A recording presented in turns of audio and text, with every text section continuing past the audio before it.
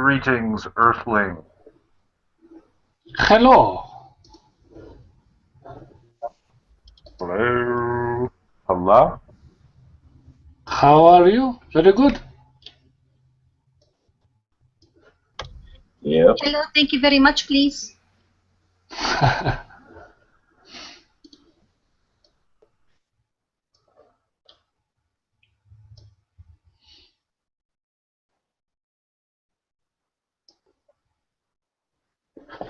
I have to change this to YouTube link now.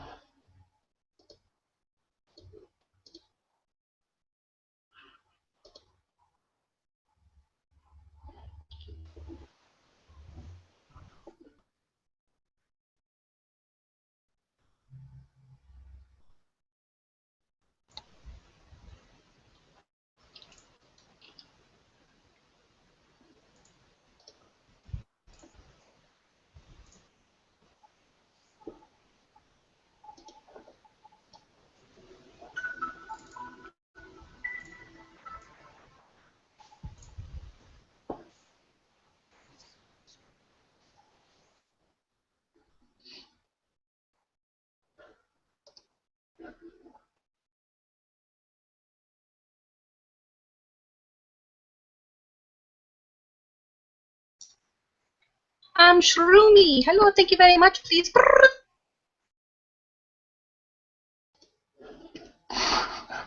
Hello, Shrome.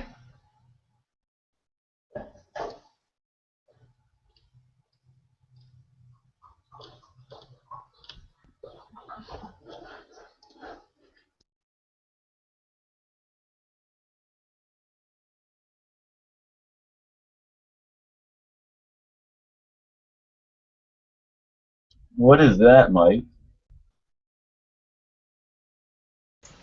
Just fucking Antonio Doing explaining what? his fucking art style.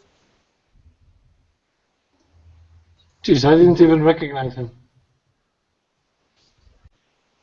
It's like a commercial for him as an artist. Really? Didn't realize he was an artist.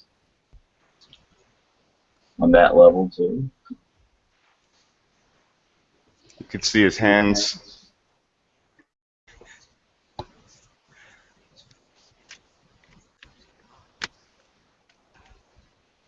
Good for him. I have to see this. My subject matter is a little bit different than everybody else.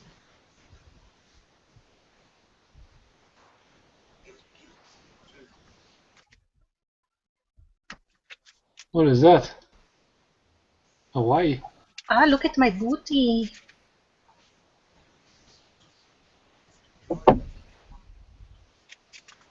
She looks so upset that he's drawing her.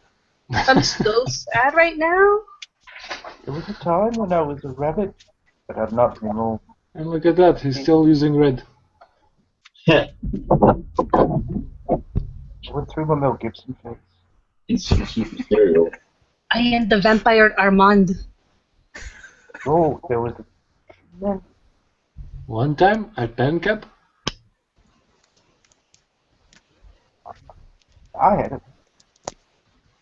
I like yellow crayons. And then she was like, rub your pencil over my lips like this.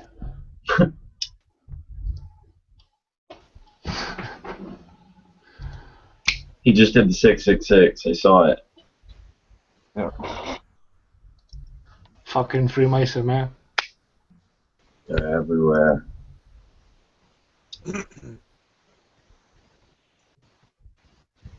Good for him. At least he Well, got, you know. We got his signature. We can Oh, shit. just, sign his name now. Paid for by Antonio Subaris for president.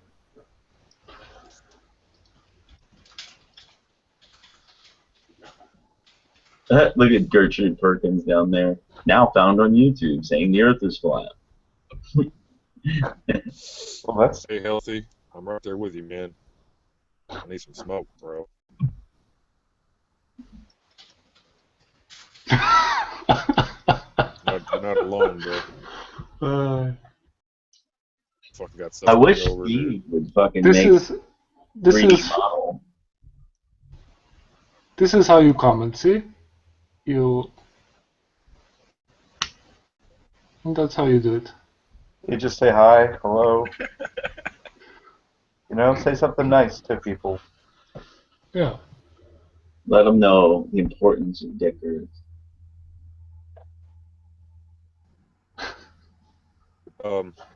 Everybody eventually learns that, you know. One way or another. I haven't stabbed anybody today, guys. Good news. Proud of you, man. What happened That's yesterday? probably because your children are doing your work, huh? Did you just call his children children? That ain't right. Yeah. How you gonna? That's fucked up. Oh man, that's what we should call them. They're working for him. They following Papa's way. I know that, right? Right, Byron? Yeah, man. You know, I think my stabbing days are over. I think the boys are going to take over from here. Nice. It makes sense. Shields have children. Right? Yeah. I understand it. Ooh, I never heard that part. Shield? Byron is a shield? What's going on? His kids are shills. Jesus, you said it to start with. Yeah, you're the one that brought up children in the first place. Wow, man. Well, they were talking about stabbing, and one day he told me that his child, whoever, Now you see, right? they do the same work he does. So yeah, when he said he's not stopping any people, I think maybe because he's taking a vacation or something. I'm starting to get arthritis in my wrist, but the stabbing, the thrusting motion, if you will. It's starting to hurt, and I can't even masturbate anymore. It's fucking so Carpal bad. tunnel. You have to. Ray, Ira. You have to attach a knife on your forehead, so you don't have to use your arms. Well, I have to masturbate with both arms and hug my dick because it's so fat and big. You have to first take the dick out of your mouth, Hitch, and then you can do that. It won't even fit in my mouth, dude. I've tried. Cynthia, I don't know if you heard, but I think my stabbing days are over. My boys are gonna take over from here.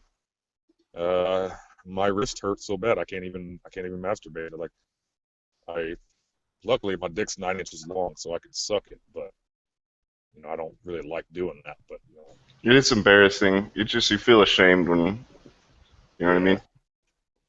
Yeah, and somebody, you know, they see the silhouette of me sucking my own cock, you know, they start freaking out. Come on, guys, come on. Okay, I got it, okay. I understand.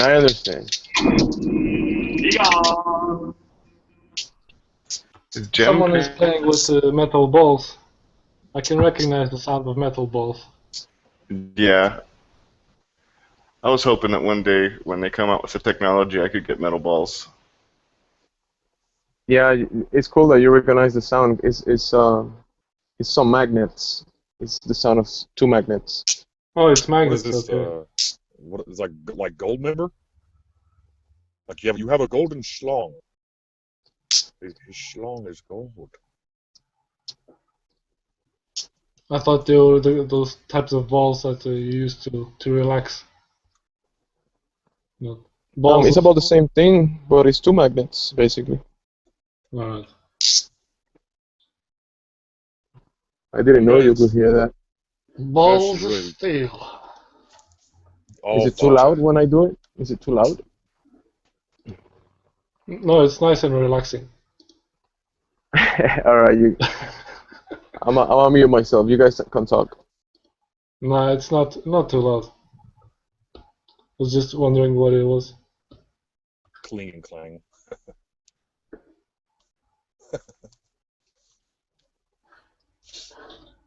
Every time I say something, I think Hitcher doesn't like me because of my accent. He like. No. It's Hit like a you. chord that hits him. Fucking It's like a racist. chord. Your It's like accent's some type of chord that hits him, and he's like, whatever I say, he goes just automatically. He just no. Whatever you're saying, you're crazy. You know Mm. He what you're must be talking a about. Trump supporter. Because just because of the song, just because of what I'm, just because of No. of my Your accent. accent is just funny to me. It's not like I think that I'm better than you, or like I don't think that what you say is valid because of the accent that it's being said in. But if I'm gonna repeat something that you said back to you, it's gonna be done with a similar accent if I can do it. Cool, cool. Yeah, you can do as you like. It's cool. It's okay. Well, tell me, what do you think about my accent? It seems to be like a little bit different. Like there's something about the way that you talk that is different than the way that I talk when I Because do you your have accent. because you have a dick in your mouth. That's why. I don't. That was pretty good. This guy's got jokes, bro. Well done. You're in the club now. All right. No, I think the best accent is the Indian accent. Apu. Dude, that was fuck. The Bippin one? Yeah, he does a good Bippin. Yeah, you could say what you like about his other one. His Bippin's untouchable, motherfucker. And Does Bippin sound like Bippin have dick in mouth? Probably a couple. What are you talking about? Is that Bip? Is No, that come Bippin on, or come whatever on, his come name on, come on. Don't make fun of accents. I mean, you could. It's whatever, but make yeah, fun of him. yeah, it's okay. That's the best part of accents. That you can is? Hi, make mate. fun of it. Hi, mate. This is ISIS, mate. Oh yeah. See, the problem you guys have here is I bet none of you right here have ever measured the Earth. I do it all the time. I'll measure anything.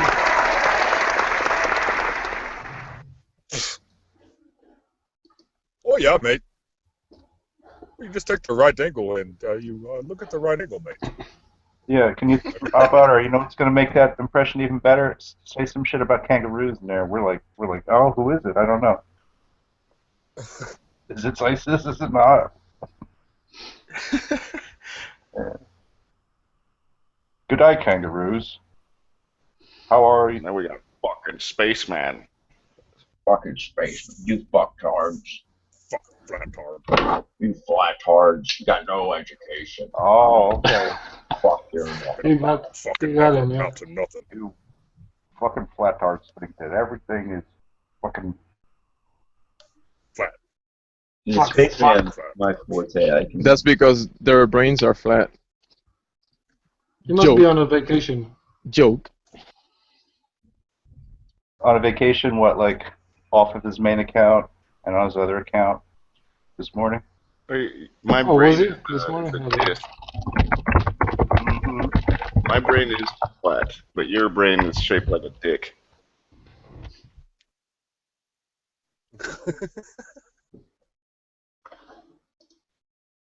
Dickhead. Yeah, your dick-shaped brain inside that dick-shaped head of yours. In a dick-shaped world, right? Yep. Correct.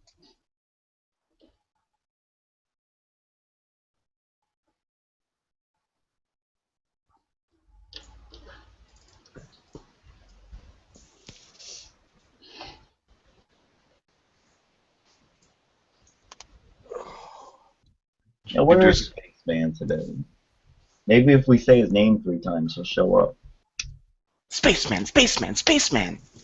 No, you got to do the spaceman call. You fucking flattards. Caw-caw! Caw-caw! Caw-caw! You do this enough, he will show up.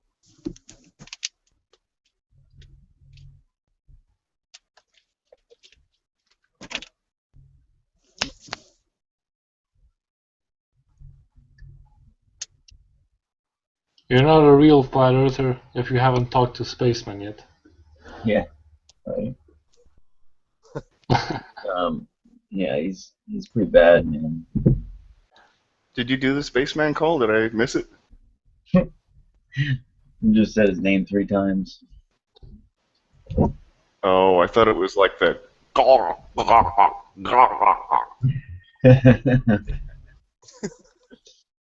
Yeah, that'd be it.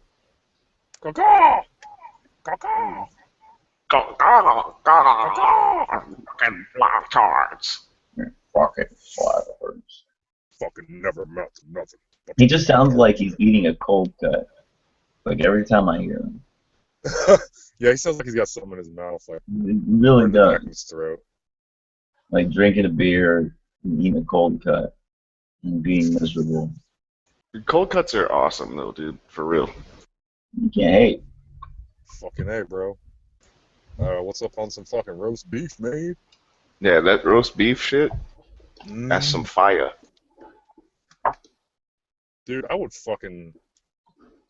go back to stabbing somebody for a roast beef sandwich right now. That's how bad I'm wanting a roast beef sandwich.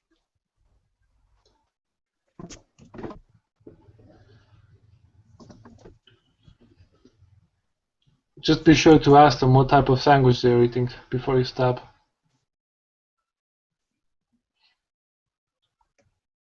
Oh yeah, yeah. I'm gonna call the what's that place that delivers sandwiches? You're talking about Jason's Deli?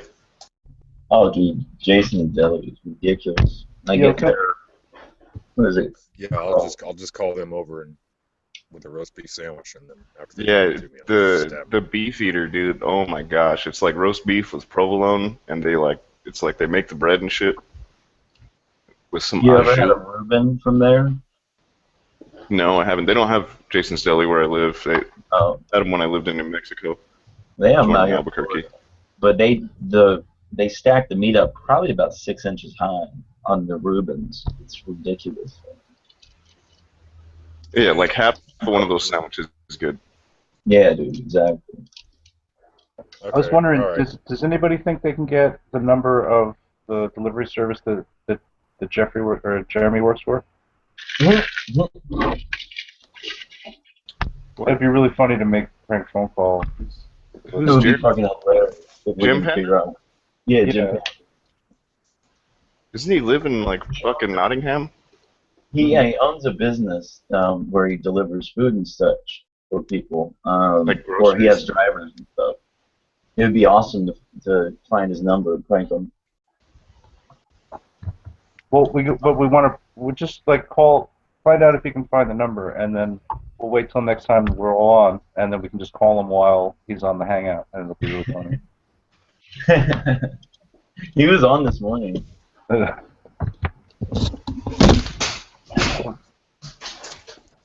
Just a silly idea.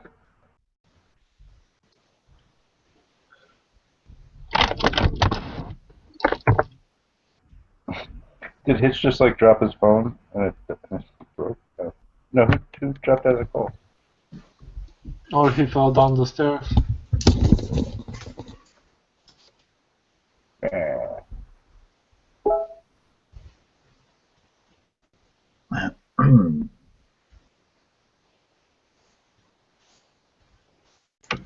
Yeah, I found it. Did you? Mm-hmm. How did you find Don't fucking worry about it. that? That's crazy. Or I'll put a link Yeah. in the chat. You gotta remember, he maybe has a personal phone and a business phone. So maybe the phone that you found, is it a business phone or a personal phone? No, it's it. It's it. We found it. It's business. You guys are so mean. He's an elite hacker.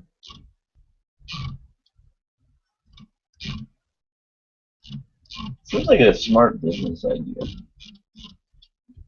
Yeah, they have that shit out here too. You can pretty much like order whatever you want. Like if you want like cigarettes and beer and a pizza and fucking like some butt plugs and cock rings, they'll bring them to you.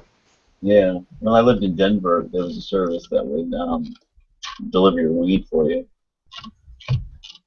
Oh yeah, they have those in California. I utilize those. Absolutely.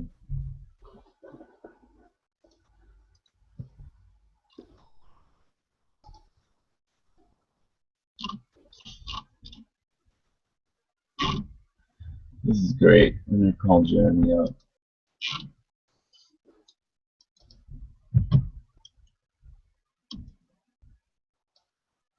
Who the hell is Jeremy? Jim Panda. Jim Panda. Yeah, he's a globalist troll who likes to fuck with flat earthers all the time. He's a really nice guy. Oh, you mean here? Huh? In this YouTube? He comes in here. Yeah, he comes in here. I think it's a franchise, and that he just owns a franchise. Yeah, I'm pretty sure that's what it is. But yeah, he's a really nice guy. Like, I've talked to him a lot outside of, the internet and stuff. But he definitely hates flat Earth. He doesn't think it's possible.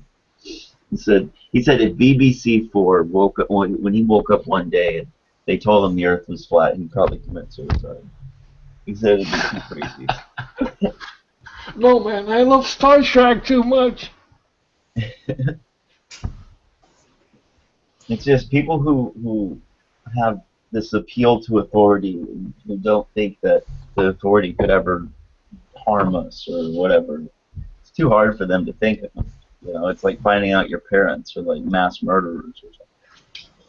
Yeah, it's a psychological dependency. Yeah, it really is. That's what you see with Spaceman. That's what you see with Negator and all these guys. They know it's plausible, but at the same time... That's why they keep coming back. Exactly. And think of this, too. This is so weird. Out of the thousands of people who are looking at this information over the past year and a half, 2 years, there's only like 5 people who are opposing it. You know what I mean? Like, there's Negator Spaceman, Jim Panda, Sly Sparkane, Requiem for a Dream, and I think that's pretty much it. The ones who are consistent, I'd say there's a handful of people. Why aren't there more? You would think if it's a lie. Peeled off a couple of them too, like David Quintana, and who else? Well, maybe they are just paid trolls, because normal people don't give a shit. I don't know, man. Like, I've talked to each one of these guys individually, except for Requiem and Sly. Spaceman, probably. But I don't know. They just seem too committed. Like, they seem like they're convinced, and they refuse to look at new evidence, and they just think it's stupid. So what they're just bored, and that's all they're doing. They're just bored on YouTube, and they're just trolling people that they think are stupid. That's what it seems like to me. I mean, I don't think... That sounds so sad, if they have to waste time.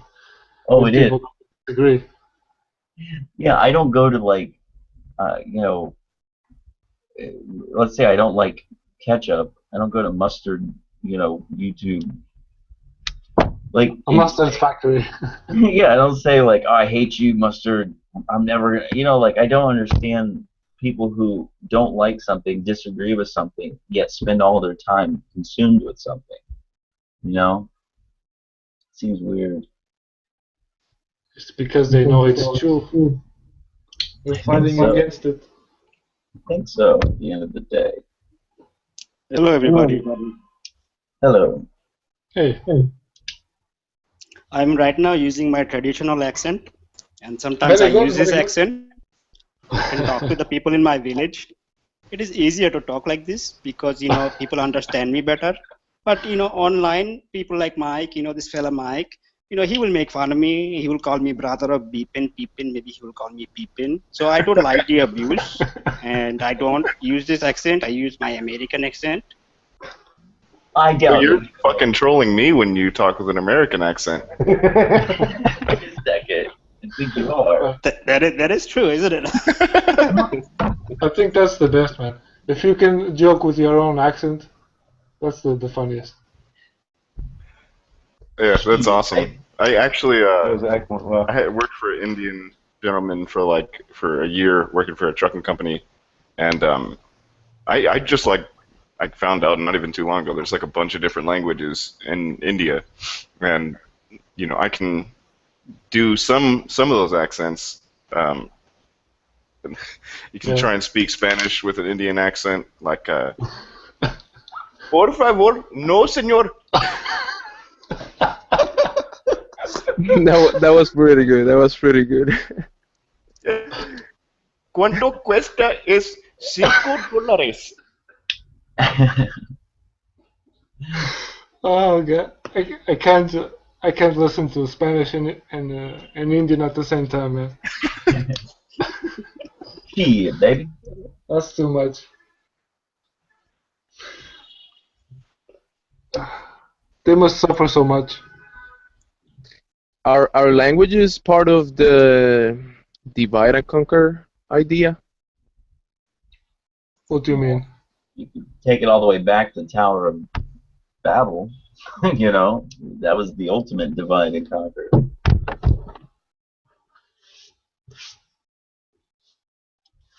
Well, if you think of it as tribes, Yeah. if you were all in different tribes, we would all have different words.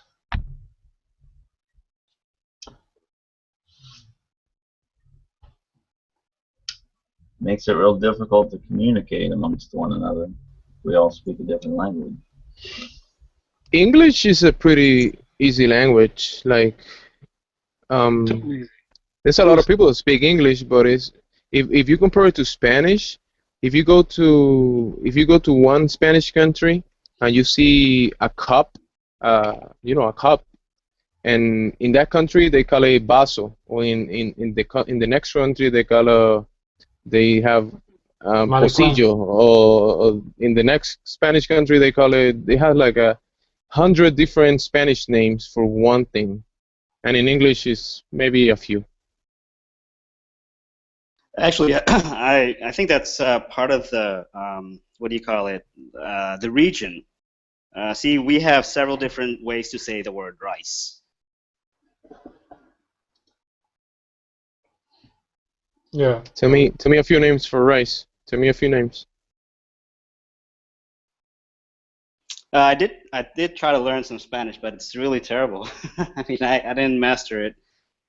Just know some basics. And that was only because I had to listen to podcasts or TV programming that showed football games. Soccer games, and it was all in Spanish, so it was very hard to follow. And so I ended up learning a little bit of Spanish just so I can follow that. Goal. Go! They're like, I don't even follow soccer, honestly. I don't follow it whole year around, and then as soon as the World Cup comes around, I'm like, yeah, I'm the biggest fan of soccer, football, whatever you want to call it. Yeah, vamos a jugar, amigos. Soccer is a global conspiracy, man. Yeah, man, what's up with that, huh? How come the Americans take everything? Whoa. What just happened? NSA got him. Oh, damn, I got cut off. I was saying, how come all the things in America is like upside down, It's like football's not football. The measurements are different. Almost everything is like kind of switched around. because we do it right. Yeah, Bert. That's how America works. Yeah, if you ever need someone to bring democracy to your country, go ahead and hit us up. We'll fucking do it for you. Yeah. Yeah, man. Bert. If you guys are all running low on democracy, or we can help you out. We don't know how to do democracy in America, but we can go teach other countries how to do it. Exactly. Like, we're a representative republic and not a democracy, but we install democracies, quote unquote. Yeah, I think democracy is a code word for fascism nowadays.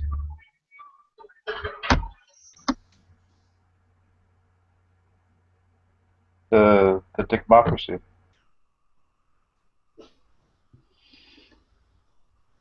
Why didn't I think of that? And plate tectonics. Well, I had that. I had plate tectonics. Oh. Doesn't Well, mean the it's not great. how do you call it? Dictotrans? Yeah. Yeah? Dictrocracy or something. Dictocracy. Yeah. Yeah, dictocracy.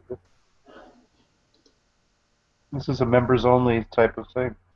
Dictocracy. It's a members only. You got to be in the unit, guys.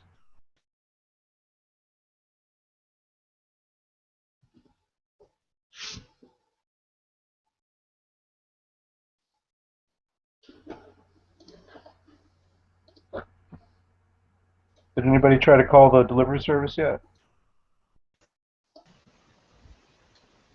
No. I'm not You gonna could you call it. could you could even get like a voice over IP number from similar to his to his number. Oh, so it's Calling like from them. close to where he's from? Cause yeah, I'm just like I don't want to fucking pay for it. I don't know if I have like international calling. I don't got no international to friends. to do the prank, you're gonna have to do a few settings, some work to do the prank. I'm not into it.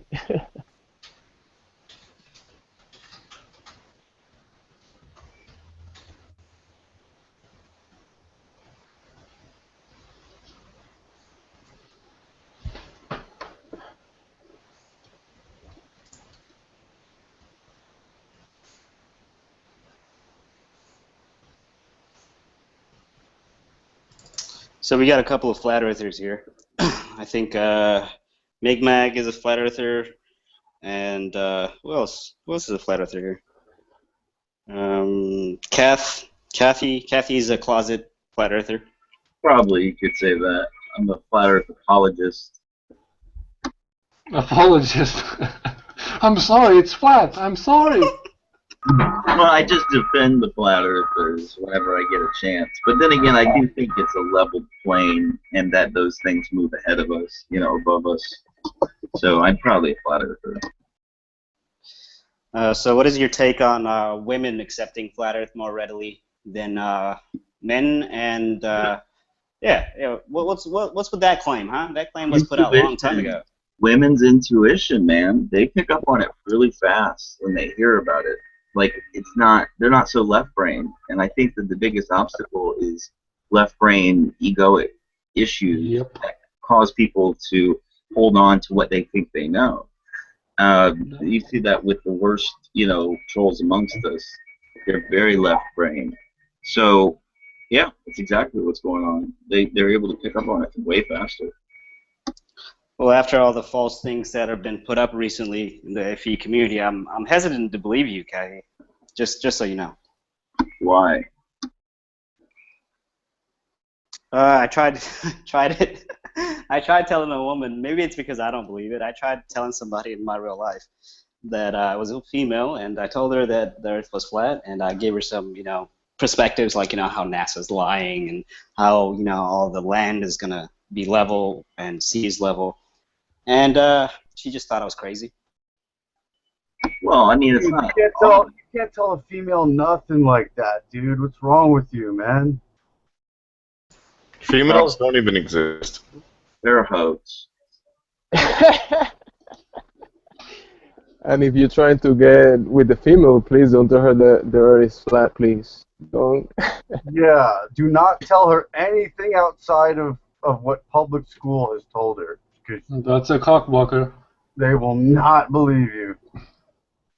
No, if you go through that, if you tell them the truth, and some of them will reject you, but the real good ones will see through the information that you're telling them, and some will find truth, and then those are good females. I mean, like those are the ones you want to get with, the smart ones. They're the ones that can really figure things out, even if they've been told for years lies. So basically what you're saying is I need to find those open-minded ones. I mean, even if I tell them that the globe is a lie, they won't believe me. I'm not saying you have to do it that way, but you know, I'm saying in general. I think that we're saying they won't listen, but I'm pretty sure some women will see the facts that you could present them. You know, some you could put the truth in their face and they won't be able to see it, but others will see it. Yeah. I don't think it's never a good idea to just tell someone the Earth is flat without talking about all the rest of the stuff that comes before that. Yeah, the term itself, flat Earth, is a psyop. I mean, For example, I don't even Yes. really believe that Patricia Steer actually believes the Earth is flat. I think they were just like, Agent, Smith, we want to put you on this whole flat Earth thing. These nuts think the Earth is flat. Go along with it. That So sort of thing. you think she's not a flat earther, but she knows that she's on the inside of a concave dick? No, I think she thinks it's a spinning globe still. I think. Oh. This guy has the concave dick in his mind a lot. You mention it quite often. Yeah. Yeah, I'm a dick earther, man. Oh, okay. So good I'm a to know. DE Good to know. apologist. DE apologist, if that one exists, that's me. Yeah. But you know what, Ira, I have to respond. Does Patricia Steer really believe it's a flat Earth? I mean, excuse me. I use the word belief, but that's more easily acceptable if it's belief, because she doesn't do experiments, and if she can't prove it to herself through experiment, then it is a belief. So it's just a matter of whether she believes it or not. It's just it's an opportunity just to have a talk show like that, and 5 years, 10 years down the road, we don't know if we're going to see Agent Steer and Agent Sergeant on with their own TV show or something. You don't know. Actually, they're already planning to do some sort of podcast where it's going to be like a weekly thing, and they're going to be selling more products. So hey, I'm skeptical, man. It feels like the Alex Jones thing. Yeah. It feels like that. Yeah.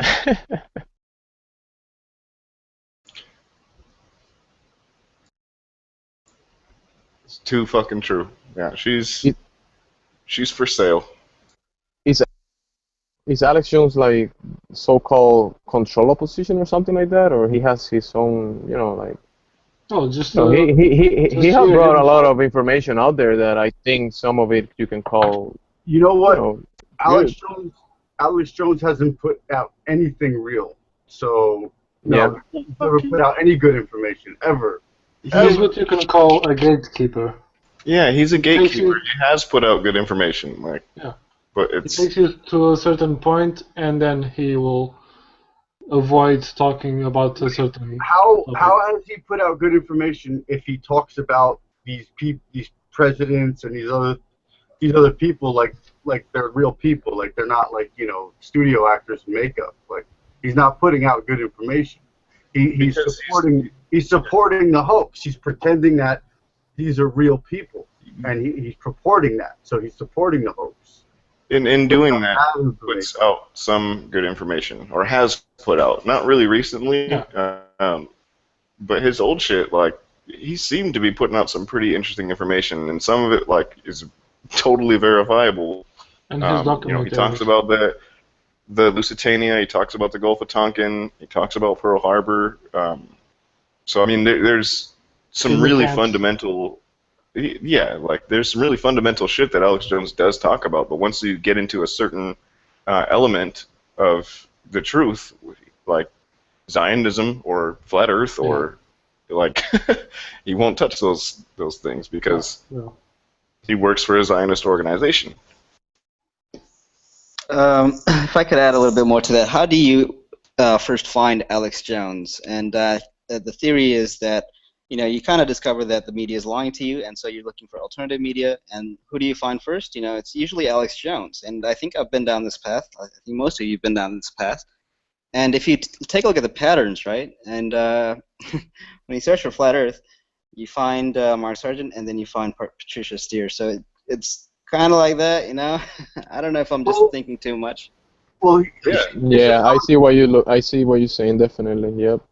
Alex Jones exposed right here. See, first of all, he's reporting. He back in the day, good stuff. He was reporting on the Waco, Texas thing, and he's saying, oh, blah blah blah blah. But Waco, Texas was a hoax. Nobody died. Nobody hurt. Nobody died. Nobody. What? Are you saying Waco was a Nobody died. Nobody hurt. Everybody now. Nobody died. Bill Cooper Nobody knew the hurt. truth about Alex Jones. Yeah, he called it right. Bill Cooper said that he was a provocateur trying to, get people to rise up and stuff. But I would have to take issue and say that David Koresh and his little group of followers did die. No, he didn't. David Koresh wasn't real. Nobody died. Nobody hurt. Hold on 1 second, Ira. Let me say. Nobody died.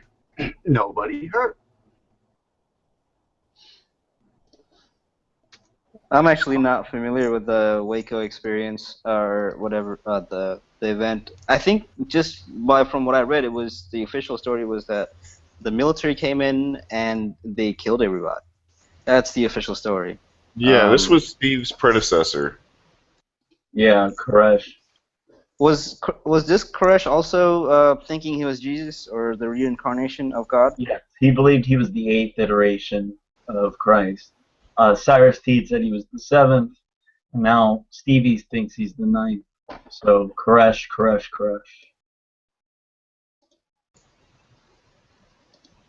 Pretty fucked up. But hey, guys, nobody died and nobody got hurt. So, it's fine to be in a cult. And nobody really got the finger of truth either. So he just disappeared. These people just disappeared out of blue, out of air. Or something? What happened? What happened with them? How do you know they existed in the first place? The guy was never real. It was just a studio actor. Prop makeup, prop costumes. Nobody died, nobody hurt. Did any in the film? Listen. In the filming of Die Hard with a Vengeance, nobody died, nobody hurt.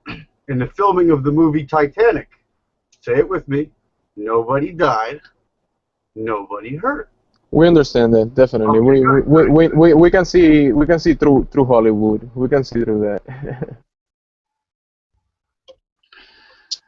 But I don't want to go too far into say everything is a hoax. On the news, if you look at the news, you can hear a lot of lies, definitely.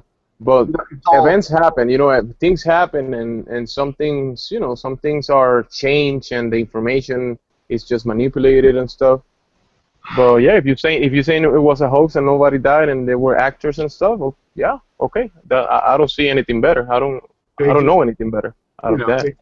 They burned some prop ranch that was probably up for land renovation anyway. They probably had to build a highway or something through that, and somebody was like, wait a second, before we tear that farm down to build a highway, let's fucking let's hook up this whole thing that fits in the agenda.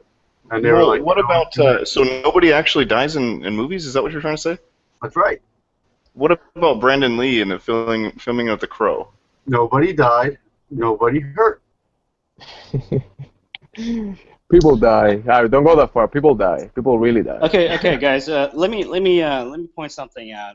There's a pretty pretty popular YouTuber named Russian Vids. I don't know if you guys are familiar with him. He puts out some pretty decent content, and he's I don't know, I like him. So he put out a video. It was Kennedy's assassination, and he was pointing out that the Kennedy figure was actually a doll or a dummy. And when they shoot him, it doesn't look like it's blood spewing out or something. Oh, getting too close. It goes, yeah.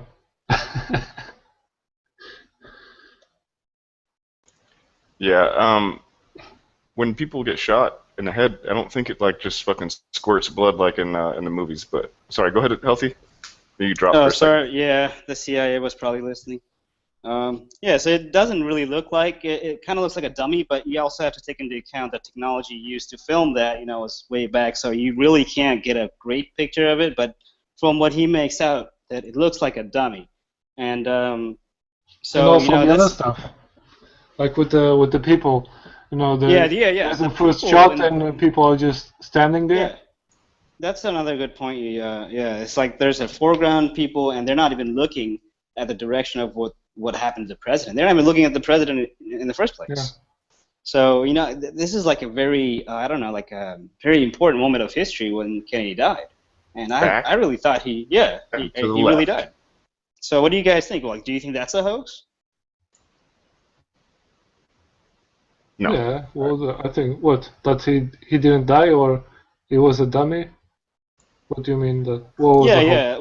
Was that whole event something some kind of staged event like they do now with like Yeah. Sandy Hook and like this guy is talking about Ira's talking about Waco experience or whatever. So do you all think that was like a false flag? Yeah, I think it was a false flag, but not a hoax. Like, I think that he was really, like, he's waving and he got shot, but, like, it was planned, and, it wasn't some foreign country or some domestic terrorist that did it. It was probably people that were, in opposition to Kennedy's United States dollar rather than the Federal Reserve note. But he was linked to the Freemasons also. Did you hear about that? I'm almost certain that he was some type of Mason or Shriner or some fucking Knights of Columbus, whatever, Yeah, out of the 18 families of power or 16 families of power, I think Kennedy family is in that list.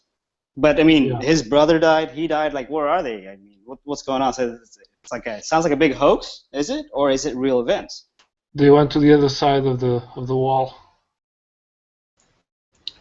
The wall that Pink Floyd talks about, I think that's the ice wall thing. Yeah, I heard that though. That one also, yeah. But yeah, you have the when they shoot him, you see that it doesn't act like a normal body. You have the people that don't react to the shot, and there's also one part before the car is coming in that there's a guy waving or with doing something, and then all of a sudden he's moving differently or he's in a different position. So you see that there's a cut in the video. So those are the three things that look very suspicious. Well, what Mike was saying was also important that he did. I think it was like Executive Order 1001 or something, and in it he allows the United States to print their own money instead of relying on the foreign bankers to do it for them.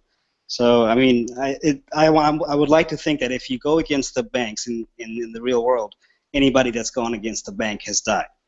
Okay, they've suffered terribly and didn't make it out. So that's my point of view. That I think it's a real event. I don't know what Russian Vids is showing me. If that's maybe that event is staged, maybe they just like moved him out. Maybe this was a big move they did. Maybe he lived out his life somewhere else. So anyway, I don't know about the Waco experience though. I have to look more into it. Yeah. I mean, what you got to do is you take everything Ira says, you sleep on it, and then when you wake up in the morning, you'll know the truth. Well, Ira's claimed that Native Americans and Indians are the same people. So I mean, I know what you're talking about. Exactly. It's very clear that they are. I slept on it, and now I know the truth. Indians were Native Americans, obviously. And and Walt Disney played Hitler in the psyop we call World War II. Didn't exist. It's all a hoax.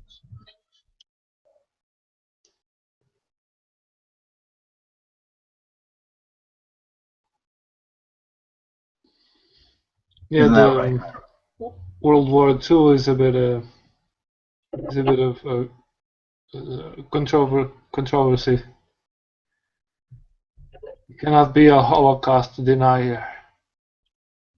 And for the record, I'm being sarcastic. Completely on everything. Really? So Pearl Harbor did happen? I actually didn't hear about that hoax. Who was talking about that?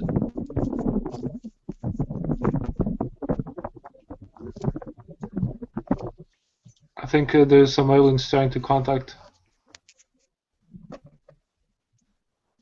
Your microphone is not working with her.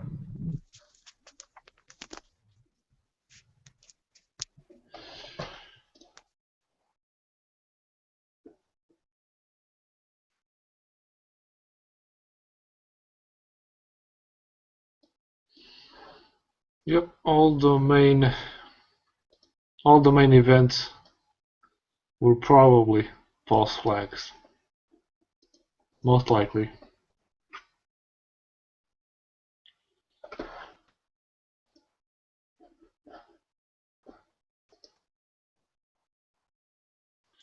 mean, if you look at the recent ones, the shootings in U.S. and in Europe, they have so many red flags in them. It's crazy. Yeah, I agree. There's definitely a lot of hoax that go on, and either they've done a lot more recently, or it's kind of always been that way, and we're just getting better at detecting them because of the internet. Yeah. So it's hard to say. Or maybe they're doing it on purpose to see how many people react to it, to put us on a list. Oh yeah, we're all on lists. Trust me. I think just searching flat Earth will get you there.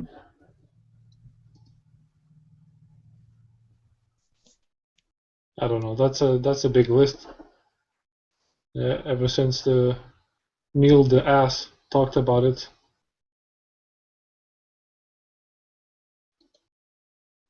It's a big list.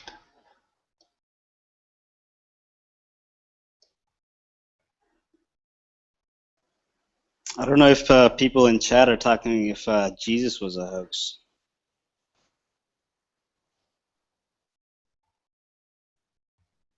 I think they're talking about tongues, speaking in tongues. Apparently, Chris had a show last night, Chris Rock, where he was discussing it. I missed it though, and they're talking about it right now.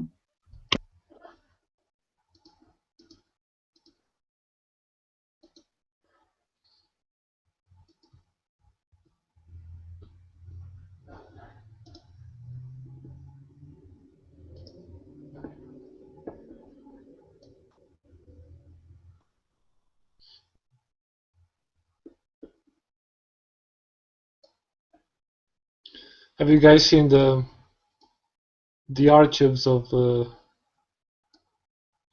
Flat Earth mentions, like in newspapers or magazines?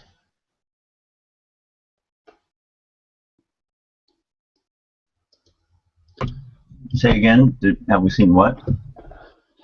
The archives of Flat Earth mentions from the past, like from the Library of Congress, or Yeah, Nicole Cote put out a good video showing that link, how to search for it.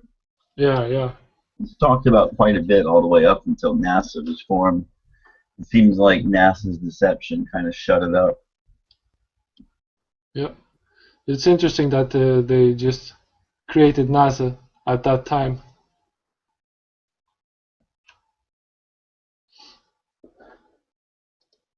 NASA and the Antarctic Treaty. Yeah. I have a weird view on NASA nowadays. You guys want to hear it? Yeah. So, how much money does NASA get each year? About $18 billion. Is it each year, or is it like for 4 years? Do you guys know? Each year. Okay, so it's $18 billion each year. So, if that money wasn't going to NASA, then it would probably just go into something else for the military or the defense, right? Oh, they will just need another excuse. Yeah, so I think like having NASA there at least provides those people with jobs, and that 18 bill, you know, they get to Come use on. it to feed the American people. At least goes back to the economy. I know they probably use a large portion of it to make shit for the military anyway.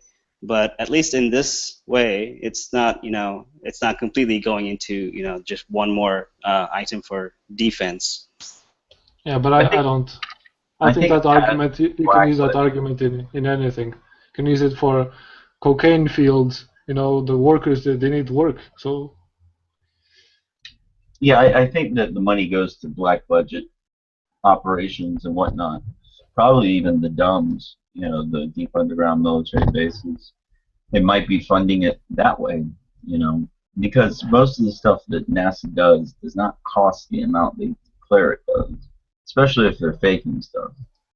yeah, you just need to pay up some graphic designers. Also, if you take into account how much money it costs to put a satellite up in space, it's actually a pretty expensive thing. It's I think it was in the millions, like Yeah, 500 millions. It's like $8 grand now. It's $8 grand. It's really cheap now. I know that sounds ridiculous. So you can look it up. Like they're cheap. The little cube satellites. Oh yeah, yeah. There was a student project like that. But yeah, the old projects used to be like 300 million for the creation and sending it up. What a racket! Most definitely. Have you seen the images of the Chinese launch? They did one in 2013, I think. They say they went to the moon. Oh, dude, that one, the moon one, is so fake. Like, it's embarrassing. That's why we probably didn't see it much on, you know, American media. Yeah, yeah. Way too obvious. Way too. Yeah, I think they had just some graphics, and that's it. They wanted people to believe just from the graphics. They didn't really try very hard.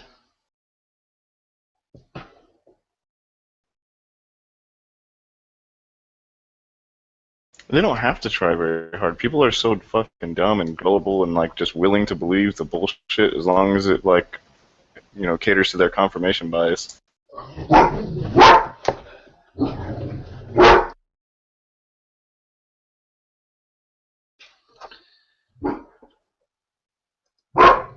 Oh my god, yeah, I'm watching it. This is fucking stupid. I'll put it on.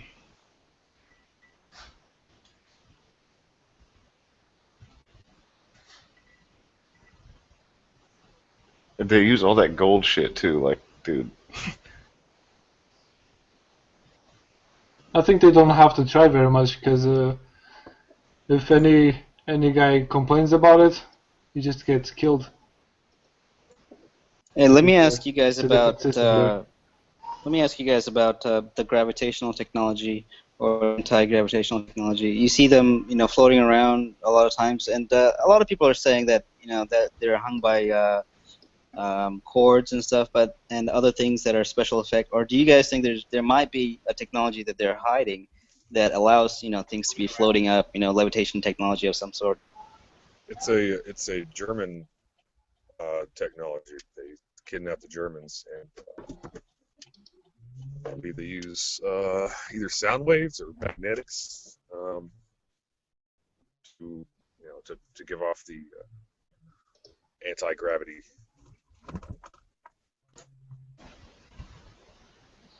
I think it's just parabola flights, to be honest. But as far as like anti-gravity technology, I imagine that it's possible. Just resisting the force of down. Yeah, I Their think fucking moon landing. I think with all the, you know, hidden sciences since the 30s and 40s, I think they've discovered a way to do it.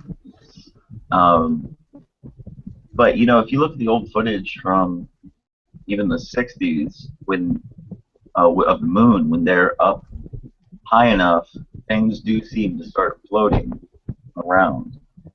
the footage of Buzz and Neil Armstrong.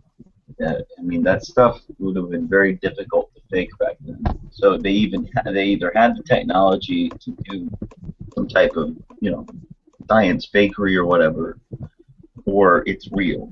That when you get up to a certain point, then things, zero G occurs.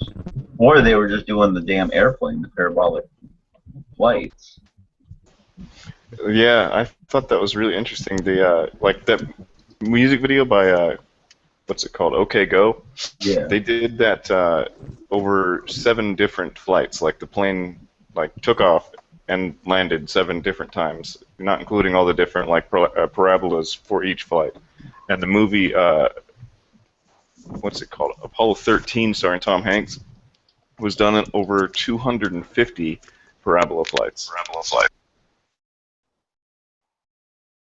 Yeah, that's crazy. And so they can obviously do it, seamlessly video-wise. So I mean the parabolic flight technology, they were figuring this stuff back out in the 40s. So I mean they definitely had it ready to go by the time the moon missions, or at least NASA was going up. So they could be faking it that way. But there might be a technology that exists, with the ether and energy, things that we don't understand. Yeah, well, I think Tesla was on that. He was getting into that, and that's why they had to shut him down. They don't want free energy for people. They don't want free transportation.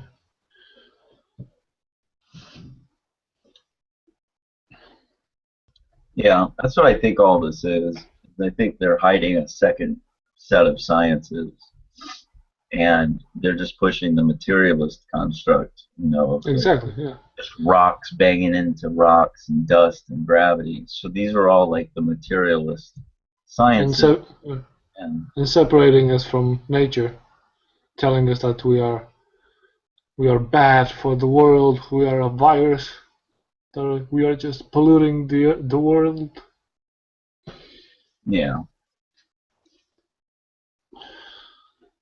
They are the ones doing this shit, not us. Yeah, they need to save us from ourselves.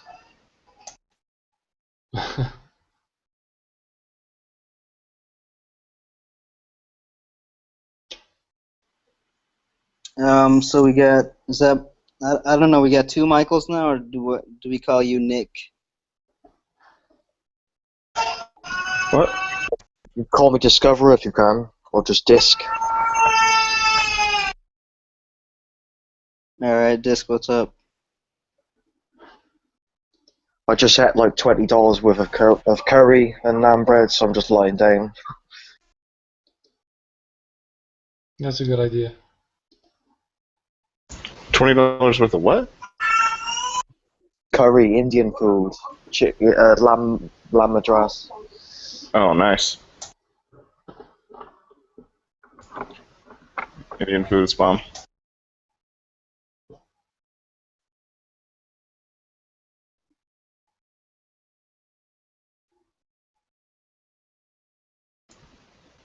And you can call me a hitchhiker or something. I don't care. I was just on this account because I was working. I'm actually gonna hop off and get back on my other one.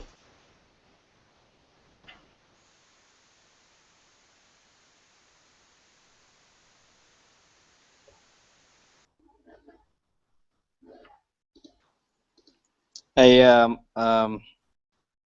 Nick, are you in the same city as what's his name, Jim Panda? Can you order his food?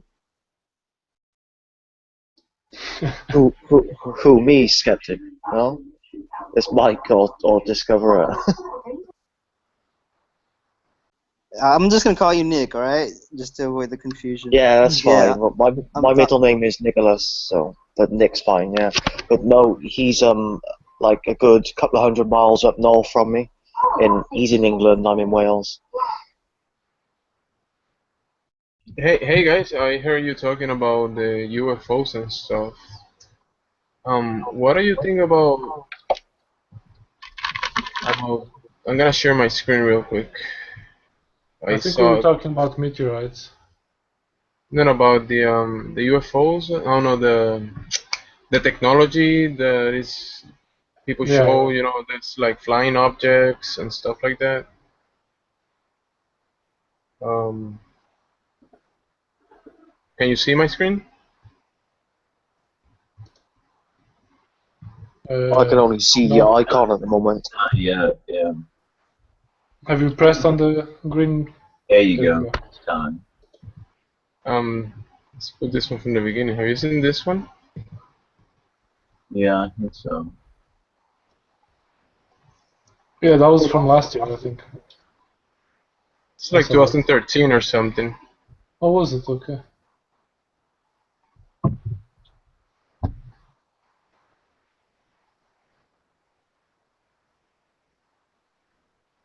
Huh. Yeah, it's nice. Flies through it. Nice fireworks. Yeah, on a scale of 10, how easy or how hard would it be for the government to do something like that? Like yeah. 0.5 out of 10. Very simple. But I was going to ask you guys, what's the most interesting alien story that stood out for you? Mine was the one in Russia, where an alien ship landed in a park and 2 9-foot beings got out, and there was like 10 witnesses. Any of you guys know that one? I don't No. care too much about aliens, honestly. I think that UFOs are quite obvious. I mean, they've been seen, just unidentified different crafts that operate differently than what we would know.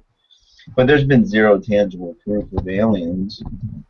It's Yeah. hearsay. Well, what I'm trying to say about this one is like if this was actually a rock that was falling from the sky or something, and they use some type of technology to blow it up in the sky, you know what I'm saying? And the video shows it's not perfect, but it shows something there that I don't know. What's your opinion on it? What do you say? Wait, is that a megacryometeor? I have no idea what it is. Oh. But have you seen those? There's a lot of videos about this meteor that explodes in I think it's in Russia, and blows windows and all that stuff. And it can be tests, military tests.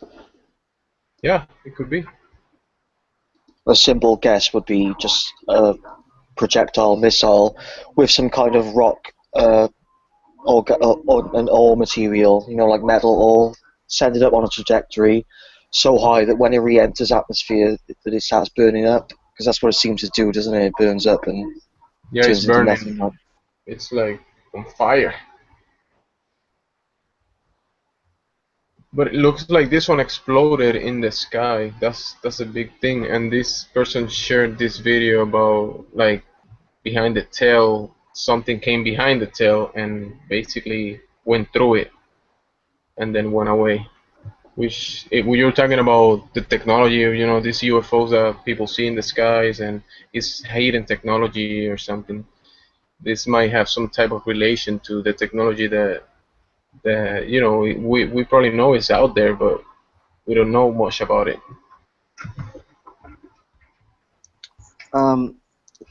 If I can chime in on that, it seems like oftentimes the technology that reaches the public is delayed, and the military is the one that gets like first grabs at any kind of technology. Yeah. Look at GPS. Yeah, even like this thing I was looking at was called the fiber optic cables. The fiber optic cables were invented like in the 60s, late 60s, and it only became. Didn't Tesla do that? Didn't Tesla make fiber optic? No. Well, it's not really too difficult to make. I guess it's just a light that bounces back and forth inside a cable, which is it's got glass in it or some sort of reflective surface, and as it does the critical angle, it comes back and it can propagate for a long time. So I mean, it wasn't too difficult of a thing, but the thing is the use of it didn't become publicly available until after the 90s, even 97s, when the submarine cables or the undersea cables started to be put in. That's when this fiber optic thing really took off. So I mean, there could be like technology that's even been invented long time ago that they haven't put out there. I mean, that's not like completely out of the possibilities, the realm of possibilities. So I really think there could be some sort of technologies that they're hiding from us, and I'm pretty sure I'm right because it's always been this way. Like all of a sudden, you see that holographic technology that is available right now in the market. Well, compare that to what they already have in the military, then. Yeah, but they gave us some new technology, but they wait for it because they scale it down. Like look at Tesla. He talked about wireless energy and all this stuff, and now you could go and buy a wireless charger for your cell phone, and it's been like scaled down. So you think it's a new product? Yeah, it's new technology. You can charge your phone if you put it on top of this device, but there Yeah, is but it's there is a not. higher scale to that. That technology could be used in a lot more Wireless and is better a ways. wireless is a frequency poison. It's really bad for animals, for plants. It fucks up with your frequencies. Yeah. Oh, bro, there's electricity and frequency and electromagnetism everywhere. So there's some frequencies, there's some stuff, energy that is not damaging to us. Definitely. Yeah, the There's one natural that is damaging. frequencies, and There's there's artificial ones. Yeah, there's the bad ones, and then there's energies that I'm pretty sure we could probably electrify everything with energy that doesn't burn, doesn't electrocute, people. Have you seen this test with wireless and some plants? I think it was like a school project some kid did, and he just plugged in a device with wireless next to a plant that was growing, and you could see that the plant wasn't growing at all Yep. compared to another plant that was away from the wireless. Exactly. That's why I say the technology has been scaled down into a point that is not what it should be. Tesla was talking about something bigger than that. So this one that we Yeah, connect to the he was wall about. is not grounded. Is electricity that is not grounded. Because when you connect your charger here in the States now, it doesn't have a ground. So that's not good. That's not good electricity. It should be grounded. He discovered a way to take electricity out of air, out of the land, out of anything, for free. The ether. It's The real. ether. The ether. Yep. Yeah, and for Einstein to just make such a sweeping declaration that, oh, the ether's not real. It's just to perpetuate the physicalist model, the materialist idea.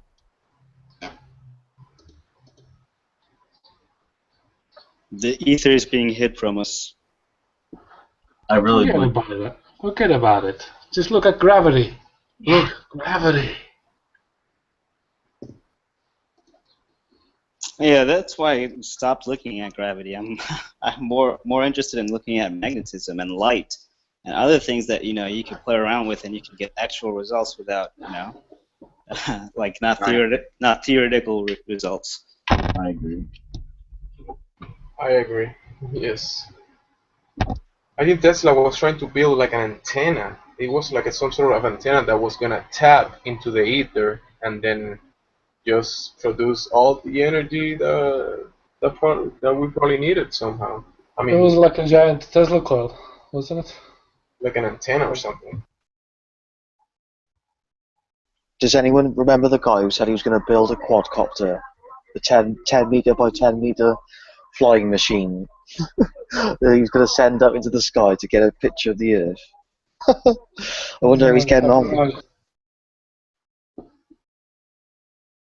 Do you have a link for him or a name? He came into this hangout a couple of days ago. He was just a random person. I can't remember. For someone in here must have been listening to.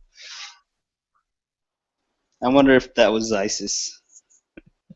Did he have an Australian accent? He had a foreign accent, well, no idea to be honest. I mess with you all the time, mate. That's his little gimmick.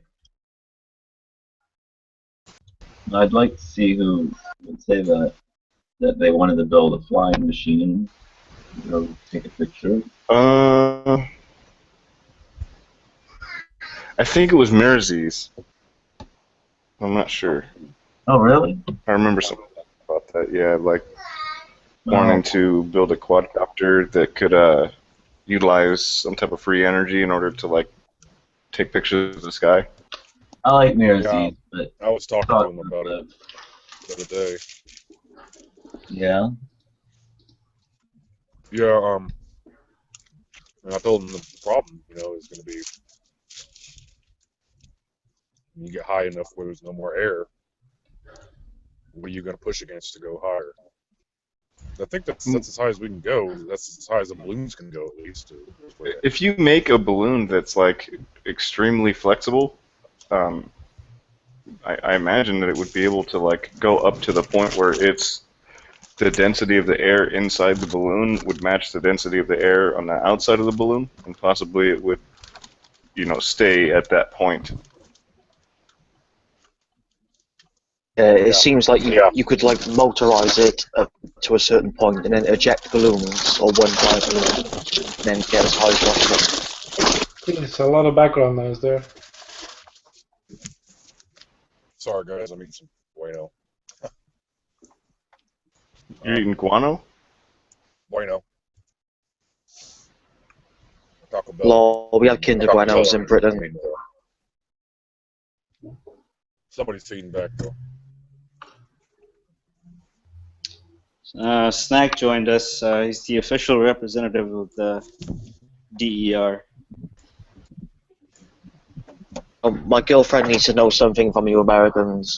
She wants to know if you have Ben and Jerry's cotton candy ice cream, like giant tubs.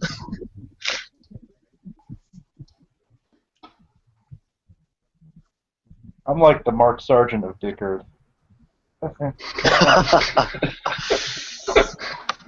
We see Dick Earth clues all around, motherfuckers. This is the point. Oh.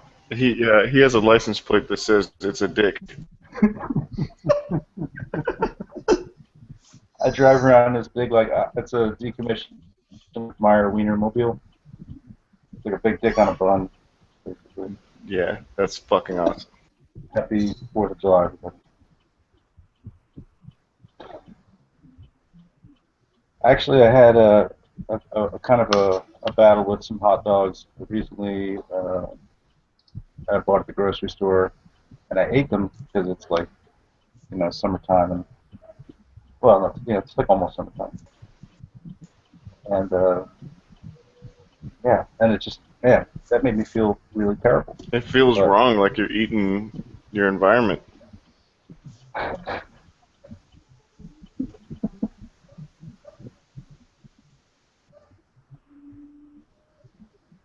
Yeah, I have the same feeling. Ever since Dick Earth, every time I eat dick-shaped shit, like, it really bothers me.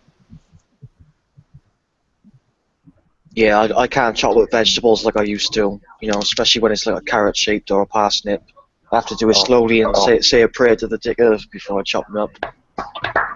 That's why you guys need the milk. Yeah, make sure you're facing the North Pole when you're praying to Dick Earth.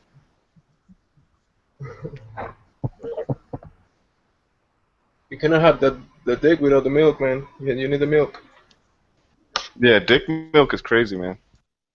It's the cosmic spunk, man. It's what was that stuff you were telling me about? Colostrum? Like, from dick milk?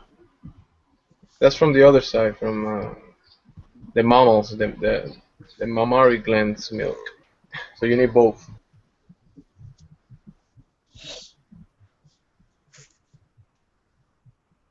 Yeah, I guess this milking thing is going to have to be part of the whole situation. But I'm gonna say with the colostrum, now. I'll leave the dick for you guys. You guys can take good care of the dick. I know. I'll take the colostrum. What I mean is that you're kind of pointing out something that I'm seeing as a field of research that we're going to need to do with the Dick Earth, and that is basically like milk cycles. I think this is just part of the whole thing. There's got to be something to it, and this idea of milk itself is it's just almost beyond the physical reality. Like there's an ethereal milk and ethereal milks, types of milks, as you have said. Pluralized. There are, so there's like a colostral ether. There's something to all of that, and so I'm seeing milks as sort of a parallel science that we're going to have to address with the DE model. So we'll have to get in touch with all of our researchers and work this out. It's the essence of the mother, the colostrum. You need that. You cannot go without it. I mean, you can go without it, but you won't be complete. It is essentially a cell type, is it not? What was that? It's a type of cell, isn't it? Type of cell? It's a type of cell and a type of suspension. Nah, it's You're saying there's no cellular parts? It's purely just like some kind of. It's a product that comes from the mammary glands, from the mammal. So it's but it's put out in some type of biosynthesis, like synthetic molecule, right? Something that other things can absorb in the body. Oh yeah, yeah, it could be absorbed. Yeah, it's so either is it a nanoparticle or is it some type of cellular growth from like a set of organelles or something? It's a mammo particle, I think.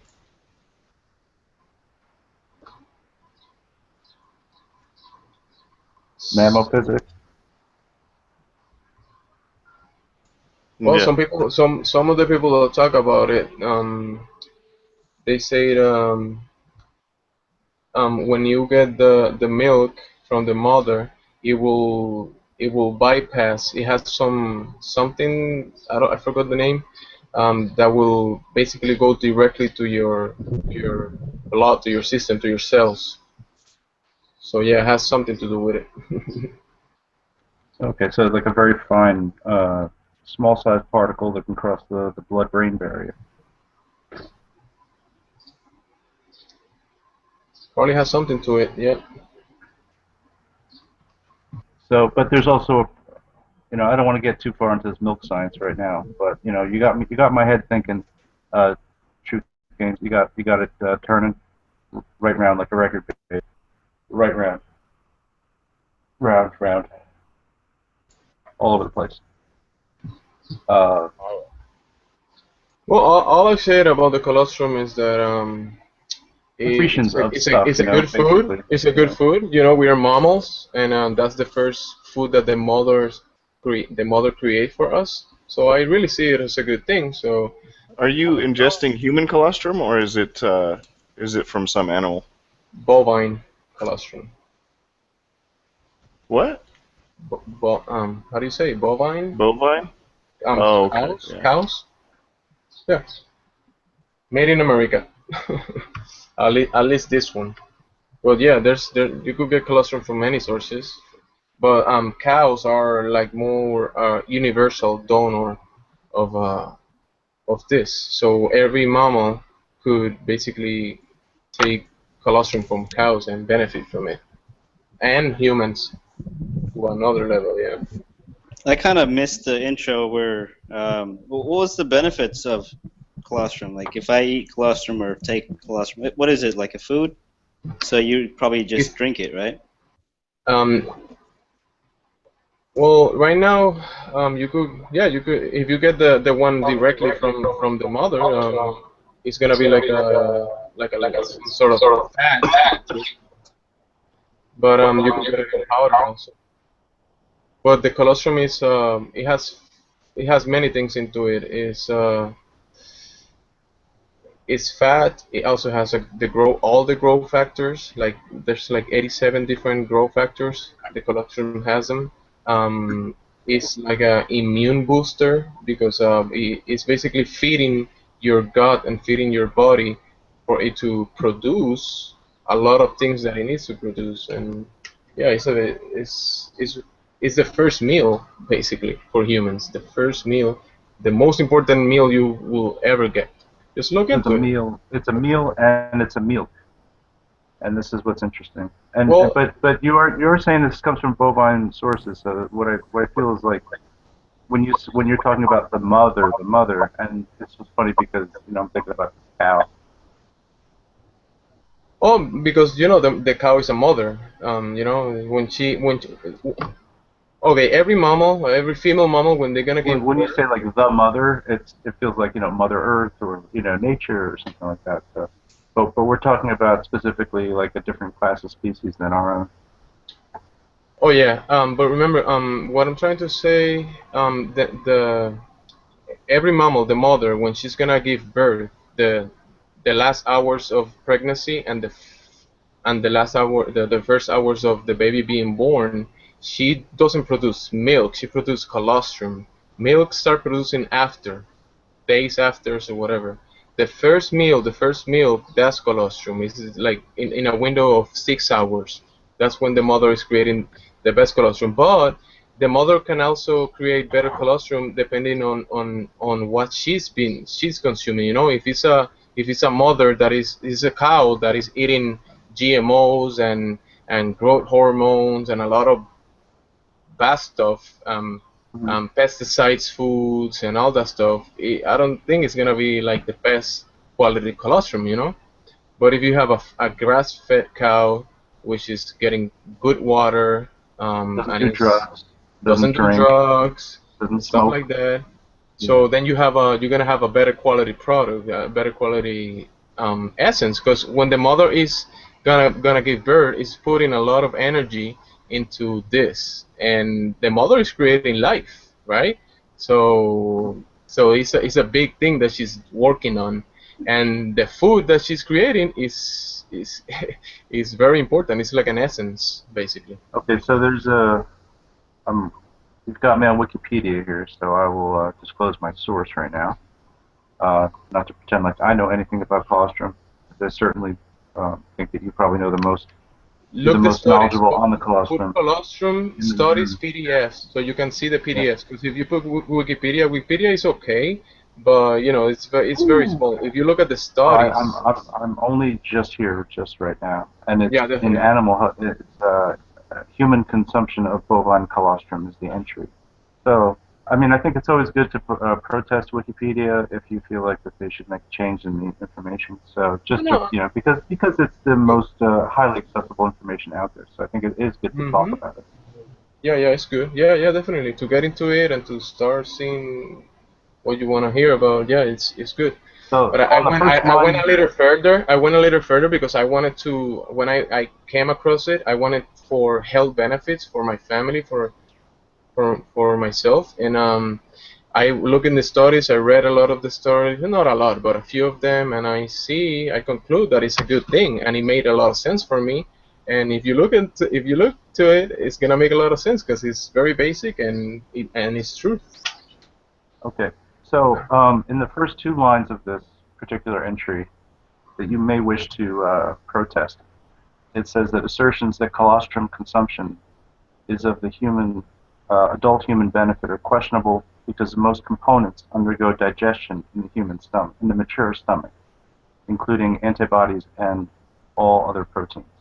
Yep, that's why I told you that when you get it directly from the mother No. creates also it's like a coat on the colostrum that will bypass these acidic parts of your stomach that will destroy it and stuff. So Well, if you look what this into it, is, if you look at the studies, the colostrum, the real colostrum has bypassed a lot of that stuff if it's the right it's one again. bypassed it.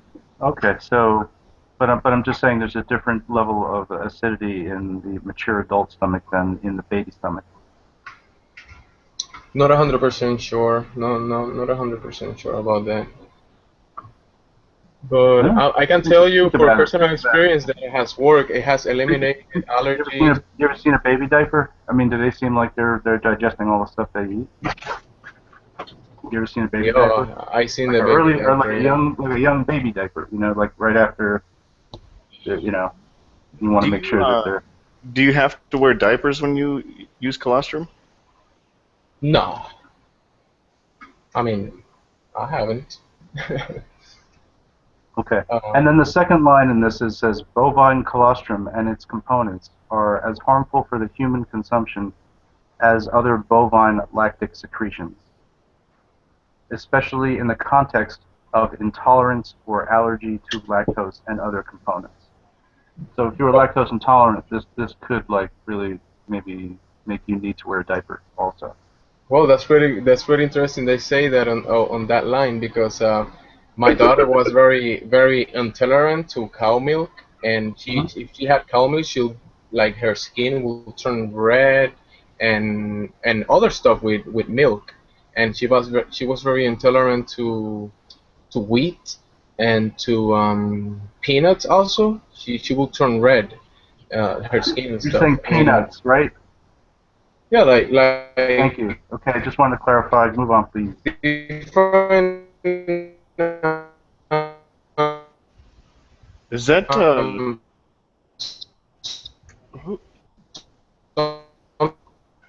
skin different type of foods, and Peter since she's Frampton? been getting colostrum, her allergies are gone. So Really, yeah, that's it has something to it. interesting. I wonder if it has something to do with the like show, shaping Peter the. Frampton. Yeah, What was that? You want Peter Frampton, dude, for a second. You did the Android Rainbow. You're like and then you start talking again. Just got a little lag in your transmission. Yeah, I heard you guys like that sort of. It was lagging. Yeah. Yeah, we stretched out like we went into the Matrix or something. Oh yeah, that's crazy, dude. Sorry, go ahead. It's possible that some of these primary biologics come out and then they have like some effect on the shape of the pathways that are used by the human beings. So it's kind of like a normalizing factor for the cells, I guess. Colostrum is an adaptogen too. It's an adaptogen. Okay, I'm just spitballing here, so I don't really know, but it sounds like I wasn't too far off there.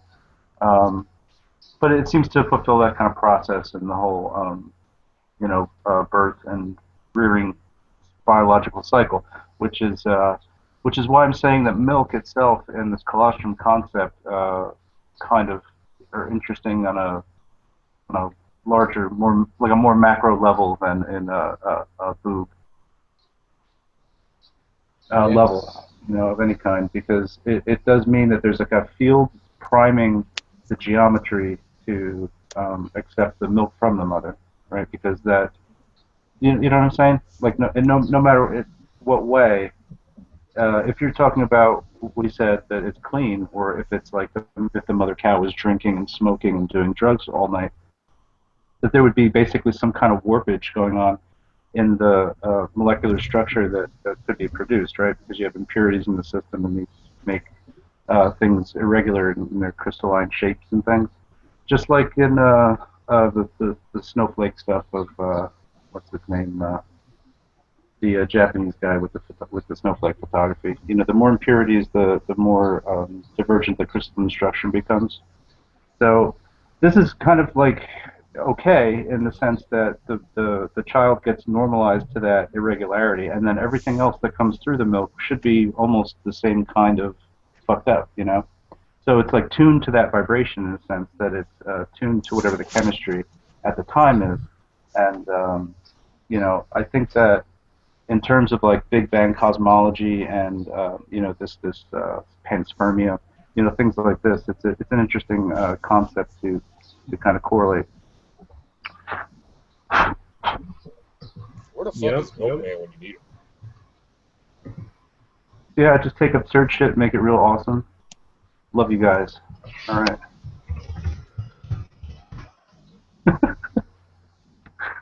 I think I'm gonna share a link. Can you see the main chat? Let me see. Colostrum has like thousands and thousands of studies. It's not like 10 studies or anything like that. It's been used for forever, like since humans were born, I guess. Exactly. Right. Yeah, and it's understood in animal husbandry, and it's understood in a lot of different things. So I'm not disputing the colostrum. I almost I feel like I'm good. Like I've gotten up on another level of the colostrum today.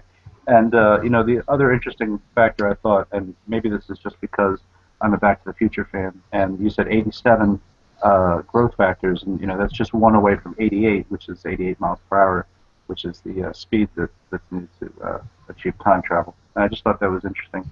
Nice, nice. Well, I've also Nice. heard another. I need to fact check this a little bit, but that essentially there are only 88 stable elements. The rest of them are like in labs, or they're basically they're unstable in the natural world. Otherwise, 88, 88, rocket 88, all that jazz. It just seems like eating, like drinking milk and like colostrum from other animals. It's like probably not good for you. Yeah, you know, there's a study, well, a case study sort of in, I believe it's a zoo in Thailand, where they had this tiger, a bunch of tiger cubs, and the mother had been killed or something. So they raised these tiger cubs on cows. You know, when they were just like little, they're not really a predator-prey situation. So they would nurse from the cows, and then as they grew up, they were more tranquil. They were like very very much like a cow, I guess, in that sense. You know, not this edgy predator kind of activity with them. And you could actually have them near other mammals, and they wouldn't attack them and kill them and stuff. So I think that there is some sort of pasteurizing sense that it gives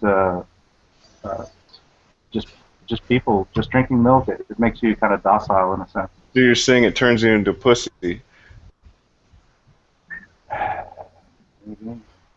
Kind of. I mean, I'm putting words in your mouth, but I mean, Well, truth. Do you feel like you're less confrontational when you are on colostrum, or like that you?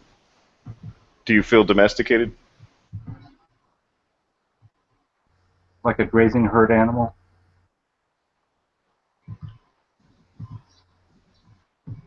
You find yourself wanting to eat like alfalfa or?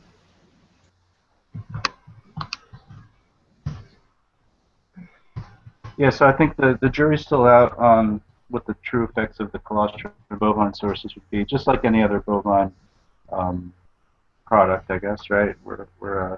There's many YouTube videos on about colostrum, so it's not the colostrum, bro. It's the bio source that we're sort of debating right now. I think a little bit. Why not use like, crab? Do crabs make colostrum, or is it just mammals? Mammalian? Okay, so. for what I know, mammals. Like, but hey, I thought what happens? what you've been saying. Let me say something. What you have said, yeah, there's great points what you guys have said, and I look at it because I look at it from the health perspective, and it has helped me, and I also thought because for years I stopped drinking cow milk. I don't drink cow milk because I know a lot of bad stuff that is been going with cows, all the bad stuff that is been feeding to them and everything. And if you think about it, if you have a good thing and you want to turn it into a bad thing, yeah, you grab cows who might be a good thing. I'm not saying it is. They are. Well, for what I can see, they are good things, right? So cows, you grab them and you feed them the bad stuff, and then you give this to the public, and they're gonna realize, oh, this milk that I'm drinking is bad because the studies show that this milk that I'm drinking is a bad thing. But then if you grab the same cow, if you grab another cow and you do it the right way, and the cow is like it should be, not like fed the right ways and everything, it definitely should have some benefits to it, and I can see it. Okay, well, I guess what all I'm saying is that it opens up biopathways. It seems to me. Don't demonize the cow, okay?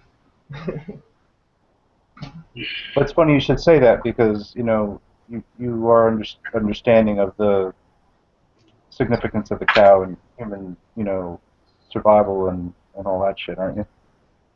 So I drank a big glass of milk last night. I drank a big glass of milk last night before I went to bed. While I was listening to the show, even, and I was like, gonna go to sleep. I got a nice belly full of milk, and then about an hour later, I started having rumble gut, and I was like, oh man, I'm gonna have to get up. I ran to the toilet. All right, I sat on the toilet, and in less than 1 second, I turned all that clear water in my toilet into a solid brown. You couldn't even see through the water anymore. Like you jacuzzied it, sort of? Is that what you're saying? Really? Yeah, like hyper fast. Like wow. The water's perfectly clear in 1 second, and in less than a second, it just dark chocolate brown the whole water. You couldn't. Right. You just like a jet. You just flushed your whole body. Well, you flushed a whole bunch of water somehow. Right. Hey, you guys have if you guys have any family members or people that are, because a lot of people out there are desperately looking for something that could help them. I will say try colostrum. If you have anybody that is sick, have allergies and stuff like that, give it a try. You won't lose anything. I don't sell this stuff. I'm just saying, you should give it a try. I've seen a lot of sick people. Right. So you're saying like only bovine sources are workable, or is it's just the most match for anybody? Or like could you, for instance, like use I use we bought goat colostrum before, and I saw some benefits in my family, in my daughter, but then I tried the cow colostrum, and honestly, it worked better. The goat one did work. I saw some differences, but then the other one I got, honestly, it just amazed me from the health benefits that I seen on my family and my daughter. So yeah, the health benefits, that's my personal. Well, so what if you use like tiger colostrum? What about that? Is that available anywhere? No, that's probably for the tigers only. I think the cow is the universal. No, there's no snake colostrum, obviously. But like whale colostrum. From the studies that I read, the cow colostrum is identical to humans. Like dolphin colostrum. Well, do you get the jacuzzi effect with colostrum? What I got, the effect that I got is that all the muscle hurt that I had, I was hurting my muscles because I did a lot of exercise for the first day after, I don't know, a year, and everything was hurting. And then that same day, I got the colostrum in the mail, and I used it, and next day I woke up and I had no pain. So it was, for me, it was a good experience like that. For my daughter, now she has no allergies. She go outside, no allergies or anything. I have no allergies anymore, so I can see benefits, honestly. Well, I mean, that makes a lot of sense, but you gotta. I guess we all gotta try it. I don't know if we want to start up another field trip for this one. I don't know where the colostrum farm is, or even if this one we can do a field trip for this one. I could share links, but you should do your own research and find out for yourself. That's what I will say. I like how they're streaming the chat in the Hangout now, because now I don't have to fucking have YouTube open and then do the chat pop out. I can just hang out in the Hangout, and see the chat here.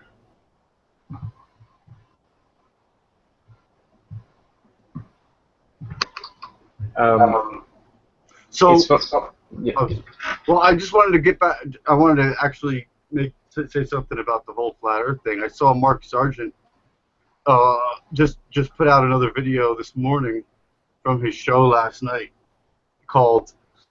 So this is what they're all on now. All gyroscopes are rigged. I mean, that like the levels of reach they go to is like high levels of reach. So now they're claiming all gyroscopes are rigged.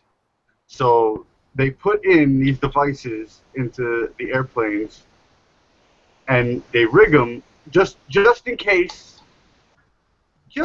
someone inspects it and oh, yep, the Earth's a globe.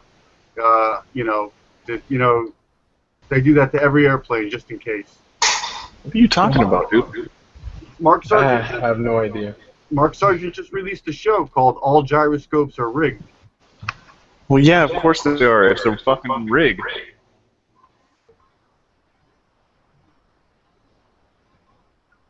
I mean, I don't know about Mark Sargent, but I mean, no, well, that's what I'm talking about. It's a rig, you know? No, he said rigged, like it's rigged like a casino has the fucking slot machine rigged. It's set on the ground. What? Aren't they? Can someone play the video? Well, it's an hour and something long video, and he's interviewing. It says Mark Sargent interviews commercial airline pilot. All airline gyroscopes are rigged. All right. Well, maybe it would be something that we should check out and respond at another time because we have this hangout open 24/7. So. Yeah, well, we haven't seen it all. It's very relevant because the video came out last night. Well, no, it's Mark Sargent. It doesn't fucking matter. Like, he doesn't think for me. No, but dude, I mean, it's funny. You know, it's just funny. That is funny, I guess. It matters to me if it's going against something that is true. What they're saying is they install a gyroscope into every single aircraft, just in the case somebody who's curious about the shape of the Earth, you know, decides to check that. Then they go, oh yeah, look, you know, it's this. So they put the special rigged device into every airplane.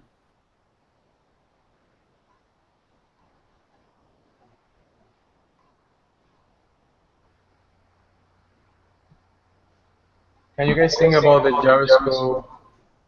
Like we were talking earlier about, you know, Tesla wireless energy he talked about, and today we have these wireless charging devices. It's like technology dumbed down. Can a gyroscope be sort of like that somehow? Like there's gotta be something bigger to it, but it's just limited or something. What is it about? You mean like induction charging? No, I'm like the gyroscope is showing something, right? It's definitely showing the measurements that people want to get from them, right? But is it just that? Is it the gyroscope just on that level, or could that foundations of that instrument could be something bigger? Yeah, I understand what you mean. I think it is, you know, can be used for something bigger, yeah. I'd like to ask a question. Is that the real spaceman, or is this someone doing a spaceman impression? No, I think that's the real one. It's me. But I still have a question. I've asked it 4 or 5 times in the chat, and it gets ignored every time, but that's fine.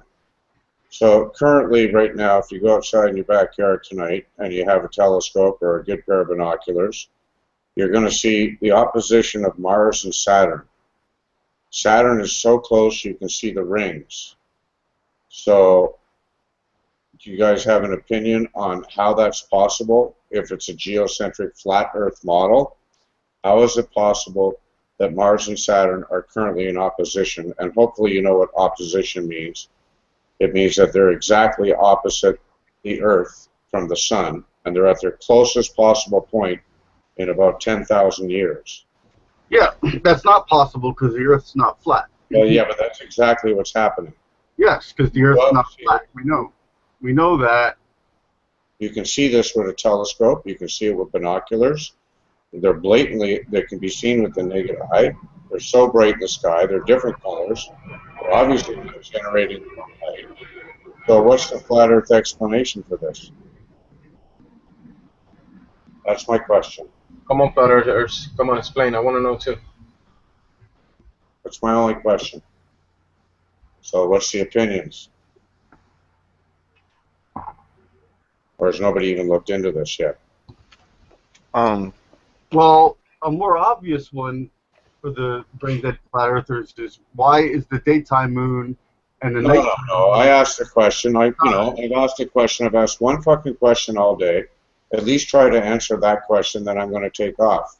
Well, I mean, can you look it up? The planets are rotating. The planets are moving, but the Earth is not. Well, how is that possible then that opposition occurs? Dude, fucking figure it out. I don't know.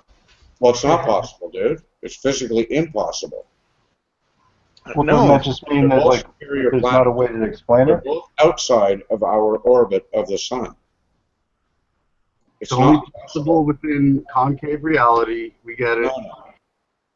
See, the problem here is with Uranus. It's not with... All I've asked you is a simple question. And, of course, what is it, 7 of you here? And not one of you can answer the question. Because none of you... I don't think I just answered. So what are you saying? There's like a... fucking bullshit conversation. Well, Spaceman, where do you stand on the flat Earth model? I asked a simple question here. Have none of you got the balls to even attempt an answer? Well, I am trying to attempt to ask it right now. No, you're not trying. No, yes, I am. Question. I'm doing that now. Ask all day, and then I'm going to leave and let you enjoy your bullshit. I'm currently doing it. Can I put in my 2 cents? Yes. So yeah, I got the question, Spaceman. So I'll answer how I would do it. So I haven't looked into the phenomenon you're talking about, or the planets being seen in opposite sides. So this is my take on it, though. Okay, the way the flat earthers would explain this is like this: the flat lands, the flat water, does not include the flat skies. Okay, these are 2 different things. These are 2 different realms. You know, whatever's happening upstairs doesn't matter downstairs. Okay, what's above is not below. That's the way they would answer it. And this is why I can't, get into the flat Earth theory, because they exclude the skies, which is, I think, like a major part of the whole system. You know what I mean? So this is, like I said, I'll have to still look into what you're talking about. But that's the explanation I would get. It's viewable from the entire planet, and especially in the U.S. You can see it with the naked eye. 2 big bright lights and a star in a triangular shape that'll be in the sky tonight. June 1st, this is the best day to see it. So, you can look at it and you can make your own decisions as to what you're looking at. But don't you realize that, like, many cultures... The same conclusion that everybody else does, that it's a heliocentric model with a round Earth. And there's not no... just... Anyway, hold on, Spaceman. Like, got a little confirmation bias. A little bit of confirmation bias. Yeah, like, let me share a picture with you, man. I don't know if this is going to answer your question. He left. But even okay. Watch hard. I'm still trying to figure this out. Is it the transit of Mars in 2016? Saturn, Mars. I'm trying to weed through fucking astrology. I feel like any answer that we give Spaceman, he's just gonna be like, "You guys are crazy. No. Bye." Like, hey, was my flat Earth answer good enough though? I don't know if that. Yeah, I like your answer. Yeah, I like your answer. I like your answer too, man. It's like it's really interesting to think of, what these certain problems that we encounter when we're trying to think, okay, well, why is the fucking land flat? Like, what's the issue here? Like, why is this going on? The sky looks, the sky seems fucked up if the Earth is flat. But even the geocentric model addresses these things, and it's actually a beautiful pattern that the planets follow. It makes sense. I mean, like, I'm looking. I want to pull this picture up right now.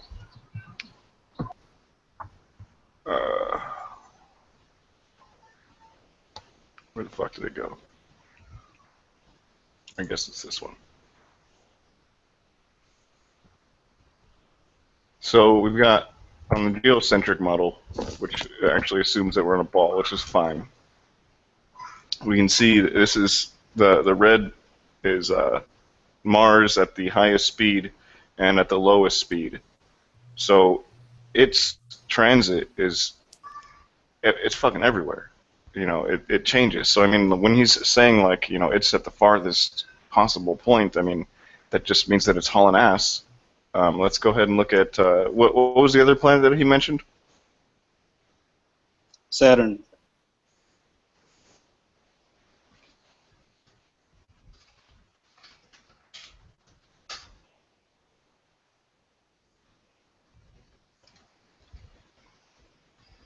There's also something called Ptolemy's. Yeah, that's it. That's Ptolemy's pattern right there.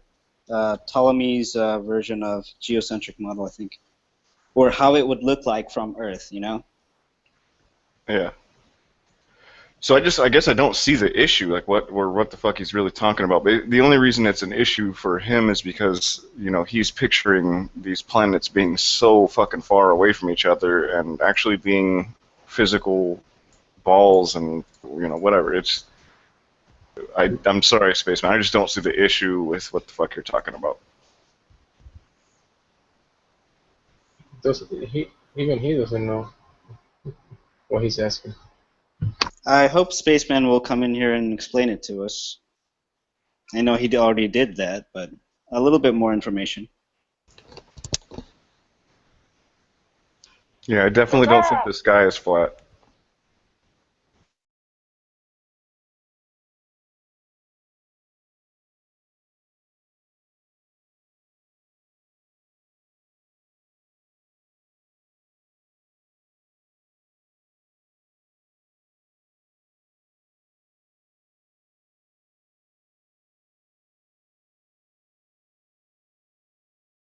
Does that make any sense, Mike?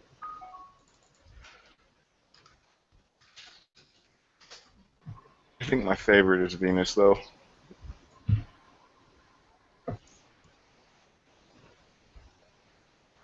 We'll pull that up.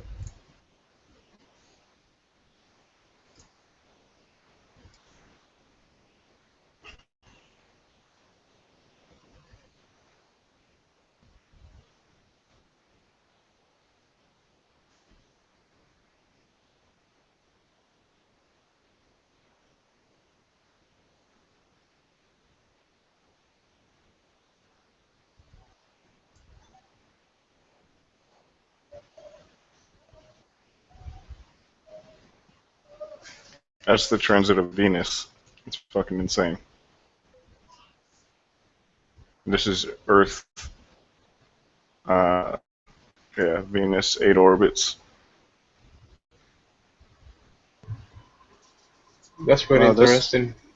Those patterns look familiar too. It's probably happening everywhere in nature. It's Fibonacci the fuck out.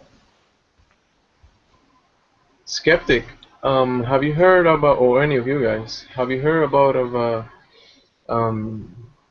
the planets and, you know, the sun and the moon being like some sort of how do you say, a balance, a magnetic balance between, you know, like the planets are not just there revolving around; they have something to do with the Earth itself. Like this planet is there for one thing. You know, one thing was one. Let's say the soil is there and the water is there, so they are correspondent to maybe some of the planets. You know what I'm saying? Like there's some balance between the skies and the Earth. You know what I'm saying? You know, I haven't looked into any scientific explanations of that, but I know what you're talking about, and I can't answer in terms of magnetism. However, I looked into a few videos by, I think, Santos Bonacci, and he's the one who goes on to explain how some of the planets out there have certain characteristics, and that influences human behavior if you're born that particular day when they're out. And I think they also generate like some sort of, in those certain cycles, I think certain salts in the earth can be produced during those cycles. And it's a pretty interesting topic the way he explains it. I really don't know if how factual it is, but I mean, I honestly think that everything has a purpose, and why can't the stars have their own purposes? Yes. Yeah. That's one of the topics that I'm really interested. I gotta look into that probably soon. Yeah, that's a little bit into astrology, and I think astronomy is the real science, or actually the mainstream science, and astrology is supposedly, pseudoscience. But a lot of people, claim that it's the other way around.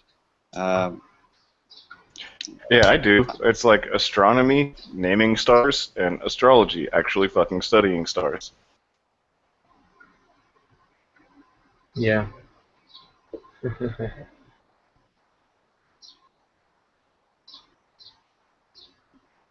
Because we can measure a lot of things, and there's a lot of measurements out there, a lot of patterns that are being revealed. Like Hitcher is showing these interesting patterns that are made by the planets and the movement of the sky and stuff. And what do you guys think about your, your intuition, your your heart and stuff? That has a big part of it too. What do you think when you yeah, see these images? When you see these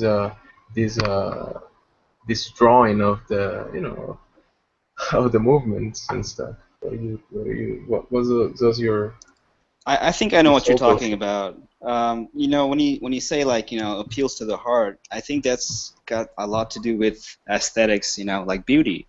For instance, when you look into like even like a rice paddy field, and it's like completely green at one season, and another season it's completely yellow or golden color, and it really appeals to your sense of just this well sense of being, this your heart. You feel real good.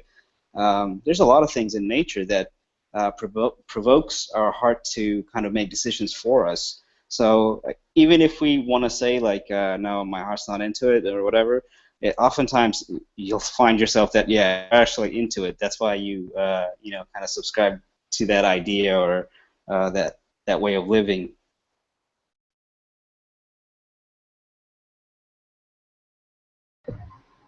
Yeah, I agree, bro. That's why when I looked at that Fibonacci spirals, or like the Ptolemy's model, it's got this sense of beauty into it, this harmony of all the geometric shapes going in the perfect pattern. It looks like. Yeah, so it's really beautiful. So that's like one of the things that I would say like shows signs of creation, just because how beautiful it is.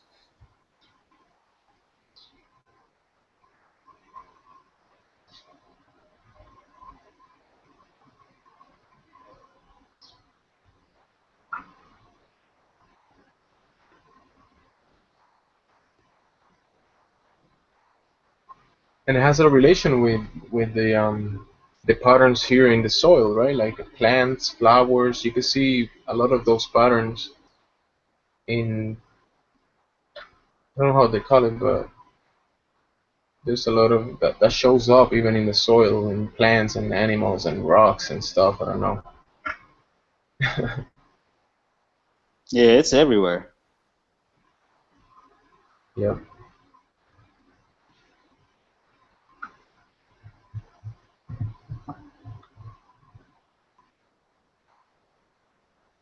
And in the galaxies, billions and billions miles away.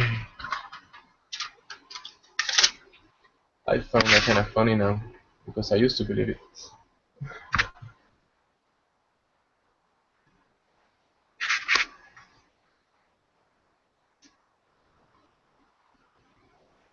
And also the pattern of the stars is also similar, or the Fibonacci pattern is also found in electricity, magnetism.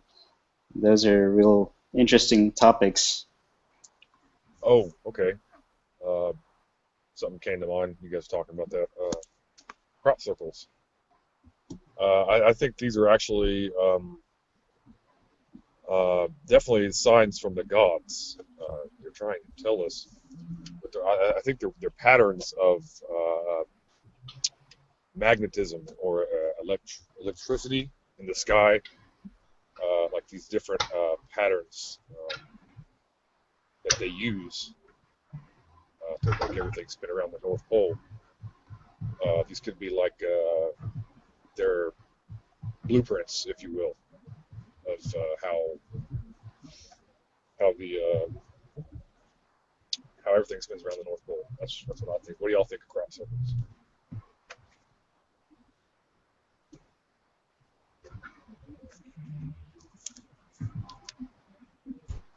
Crop circles are a hoax. I think it was myth busted on TV. Some two guys from Britain, they had like wooden planks and ropes, and they made those things up. You honestly believe that? Nah, that was just me being sarcastic. Yeah. You know, like you say, you know, the patterns show up everywhere. So I thought it was also like I'm on the same line of thinking as you are, that I think it's a sign of creation. So I agree with you. Maybe it's Thor, or I mean Odin, or the gods themselves. Odin or gods, but yeah. Either way, it's what it is. It's the gods, the creators of us. They're trying to tell us things.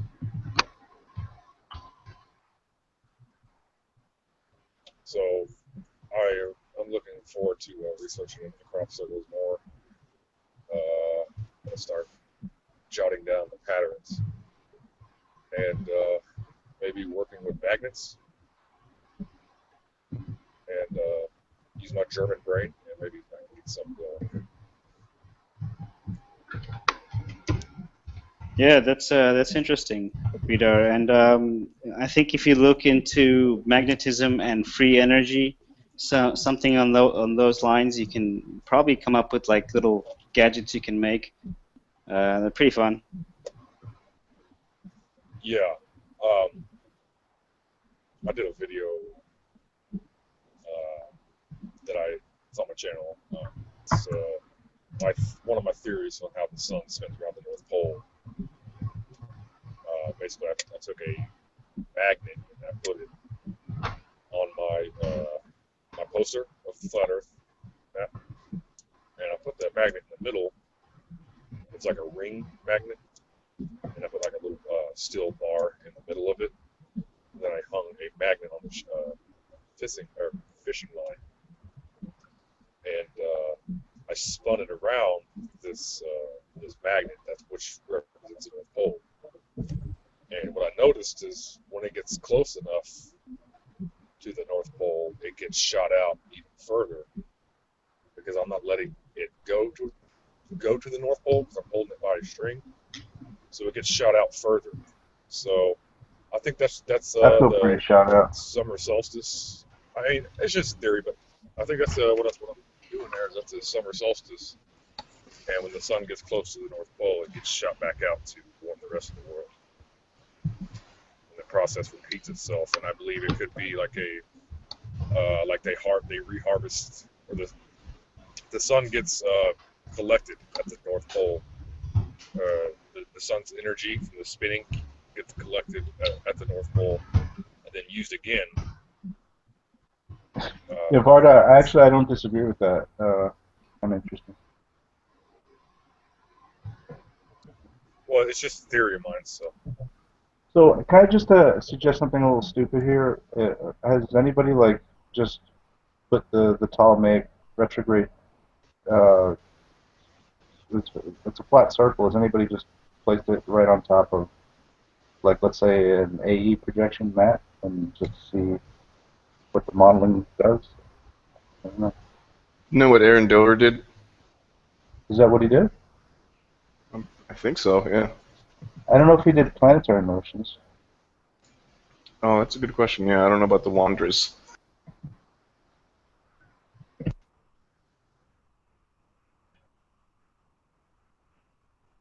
Did you guys see my troll? This thing's pretty cool.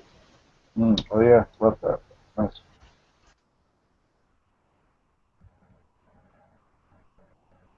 It's so cute. Yeah, it's a nice troll. Ryder, I also think your theory might be valid. If it was magnetics that control the sun, it would probably interact with the North Pole.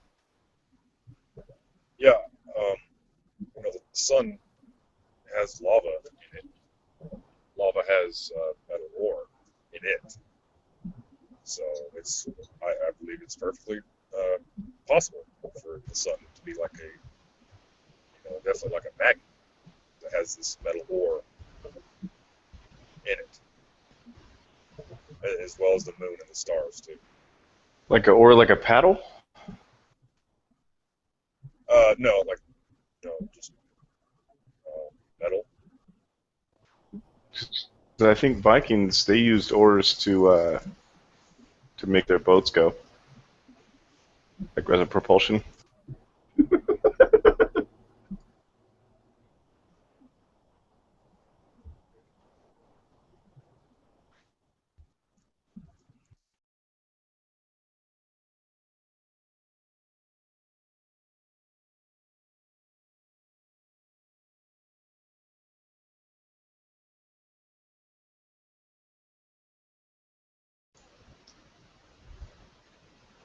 So like the sun could have oars that it uses to paddle through the sky.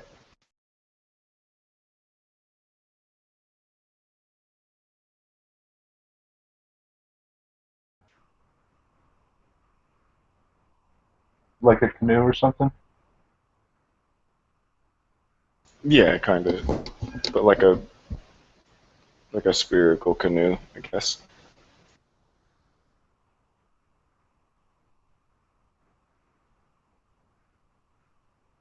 It's like the man in the canoe.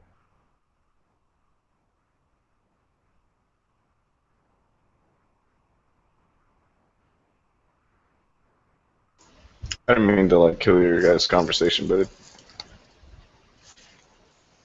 it could be like a big hole, like quasi-luminous says, like a big butthole in the north, and it like sucks all the light in. Well, that can't be because we've already discussed this and decided the thick Earth model. This is the centrifugal force. So The it's centrifugal always shooting. convergence. It's an out, not an in, right? Yeah, it's an innie.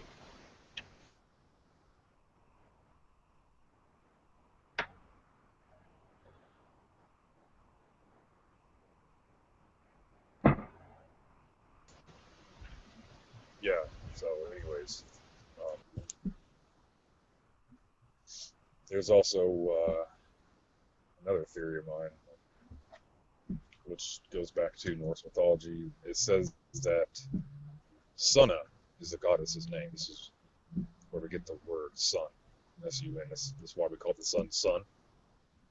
Sunna is pulling the sun around the sky with her chariot, and she has a great shield protecting her from the heat. I mean, that could be another. That could be actually literally, or be taken literal. I don't know. I mean, I can't say for sure, but it's definitely possible.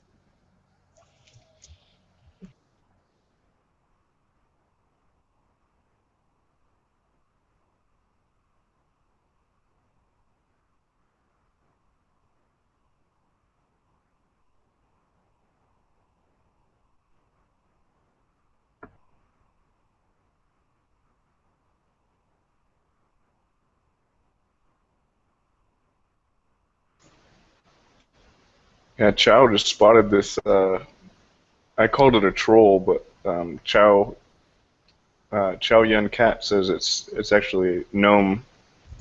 It's a Noam Chomsky.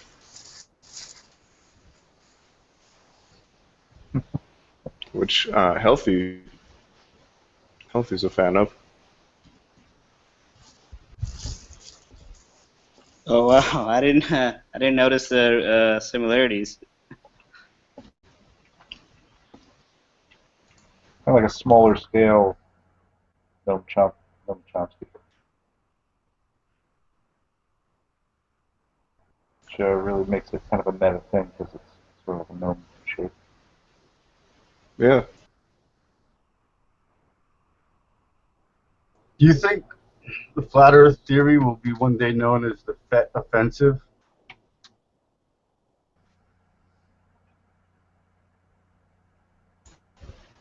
What do you mean?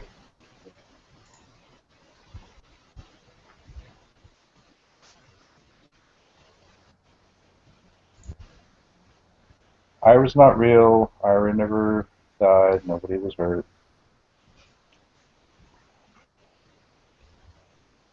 Ira's a hoax, yeah, for sure. Wow, I didn't even realize like this gnome or this troll like totally does look like Noam Chomsky. Yeah, can you give a comparison side by side or? Yeah, hold on. Hey, Meg. Hey. I didn't mean to chase you out earlier. What? No. That was cool. Snack took the Mark Sargent joke too far, huh? It was too much for you. No, I just don't have anything to add to that. Oh, he's your hero? Plus, Mark Sargent's your hero? no, he was. You guys were talking about Dick Earth. Clues. Yeah, No. Snack's actually the Mark Sargent of DER. Yeah, I'm like not top brass, but But you mentioned Noam Chomsky. Yeah, I got him pulled up here. I'm trying to see the difference That between guy's him and. I know there's some with him with like a little bit of a beard. The beard That guy's is another skeleton on it. gatekeeper. I agree. Did you know that he denies 9/11 inside job? That's right, it wasn't an inside job. No, it was outside job. Yeah, they hired independent contractors for that. Yeah. For sure. Yeah, like from India, they probably hired like a call center.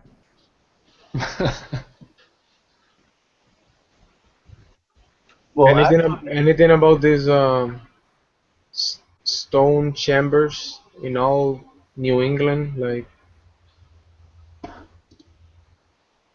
what? Stone chambers. Have you come across this? I don't know. Stone chambers. You mean like what do you call them? I mean, I could see myself living in one of those one day. Yeah, me too. They're like a graveyard, no? They put the bodies inside. It's like a little house made out of stone with no windows. Oh, look at this. Look, you see this? Oh no, there is windows. Oh, there's definitely windows. Something similar to Yeah, that. man, look, there's a lot of space. That's like a one-bedroom apartment in Manhattan. You live in Manhattan? I live in Texas. The thing is, some of these chambers have stones apparently as heavy as the stones in the pyramids and stuff, like tons heavy. So Yeah. Well, I mean, no problemo though.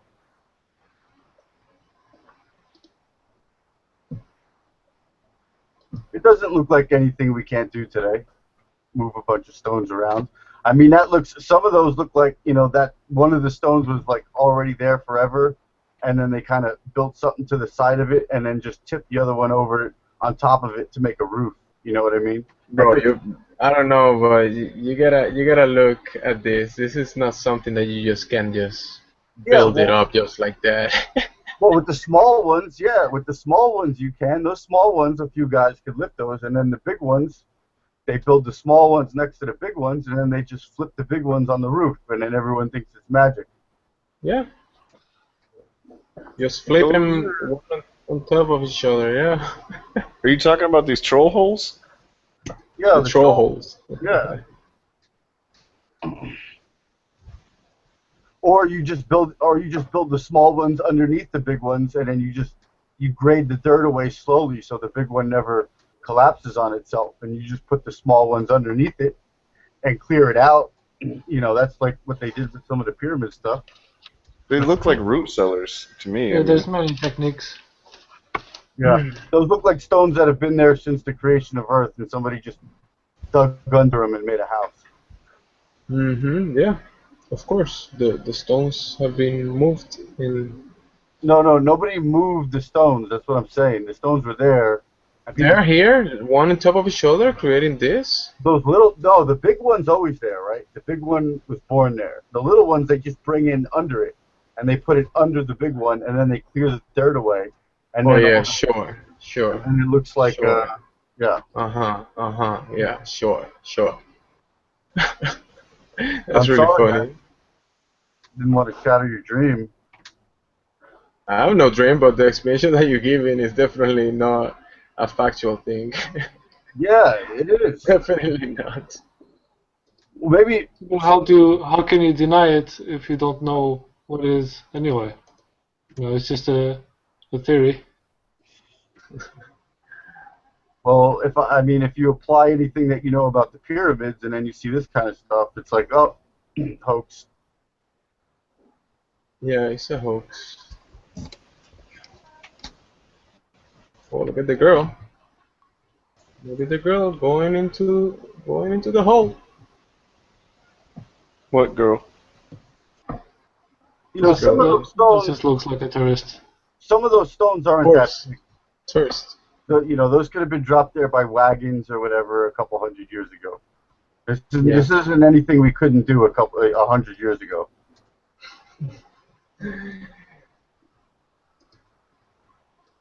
Yeah, I can definitely tell you haven't looked too much into it. What? And they claim they found giant bones in the holes. Is that what you're going to tell me? No, but well, the giants are another good topic. Yeah. This thing right here apparently shapes the skies and the stars and have a lot of That's the Odin serpent thing Vidar was talking about. Yeah, and it was there before apparently before the colonizers came in, the Europeans or whatever you want to call them. Yeah, I think Vidar knows all about that. That's the serpent that surrounds the earth. I'm pretty sure he knows everything about it. Yep. That looks like a giant jizz cell, dude. Look at this one. Look at this guy. It's Ohio, I believe. Serpent Mount. But if we can see it's like a serpent shape, but yeah, people that have looked much about into that? it, it's like a map of the sky, basically, and it's very precise. It's very precise. You know much about it? It says it talks about eclipses and the planets, the stars, and all that stuff. Dude, I'm looking at this right now. This is not. You know how it's snake. like oriented and stuff? It's not a snake, obviously. It's not a snake. It's a snake and an egg. It's a piece of jizz, dude. Hold on. Oh, I think. Yeah. Hey, look at that little wood mouse. Wood mouse? This looks like a big sperm cell. I mean, Oh, they found a giant. Look, they found a giant. Uh-oh. Oh, yep. Good call. You actually did call that, Ira. Yeah. It's pretty cool. That's just a basketball player. This is the flagella. And there's like the sperm. I mean, because snakes don't have foreskin. Yeah, can you?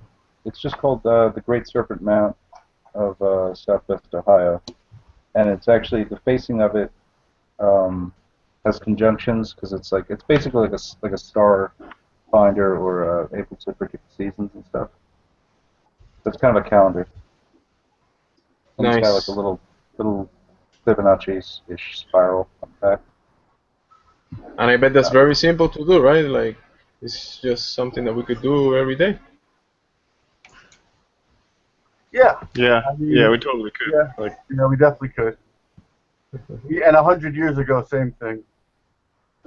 Oh, look at the guy. Oh, you're saying? Oh, yeah, because it's fake art. Gotcha. Well, I mean, tractors, different types of pulley systems. I mean, the rocks are heavy, but it's not impossible. Obviously, it's not impossible, no. Hey Hitch, what you looking at over there? I thought that was the DER model or something. Look, I found something about the DE model. What was it? Just saw it. Come on. Right here, look. Here it is. Look at the guy. It's a guy, and he's just... Well, let's investigate further on that. It's the D. It's the DE. Well, I mean, it looks like different things to different people. Yeah, of course, I'm just kidding. But yeah, there's something into the stone chambers in New England, in these areas, I guess. Hey, Migmag, I forgot if you told me or not. Where in Europe are you? Scandinavia. Oh, Scandinavia. Yeah, north. Hey, do y'all have like those ancient castles up there? Ancient what? Castles. Like palaces, castles, stone monuments where kings Not used so to live. much. Not so much. But there's a few in Sweden. Yeah, I know Sweden's got some. Yeah.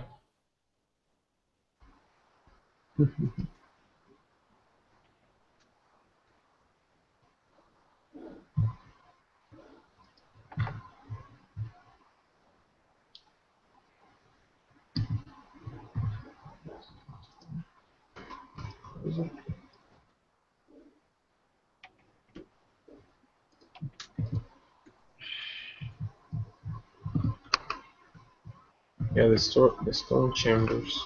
It's a good video. Maybe talks some good information about it. That guy. There was this documentary that I saw recently from this guy debunking the alien deception. I think he was talking about that famous alien documentary about from Discovery Channel. I can't remember the name.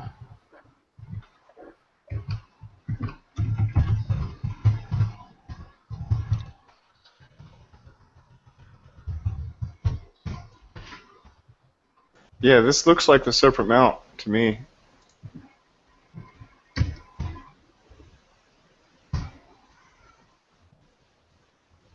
It's kind of just like it's like a big piece of jizz. It does actually.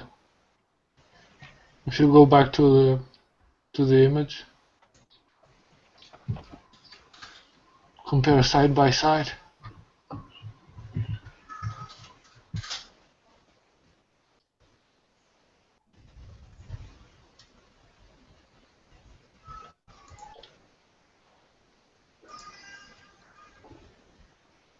But this part kind of throws me off. It's like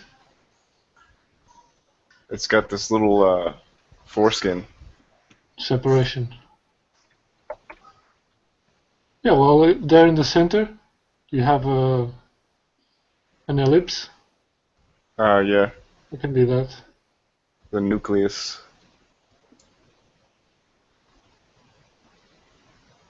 Oh, there's a good one.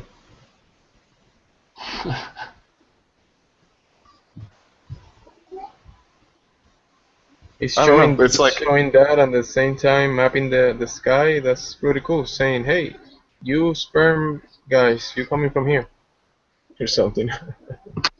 yeah. So that's why it's called the Milky Way. Ooh, the Dick Milky Way. Yeah. Yeah. We figured it out, guys. Guys, you've been breaking the code today way It too all often. makes sense, man. It all makes sense now.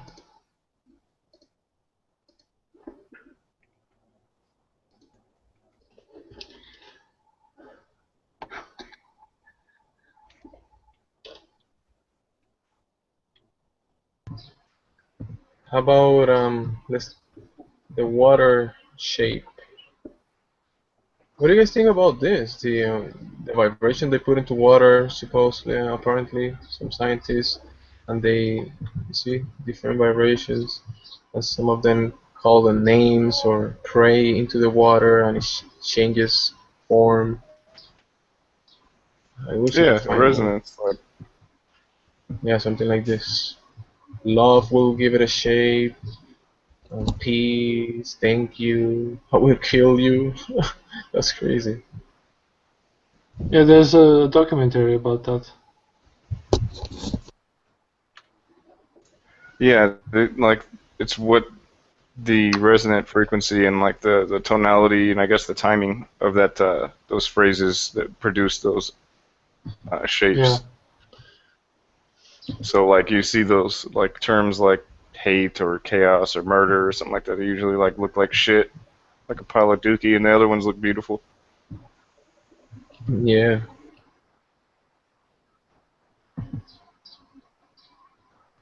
Living water. The dream I had, I was in water, and I for some reason I thought about this. I thought it was like living water or something. It was like in my mind, living water. That's crazy. Yeah, water's pretty interesting.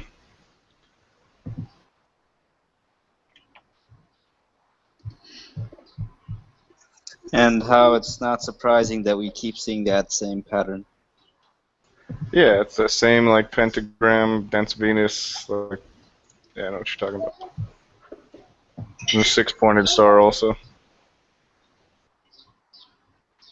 That's why the Zionists use it. Yes.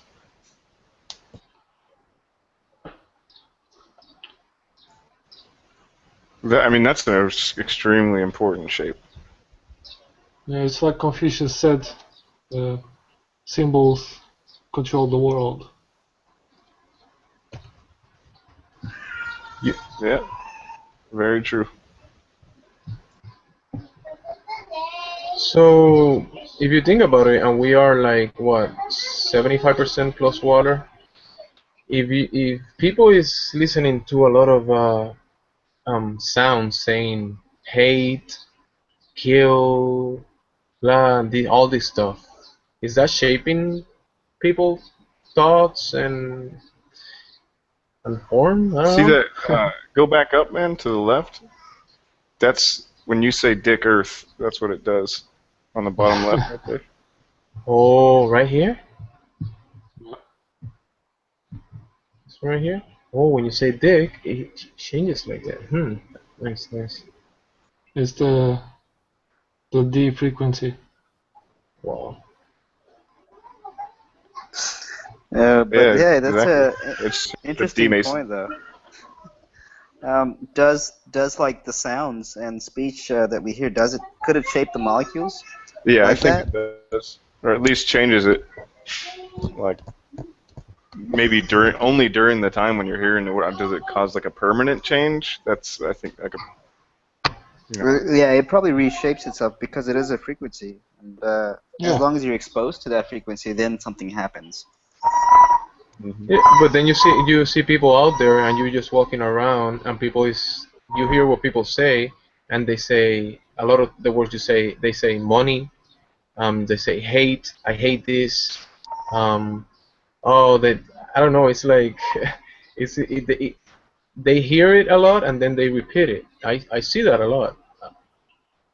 Well, if you think about if everything is frequency, then everything that emits a frequency will affect you.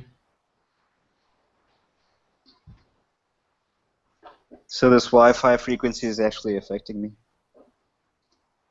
Yeah.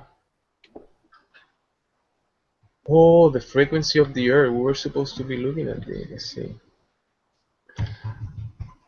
Did you hear about that experience they did on a underground bunker, where they put a few people in these underground rooms, and most of them got sick in like a few hours because they weren't getting the frequency of the Earth.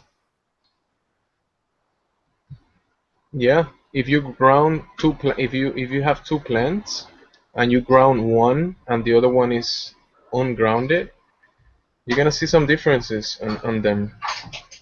You after a while, of course, but you're gonna see a decent difference on the from the one that is grounded. It's gonna look better and healthier than the one that is not grounded. So it has something to it. Hertz frequency. I want to see what Wiki says about this. Baby. So, baby.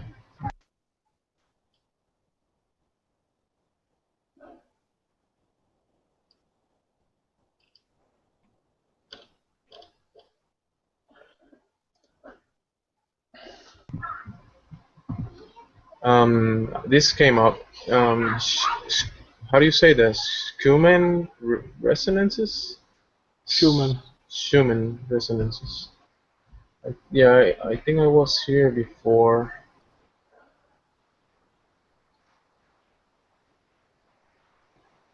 The Schumann resonances are a set of spectrum peaks in the extreme low frequency (ELF) portion of the Earth's electromagnetic field spectrum.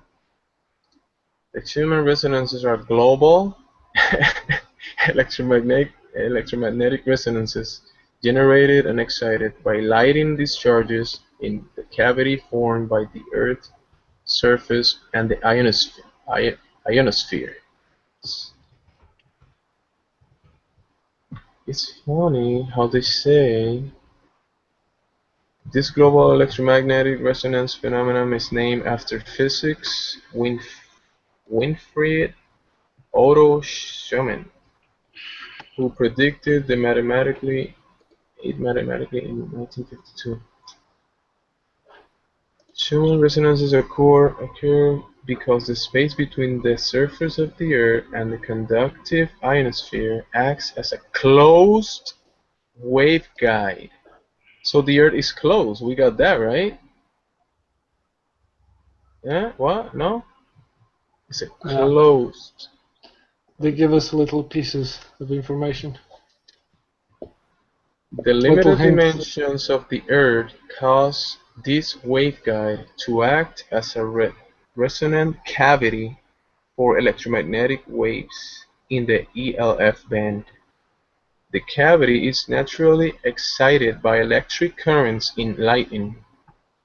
Schumann resonances are principal background in the electromagnetic spectrum. Behind at 3 Hc? What does this mean exactly? Hc? Hertz? Yeah, Hertz? Something? Hc? And extending to 60 Hz, and appearing as distinct peaks and extremely low frequencies around 7.83. Fundamental, that's the fundamental apparently, 7.83. But yeah, I heard this frequency before, 7.83, and they say it could changes depending on if there's lighting or if there's like sunlight and different things. The frequency the Earth is emitting a tone, like a sound, Yeah, I heard that it's and you can measure it. You can measure it, and you can it's a hear it. constant frequency. Yeah. It's sort of like a standing wave. Yeah, it's a wave basically, and this is the fundamental 783, I guess. Right. Yeah. Have you guys checked out your overtone series yet? Have you checked out how sound works? No, I haven't checked that. It's cool. So it'll show you that kind of that same set of proportions of doubling the fundamental.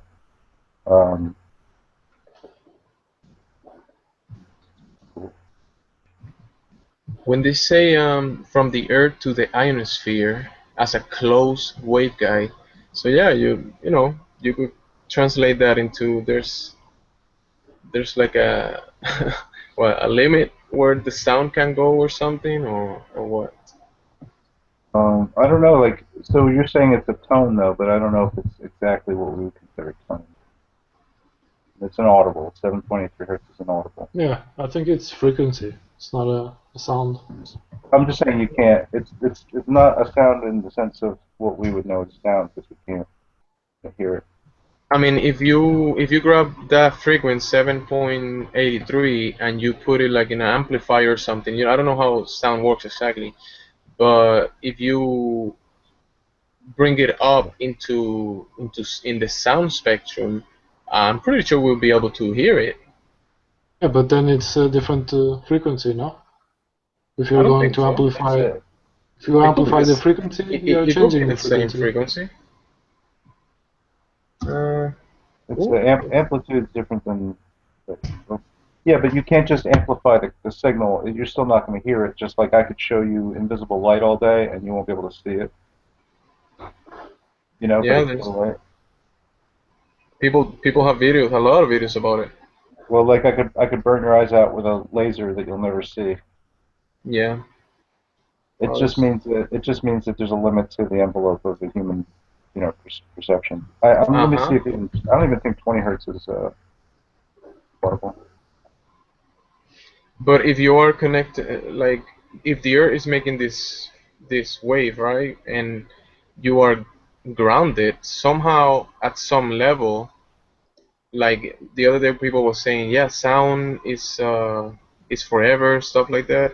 At some level, your body is gonna pick it up somehow. Grounding, maybe that's the answer. Grounding, something like that. Like your body at some level has to catch to this frequency because it's the frequency of the Earth and we are inside of it. Yeah.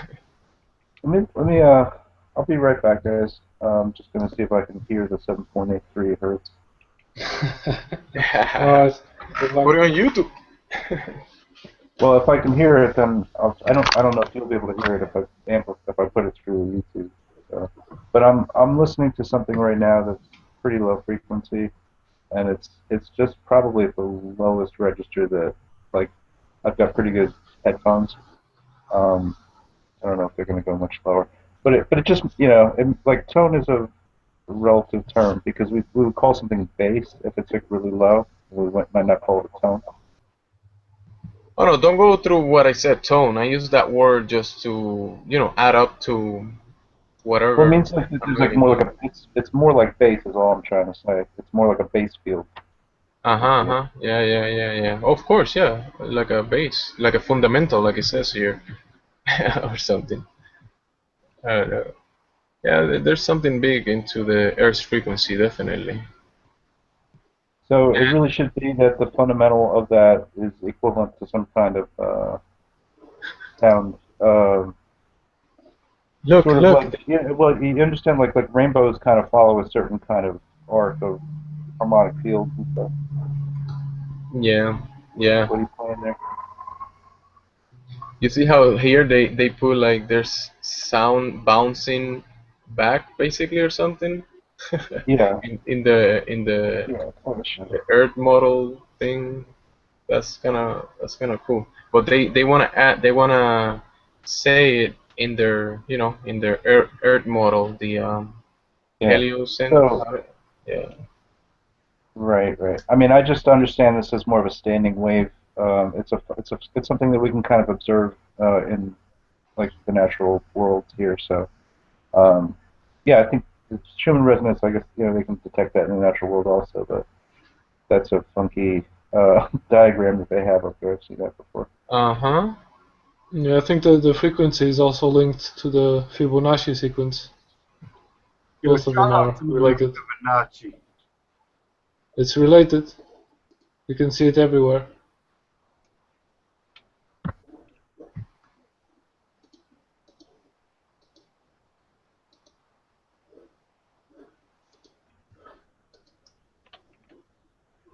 Dependence I'm on the having no luck with this 7.83. About the lowest I think I can hear is probably like maybe 20 hertz, and that's just like really, really, really almost invisible.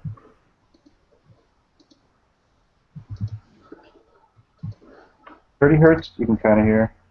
Yeah, so maybe there is a time when you can hear it. There's something in Taos, New Mexico called the Taos hum. That hey, wait, what are you playing here? Oh, you playing that in the hangout?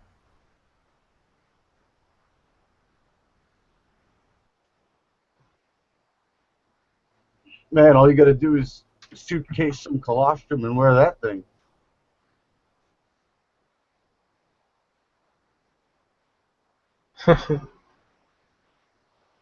Brainwave Research Institute. It's an advertisement.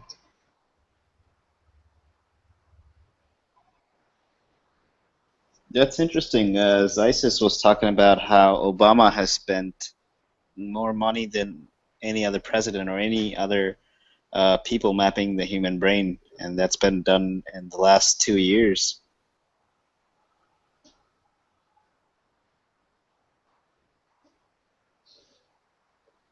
They're preparing for the RFID chips.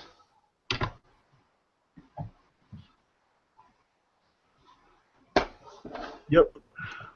I don't know why, everyone insists that this RFID chip has to go in your hand. I don't see why, you couldn't just put it like right in your butt cheek, and they just could put all the scanners in all the chairs.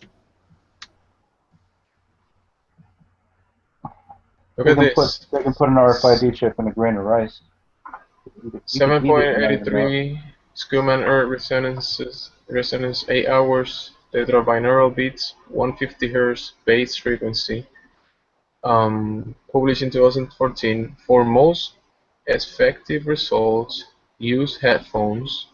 Left ear 150 Hz, right ear 157.83. That's actually kind of interesting. So it's higher frequency. It's not the 7.83. It is the 7.83, but it's like it's brought up somehow. They bringing it up so you can hear it. Yeah. So what's the point of saying that it's 7.8? Exactly, it's a variable. It's variable anyway. It's measured at different. The phenomena itself is measured as low as 7.83 and as high as is listed. I think it's close to 30 hertz. But it might have close to Wikipedia page. And I'm listening to it, and it's an amazing sound. I mean, it's so simple, but I can dig it. But how does that work in terms of how is that really approximating the same frequency? It's just a multiple of 7.83. Is that right? I mean, that doesn't sound correct. Yeah, it just says there that it's 150 on the left side and 157 on the right. So I don't see what's the. Yeah, now I see what he's going over there. I'm just going through this. You guys should listen to them a little bit and see what you say about it. I really like the sound. I'm gonna sleep on them. Yeah, well, you can listen to that, sure. It's just a tone generator. Here's I'll throw a link here if you guys want to play around with some numbers and frequencies, and you can just create your own shit. Here you go, make a bass sound. But you'll hear that you can only recognize certain tones that they, or certain, you know, Of course. below a certain threshold you just won't hear. So I don't know if that even means anything because it's still vibration, so it might be hitting you on a different level. It means a lot. I think it means a lot because we looked at the water and looked at all this stuff, and the vibration has something to do with everything we do, with everything we see. So I don't know if this is the right tone or the right sound. Maybe they just made a video and made the sound themselves. But it's very interesting to go to look into it because I think it's something that has probably needs some more research into it. Well, what?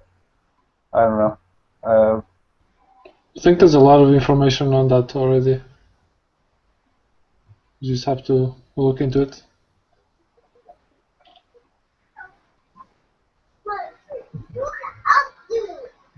Where is it? Wow, the sound is. I actually like it.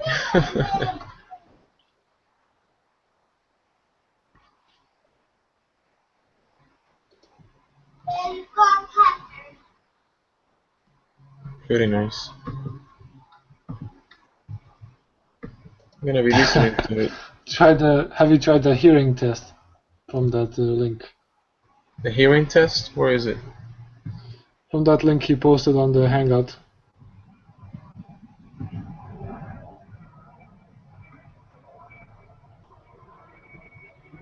The onlinegenerator.com Yeah. binaural beats. Yeah. The Yeah. Snack posted that. I'm gonna look into it. Right. So you can set it up so it's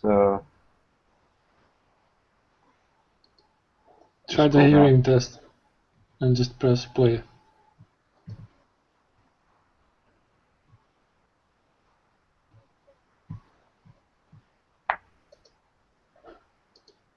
Yep, there you go.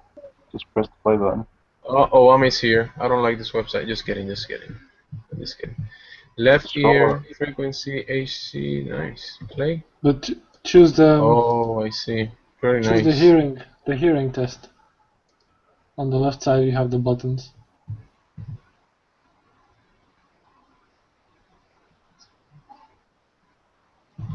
Hearing test. Nice. I'm liking this website. If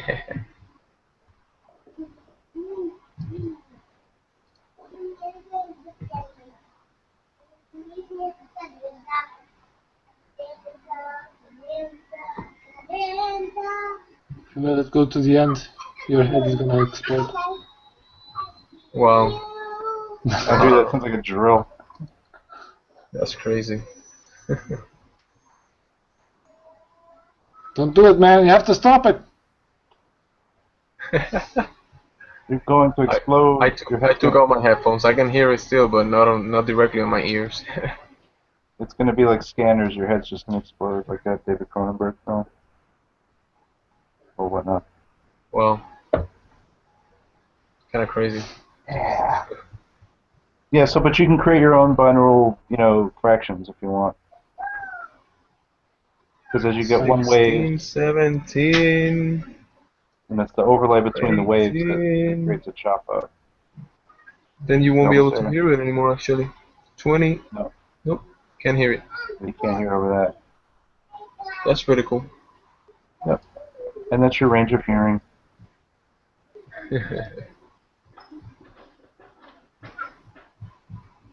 So anything that's like a lower wave than that, we feel like through our body, but we don't really necessarily audible level like that. Mm-hmm.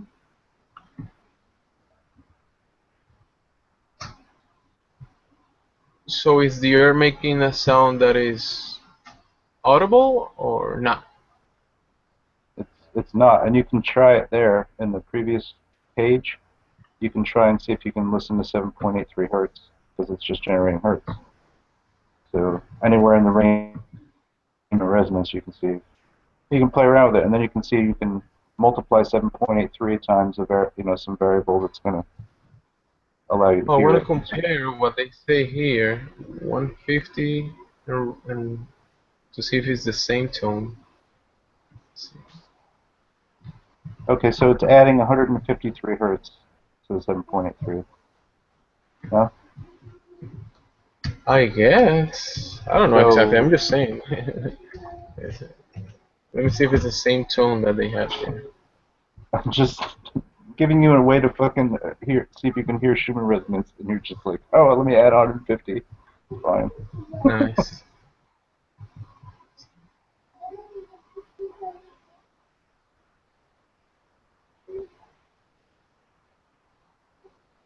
Nice. Nice. Yep. See, Now pull it down. 7.83, yeah. Yeah. Hey, click on those headphones.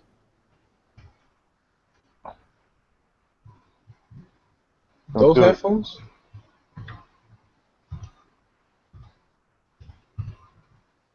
Okay, let's prove you can't hear it. Oh my god. Can you hear it? No. I cannot. You should try leaving it to play, and then put it on 100, then 150, and then 200. But don't stop it, just keep it continuous. Wait, what you say? Change it? You put it on 100. 100? Then 200. No, 150. You can put this on one side. No, you put 100 first, and you put play.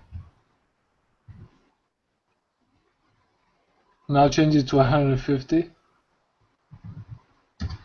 and then 200.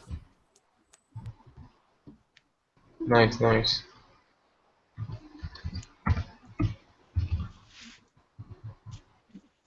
Do you recognize the song? Yeah, it's the hearse. The sound. No, but those three different sounds are like the base of one of the songs they used to use in those alien movies. The alien movies, yeah. Alien movies? Yeah. Oh, let's try this one. Look at this. 6.6.6 left and 8.8.7 right. Anybody want to go for it? Oh, you're about to blow your brain up. The number of the beast. All right. Do it. 666 and what? Let's try 666. On all of it. 8.8.7. You gotta do them both. Holy shit. Oh wow. Yeah, it's sound, of course. You're gonna get that. But yeah. 8.7.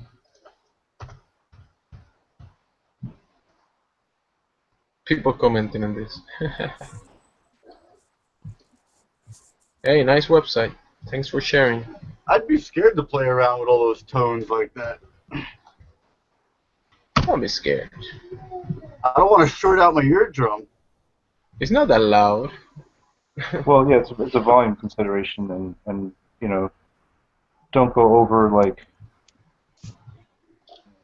keep it under 500 just to play around with. That's where I think these are most effective. You can kind of hear things. Otherwise, they just sound like really. Someone in the comments wrote turn it up to 2,000. Well, there's the hearing test. You can. It goes Yeah, very far. They went up to 20,000 hertz, which is about the sound of a symbol, or the word symbol, or zisis. It's the same frequency that's generated, so we hear up to there. So our speech, you know what I mean? Like letters have a frequency because of the different attacks that we use. So like the t, s, v, z, like all that stuff is very high frequency language. The lower stuff like the vowels and things like that, it tend to be lower vibration. So what about ISIS? Right. Anything with the s sound in it is like That's pretty. I don't remember offhand what the letter frequency is, but I was thinking a new updated name they could do for that would be like ISIS, the ISIS state in ISIS, or it could be like a triple abbreviation, and they could start pushing that. I just call it I just write down the Israeli secret intelligence service.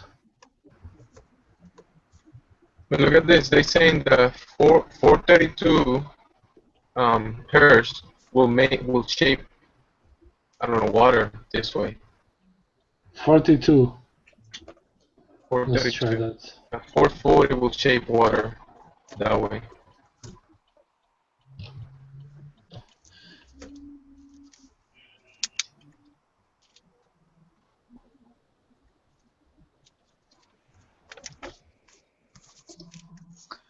It's getting late here, guys. I'm gonna have to take off.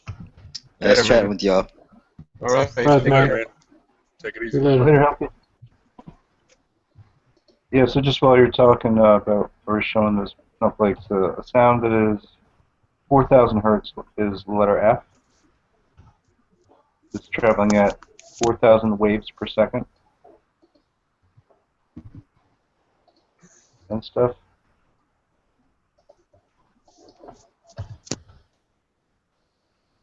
Oh wow, that's interesting too. Remember we were talking about the 87 growth factors, and then we were talking about the 88 miles per hour. Also, a piano contains 88 keys. Nice, nice. Also, Coincidence? Coincidence? I think not. 87 growth factors plus U equals plus 1 like that. equals 88. I like how you're thinking.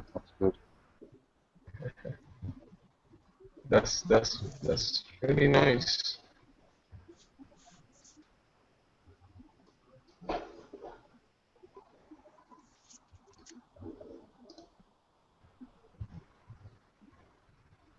Water sound images. Ooh, this is very interesting. Look at the shapes. 180 hertz, 360. Apparently, you could shape water into. What's the see, what's the one from the triangle?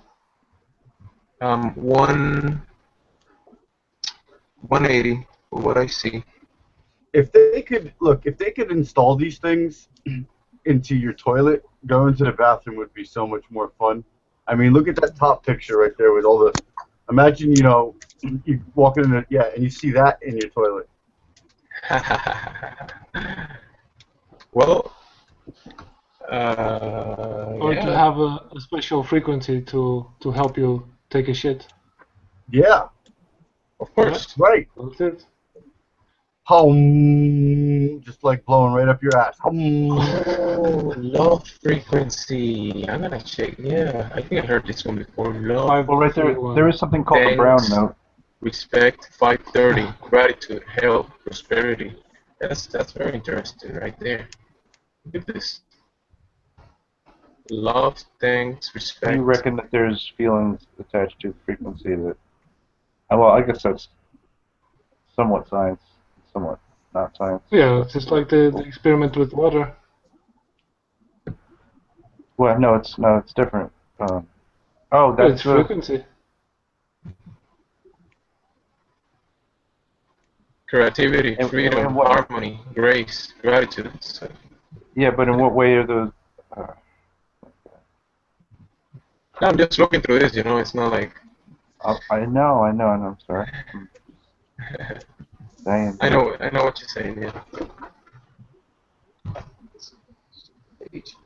Yeah. Jonathan Doherty is asking, what do binaurals do? Binaurals do. And then Joseph Churkot said, what about isochronic tones? He said binaurals. I mean, I don't know exactly, but if I just use my logic, we have two ears, so that's two, and we're looking into this. You can put two tones, So it's probably you need a binaural, like you need two tones. The binaural Just go things to that Wikipedia. It's basically, I'll tell you what it is doing is it's creating a fraction between those two tones, right? So we hear the overlay, and then the space in between there sounds like something else to our ears. That's kind of interesting. Yeah. You kind of hear the phasing of between two numbers. Yes. A binaural beat is an auditory illusion perceived when two different pure tone sine waves, both with frequencies lower than 1500 Hz, with less than 40 Hz difference between them, are presented to a listener dichotically, that is one through each ear. For example, if a 530 Hz pure tone is presented to a subject's right ear, while a 520 Hz pure tone is presented to the subject's left ear. Yeah, so it's basically having two different tones in each ear.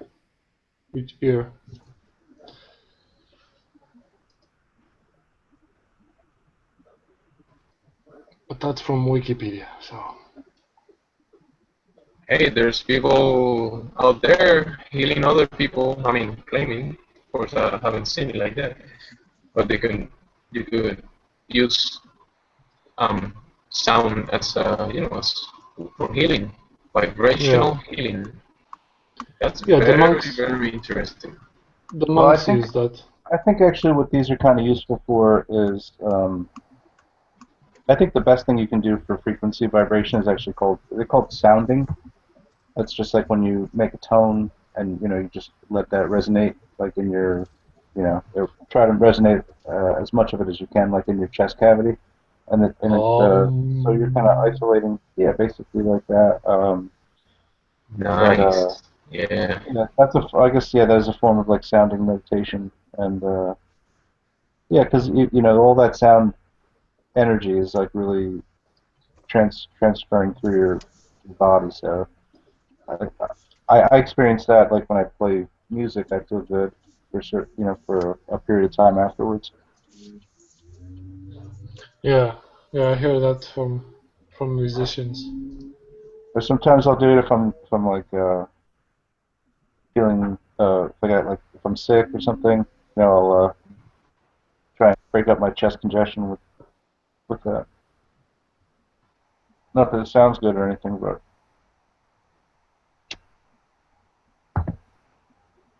You calibrate your frequency. yeah. Well, this is interesting because that's the 12 different like notes that we have in the scale.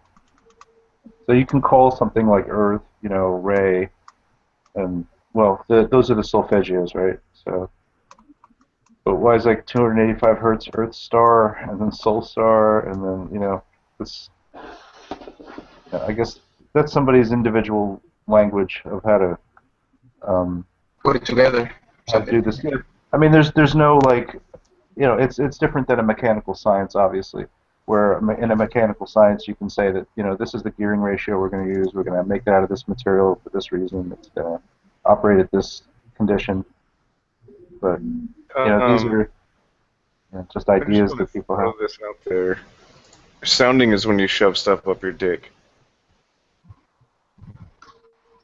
I put a definition in the box. Just wanted to bring that up. You have some fucked up Google. To make a sound, you have to take the dick out of your mouth first, bro. Come on. He's always having the dick in his mouth and mentioning it. Dick, dick, dick, dick, dick, dick, dick, dick, dick, dick.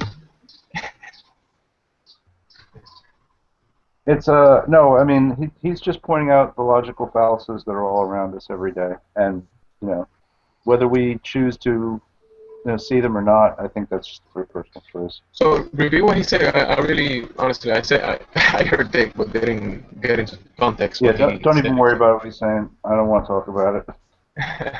All right. I just mean that there are dirty words hidden in very prestigious language. Does this say anything to you? 0 volts, 200 plus volts, minus 240 volts. No, that doesn't mean anything to me. Yeah. That may, I don't know. I don't think. I certainly wouldn't be wanting to put bolts through my body. Some type of explanation of something. It's like a DIY shock treatment. No, I don't know. I'm just looking into this. You know, the wavelengths and the frequencies and all that stuff is very interesting. Yeah, waveform mechanics is really cool stuff. I don't have an oscilloscope, but I've heard about them.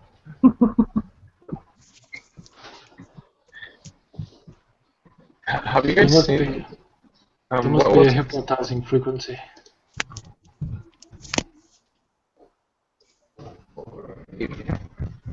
How to induce self-hypnosis with the help of binaural beats. Let's do that.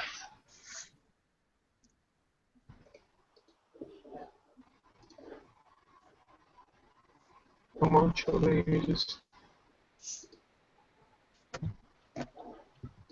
Have you guys heard that there is oceans of fresh water under some deserts and stuff?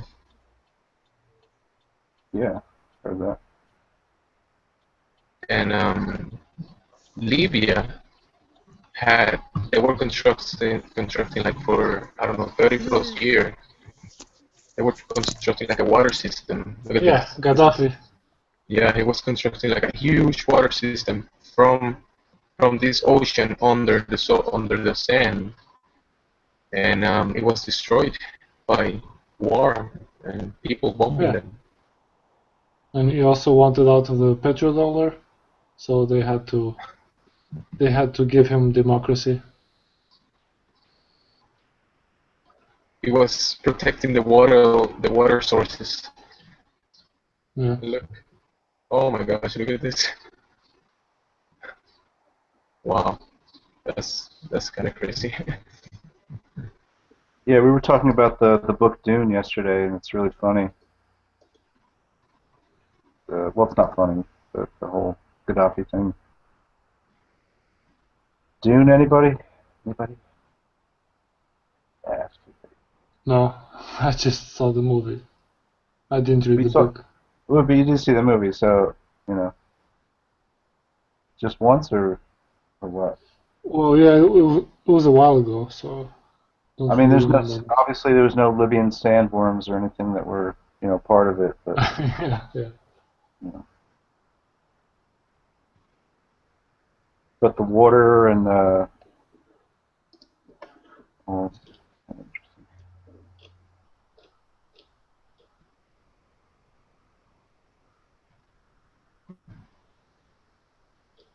1972. Wow.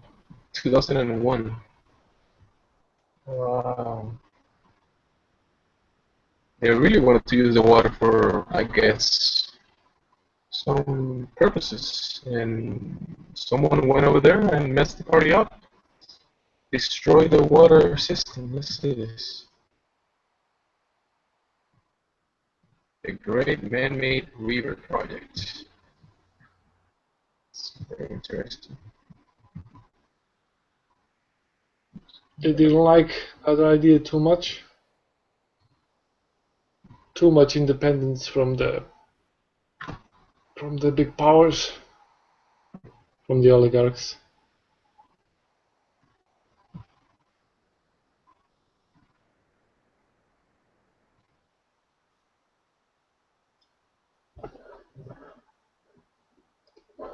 Never seen these structures before. Interesting.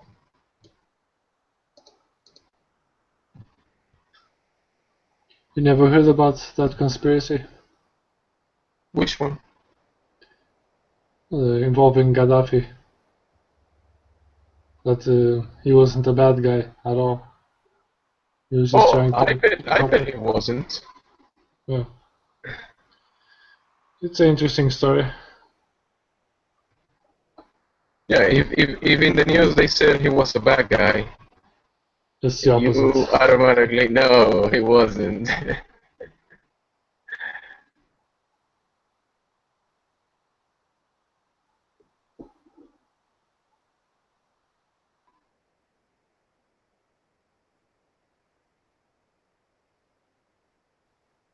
Well, there's some pretty nasty images here, actually.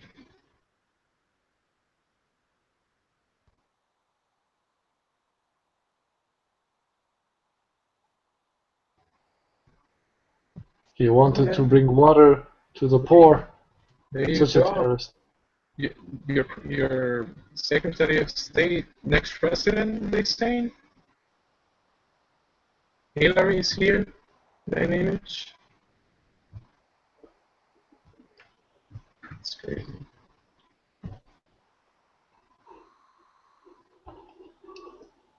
All right, enough of that.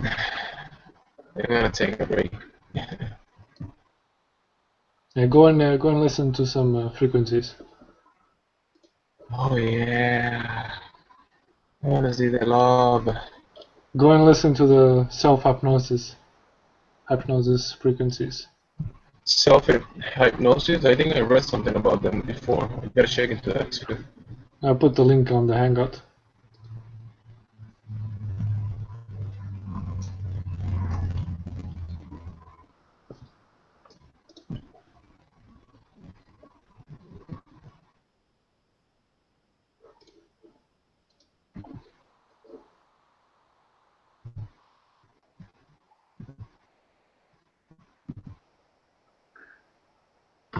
That's the thing. Like, how do they understand that 528 hertz equals DNA repair? You know? I wonder the same thing. But it's like if somebody put it out there, then everybody else just has to. The way I look at it, is that I don't know exactly how they determine that. But the way I look at it is there is a lot of power into the sound and the vibrations and the frequencies and the sounds that we make, the words that we use. I'm pretty sure that has a lot of power too. Well, how they determine what's the exact frequency?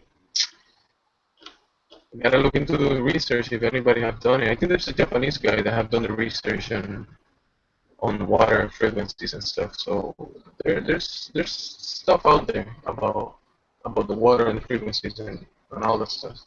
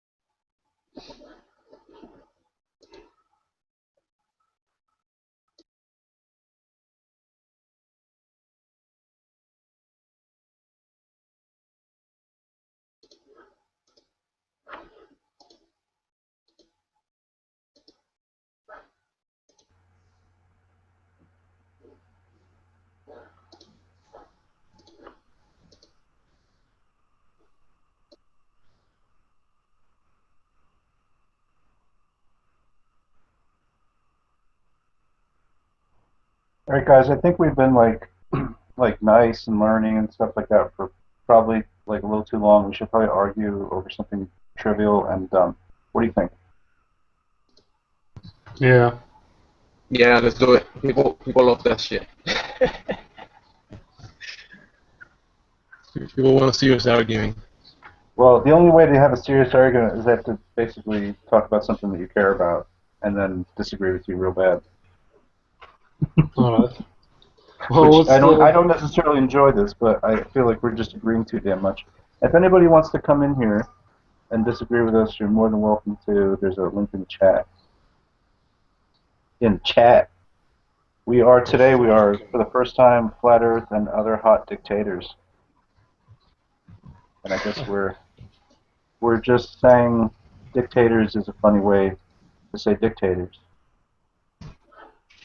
You know? Nothing more. Don't read into it. We're not making fun of anybody. We're not a parody. Here we go. Let's argue now. The real Steven Troll is here. Yeah, you guys are all fucking dumb. You just don't understand. He's gonna insult us. You just don't understand reality. Yeah, reality's crazy, man. It's math, man.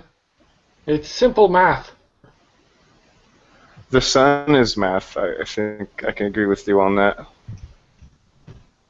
You're not capable of doing simple fucking arithmetic.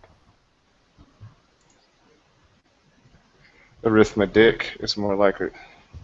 Oh, there you go. Yeah. Oh, okay. Let's make it a joke. Everyone loves a joke. That's all we fucking do here. How do you think Aristotle's made his testing? With pigs. Well, you might be a dick earther. You're arguing the DE model. Yeah, you guys are fucking silly. He just put some. Get out of here. It's funny how when you ask about someone to argue with us, he joined. It's just so. Yeah, I'll fucking argue with it right now. It's a cool troll. I like it. Go. It's a cool troll. Come at me, bro. What do you guys don't think Gaddafi was evil? What? You guys don't think that Gaddafi was evil? Gaddafi? No, man. He was a nice guy. Have you seen him? Well, not now. He must look like shit now. Well, I mean,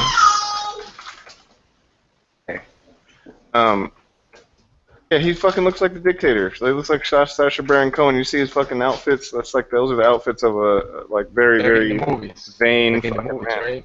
Well, actually, I think there's another guy who was like a South African dictator. I forget what his name is, but he's the one he's got like a chest full of medals. Like he just makes his own medals and he pins it on. Looks like he's like the biggest war hero ever.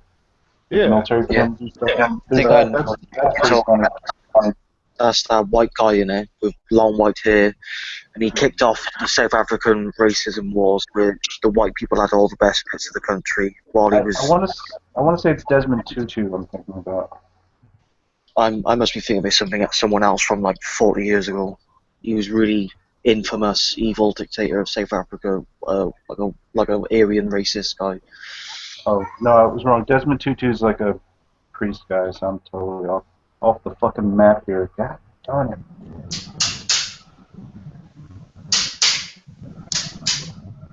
But yeah, Gaddafi had like the fashion sense of somebody from like about 500 years in the future.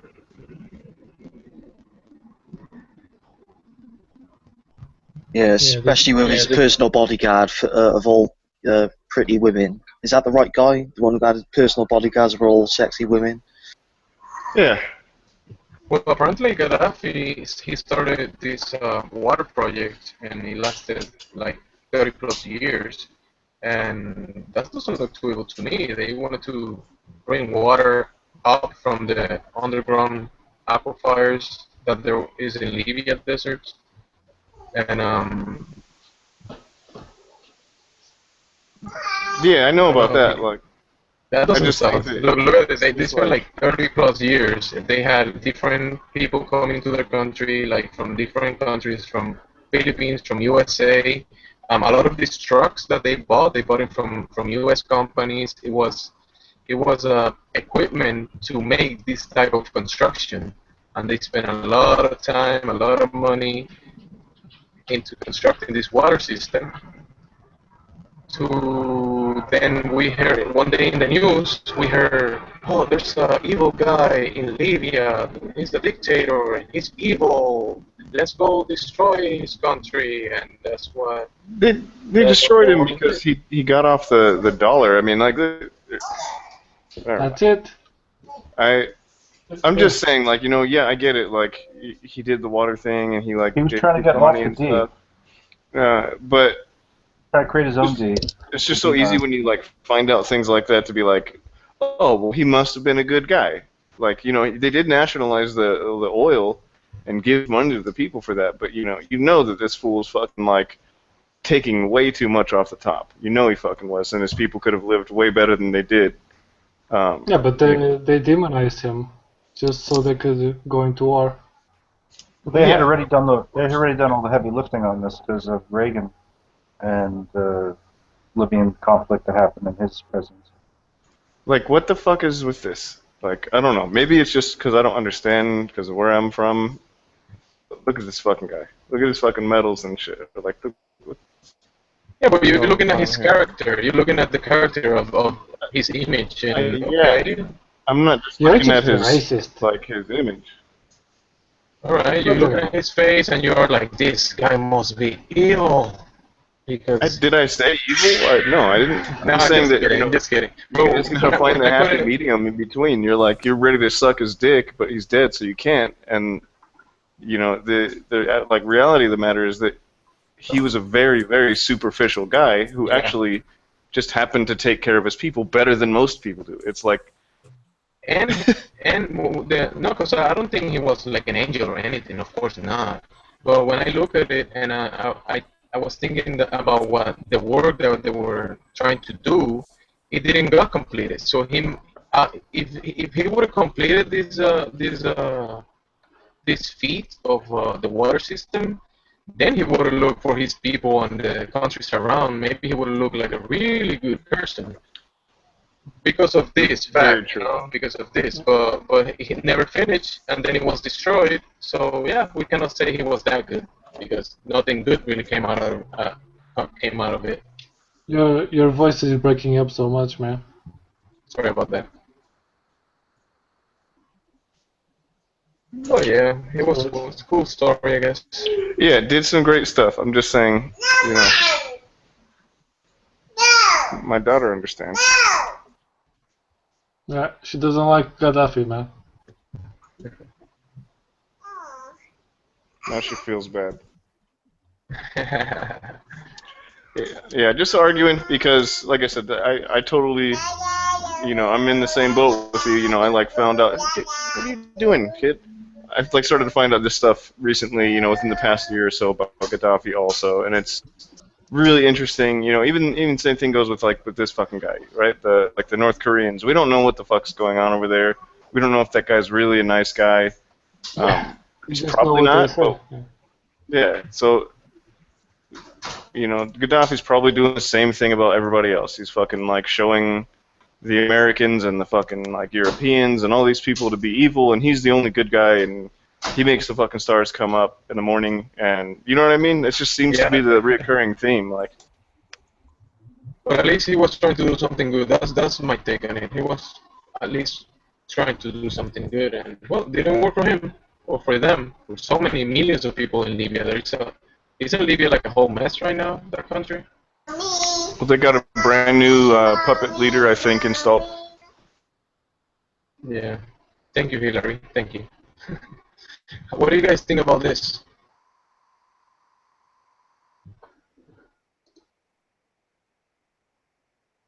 About this in your mouth. What do you think about it? I'm not gonna show too much because people's gonna be disgusted. But what do you think about tooth amalgam fillings? Well, it's like fluoride. It's not good for you. And it kind of on the same note but a different tone. This is the same shit that Eric Dubé's doing with Hitler. It's like, oh well, Hitler's actually a really good guy because he did this and this and this and this for his country. And it's easy because you drop a subject like flat Earth down, and then you throw this shit about oh well, by the way, Saddam Hussein was really awesome. He did all these wonderful things. All he was trying to do was take his money off the petrodollar, and that's why they took him out. A bit like the donkey. Sorry, it's a bit like the donkey and the carrot. Except you're pushing the donkey down the mountain, down Hitlersville. It's a bit different because Hitler was such a long time ago, and there's the Holocaust story with that 6 million Jews.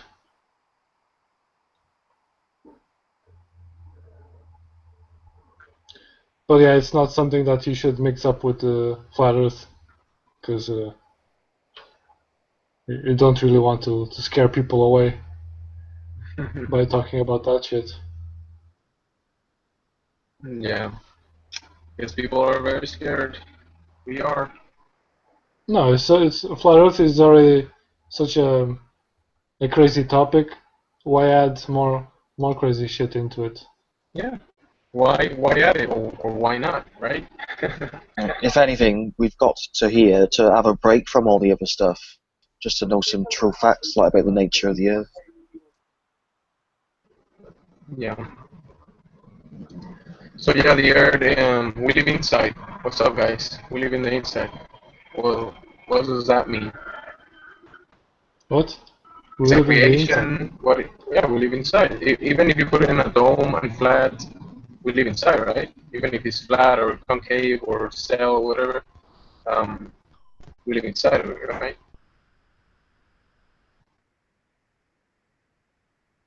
Where are we at? Sure. Are we outside or are we inside? I'm in the Matrix. In the Matrix. Cool. I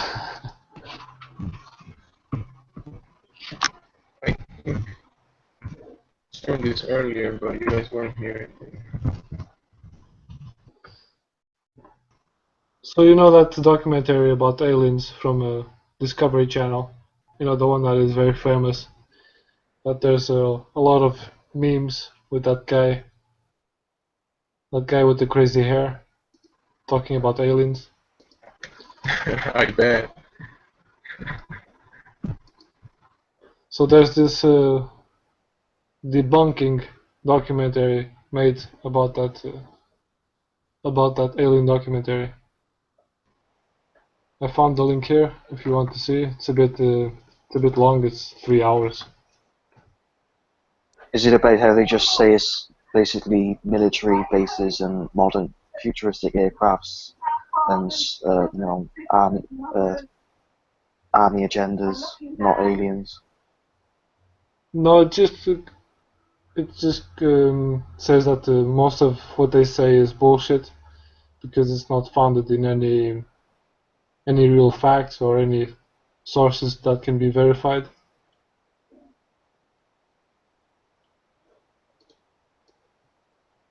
It's interesting because they show bits of the documentary and then they analyze them right after.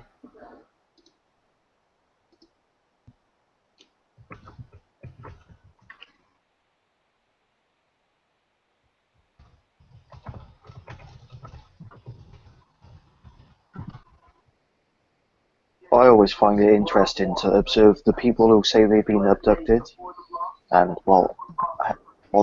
they all seem very similar. Really quiet, almost like NASA astronauts. Like one of them I watched, they did a recessive hypnotherapy on him. Do you know what that is? It's like you get put into hypnotherapy, and you recall your memories subconsciously in a slight state of sleep. Recalling his alien abduction, and it went on for a good 15 minutes. This was in the 1980s on YouTube. If you search regressive hypnotherapy alien abduction account, you'll get like at least 10 videos. But it's all the same stuff, and you look like Neil Armstrong. Alright, I have to check it out. Snag is sharing something really funny, actually. I mean, I found it funny.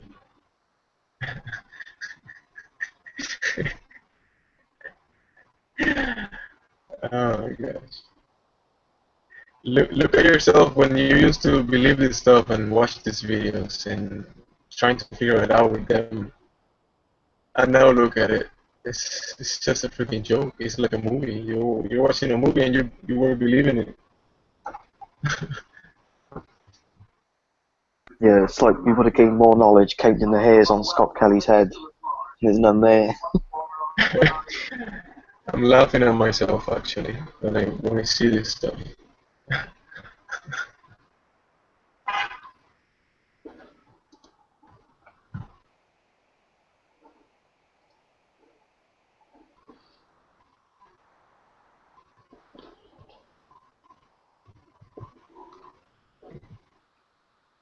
Alright, guys. Look into this before.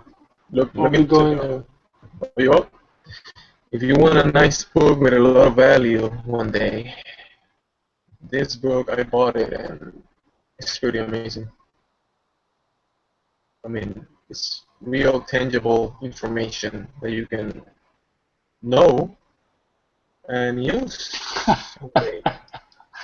Yeah. You can know what is eatable and what is not out there. No, There's many sorry, books. I was looking at the lesbians there. Oh, the That lesbians. snack yeah. is showing. Where are they? Where are the lesbians? I don't see the lesbians. The pretty girl right here. It's reading and talking about the book, I guess. No, what snack was showing. Ah, okay. So I know there's a lot of bad stuff out there, guys, but there's also a lot of good stuff out there. A lot of good information, so don't be too disappointed. Don't be too, you know, pessimistic. I know, it's difficult, but come on, enjoy. You know you can.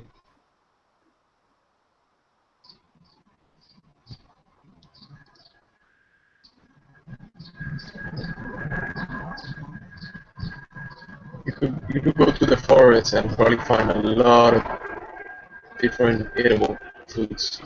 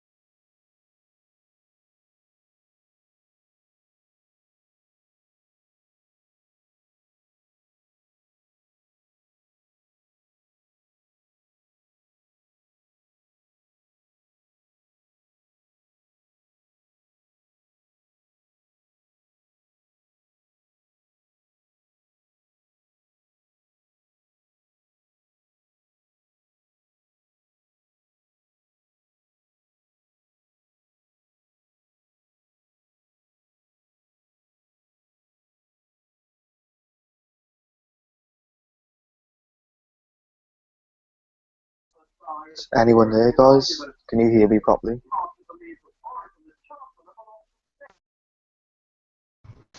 Yeah, I can hear you. Hey, I haven't asked, man. What's your name, brother? Or where you from? Are you from Portugal or Spain or something? I'm from the Caribbean. Nice. Is your channel the Truman Show? Yeah. No, I haven't uploaded videos or anything. I haven't been into YouTube too much. I'm just, hanging with you guys to hear some different angles and points of view to see what's going on. Yeah. Same here. Have you got nice views in the Caribbean? Could you walk to the beach in less than 15 minutes? Oh yeah, you could be in a rainforest. You could be like, up in the mountains, rainforest basically, and then in fairly 15 minutes you could be at the beach. That's cool. Is there coconuts growing along the shores? What fruit grows? Yes. I love coconuts, and they're amazing.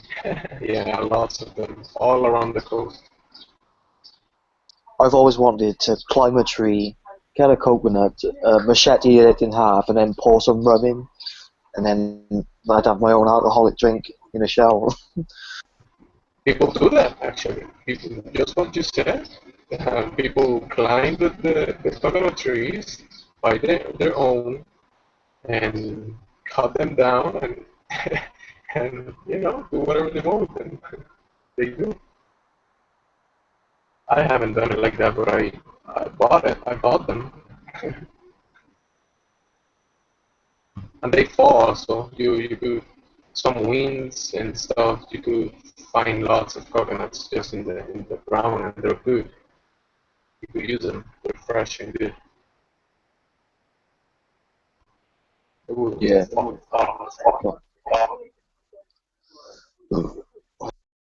was just muting myself. Sorry, bro. It's okay. Yeah. Yeah.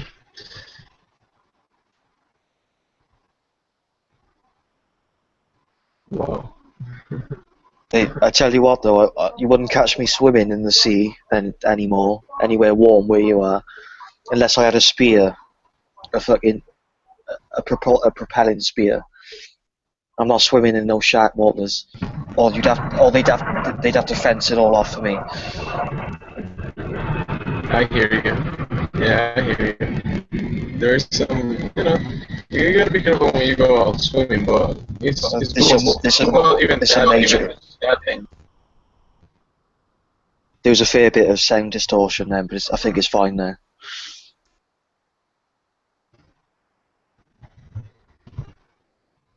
You see my screen? I'm sharing it. Yeah. On this tablet, I can only see the left-hand side of your screen, or like a shrink. It must be, unless it's a shrunk version. Now I can see 2/3 of the URL bar, so I can see the left side. I think it's because this model of tablet is not too great, but I can see half the left side of the map. Hey, that's some cool pictures. Wow, it's really nice. You could here on this beach, the water is so crystalline, like, and the sand is so very, very clean. There's some dry caves because there used to be military exercises close to these areas, but now it's. Oh, I remember seeing this one. I've been here. You can swim around. Yeah, is that called a cove? Would that be called a cove? That circular shape, something like that. But yeah, that's really blue. That's the kind. That's where if I could choose anywhere to be born, it'd be on a little island like that. You've got all the fish you can eat and coconuts and stuff, and then yams. Do you grow yams there? Oh yeah. Look at the palms, the coconut trees, all around. See all these coconut trees around. There's like you could go do a circle around the islands and you'll find them in abundance. If only I could swim to that island now. I'd just sit down on the beach and never leave.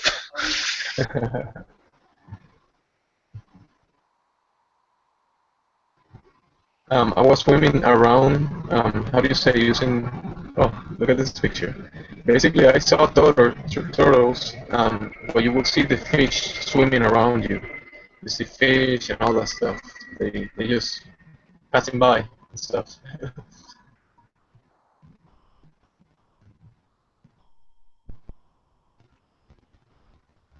Or like this, look.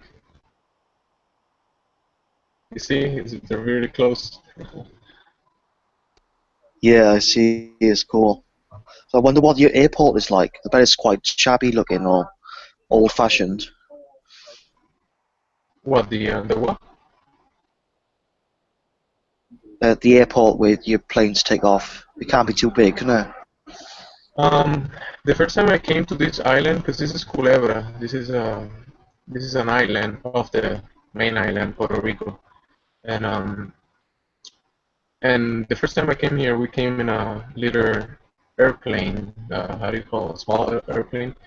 But then the second time, it's just a boat, like a kind of big boat that brings lots of people into it. But Yeah, I get what you're saying. in the island, there's a small airport, but then in the mainland, there's an an airport like probably in any state in the United States. You know, it's decently big, developed. Yeah, I know Puerto Rico, and that's a proper place. So I get that you would have taken a boat to the offshore island, or you could have taken one of them aeroplanes that can land on water as well. Wow, look at the wreckage of this tank, and they wrote apparently a peace sign, love, peace. The war didn't last too long. Now it's peaceful there. It's a good thing. Oops. Yeah, that's bad.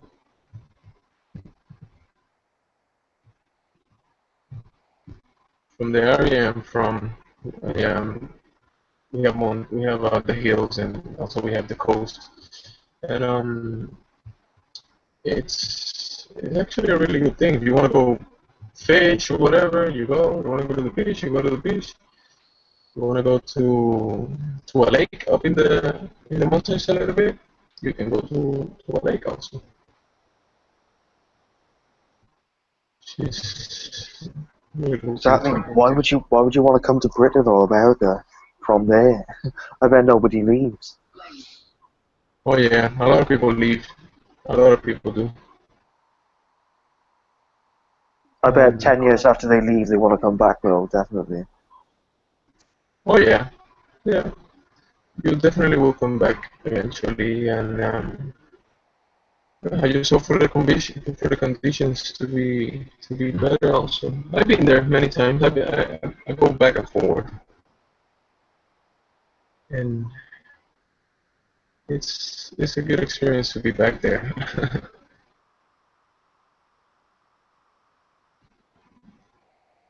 If you can see my icon, that's a beach on the west coast of Wales. It's called Freshwater West. It's a really nice place. It's got two beaches, Freshwater West and Freshwater East. But it's really quiet.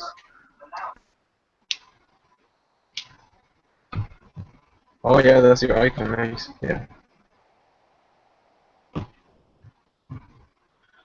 I've been in the water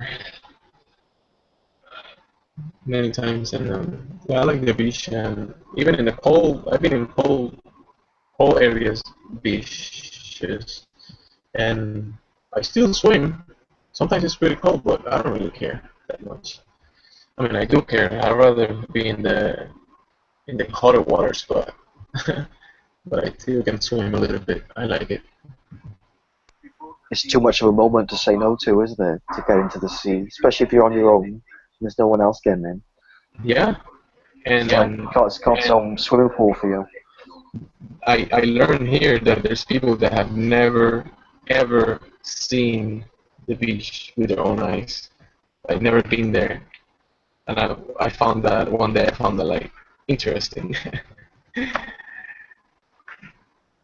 There's people who've never seen the beach. Yeah, especially in places like the Sahara Desert. They've definitely never, well, saying that they have got their own ocean, but most deserts they've never seen.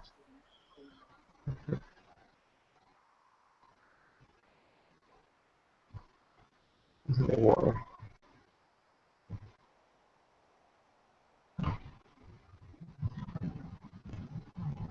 There's a beach.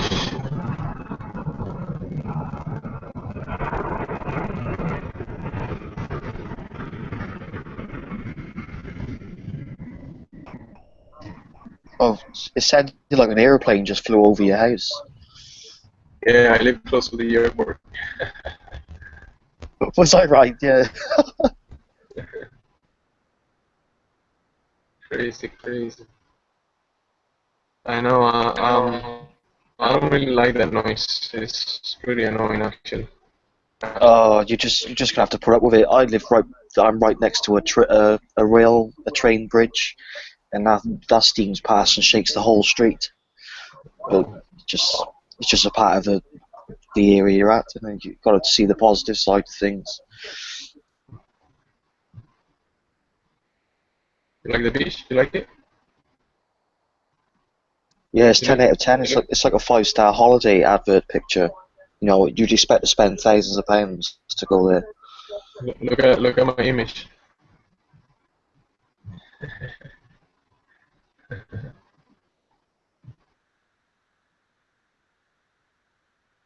Oh, look at this. Seen this? What on earth is that? No, what's that? That looks really strange. It looks like a small hill. It looks like a hill with the sea tide rushing up against it. I've never seen that.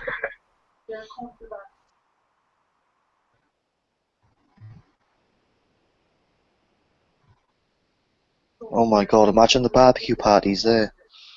What?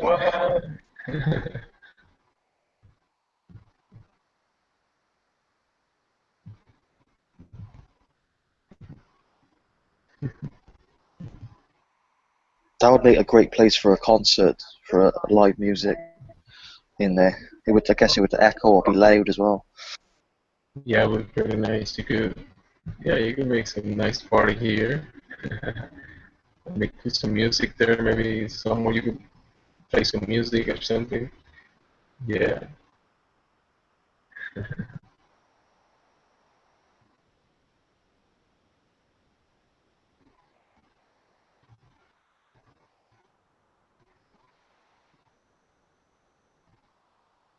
Look at the sun reflection in the water. I remember looking at this stuff when I was a little kid, and yeah, the sun looks closer than we've been told. Way closer. This line. It is literally physically impossible to see the sun that we see if it's 93 million miles away and traveling through all of space, past all the planets and black holes, galaxies. You know, light would be getting absorbed and refracted and bounced all over the place. It wouldn't arrive in a circle, a perfect moving circle. That's just the end of it, man. Yeah. 83 million miles away. And we wouldn't even be able to see the light. It would be like a dark spot or something.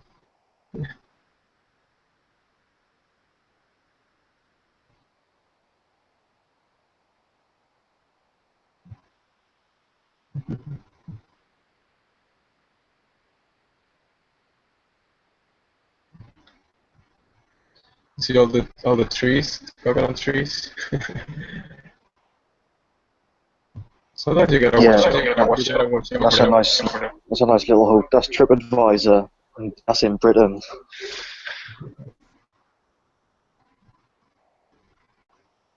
Some tall palms. Yay. What?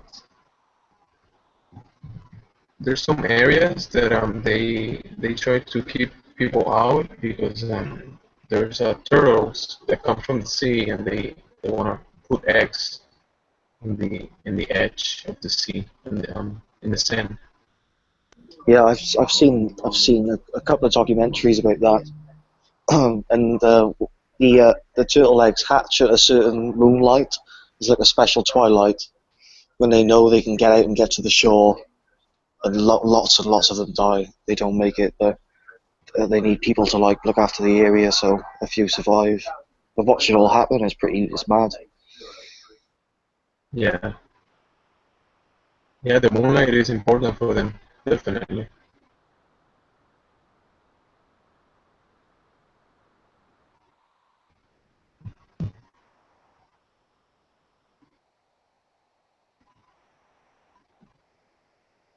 So it's interesting.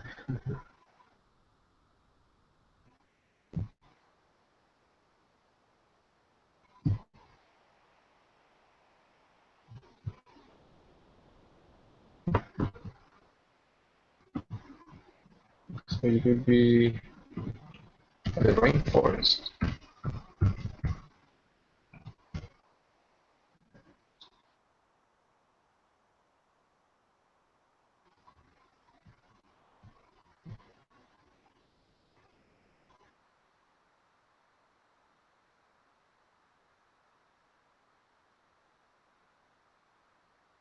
You see, from the rainforest, we can see the beach.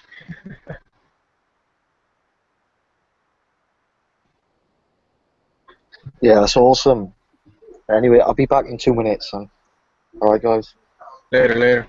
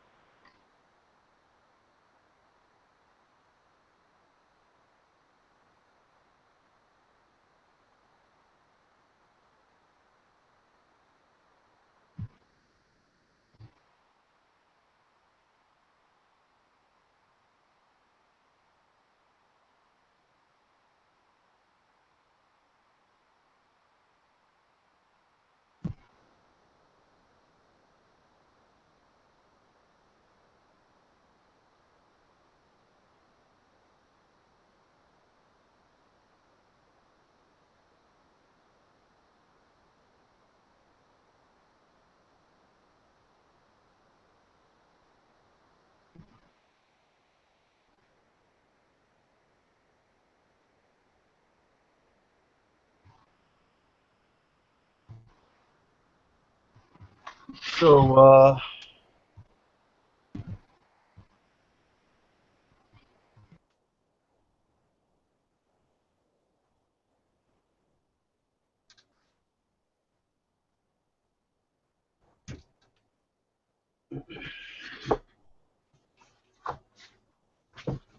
yeah.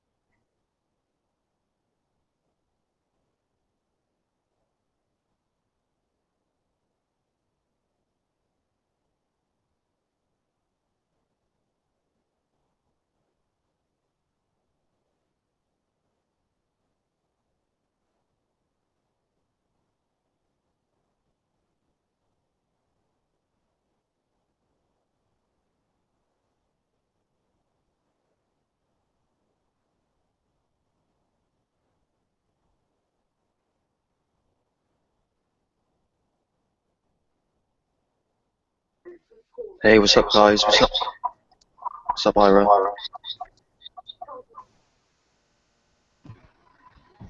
Yo, I'm here.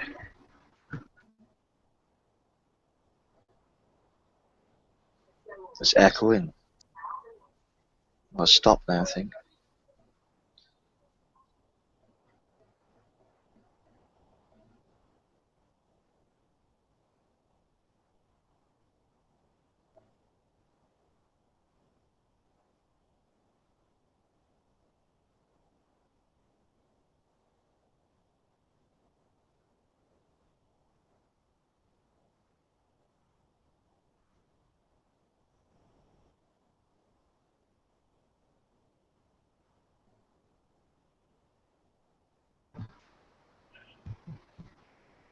You can go to the highest peak of the highest mountain in El Yunque, and then you could dig a hole and you will find like marine life in the soil. Like Yeah, where the island would have been under the sea level for thousands of years. Because islands are created by volcanoes, aren't they? So there must have been some kind of volcano that formed your little island. yeah, the sea levels have been different, and yeah, the volcanoes and all that stuff coming up. Yo. Yo. What do you think about volcanoes, Ira hoax? I don't know. What's up, y'all? Yo, Vider, welcome back, everybody. Everybody having a good Odin's Day? Yeah, it's been alright. It's been good. You guys been good. Yeah, you know why Odin's Day is in the middle of the week? Because he's in the middle of the world at the North Pole. Well, that makes sense, doesn't it? What is his day? Wednesday? Or Wednesday and a half? Yeah, Wotan's Day. Yeah. Well, yeah, but isn't there? Oh, never mind. Yeah, it literally is Odin's Day, and tomorrow's Thor's Day. I'm gonna get fucked up, bro.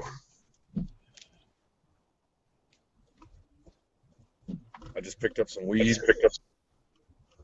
Fucking, I'm ready to rock and roll, bro. Nice fighter. What'd you get? Half a quarter or $20 worth? I just got 20. I'm kind of broke right now, but whatever will work. Whatever keeps me from stabbing people. I'm not. Yeah, you're like my twin brother. That's what he's like. He needs his stuff or he hates the world. He'll eat it up. I had to talk with Michael, and I think I should probably just stop stabbing people. I don't know. Shut up, motherfuckers! What's that?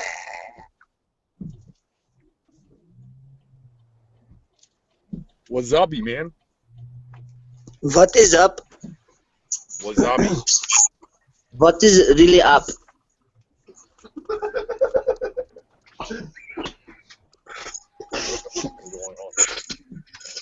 What the fuck is up? Hello, Beaton. The fuck?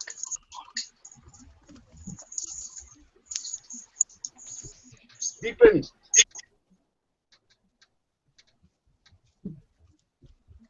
Beepin, where's Stephen? Hey guys. We gotta get Stephen here. Hold on. Yeah. We gotta get Stephen here. Do you guys want to hear about the cellular? Pardon me? Are you done Do you sucking guys your want uncle's cock? to brain inside your penis? Guys, come on, guys. I don't fuck my uncle. I don't suck dicks. I just wanted to come in here and tell you about the cellular concave Earth that's inside my asshole where my head is. Man, fuck you, Steven. Man, oh yeah, this motherfucker's a cock blocker. That's what you are, man. I just want to like come in here and tell you about the concave vagina that my wife has. It's very deep.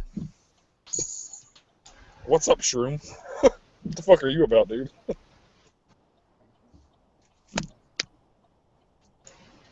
Yeah, Shroom. Tell me about your wife's concave vagina hole.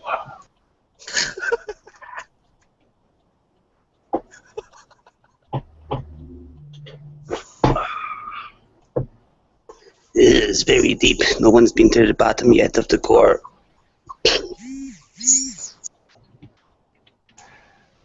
Wow, it's really interesting. So you're saying she's got a deep... No one has calculated the circumference of it. Wow, so it must be pretty gapey. My asshole's agape with love. For you.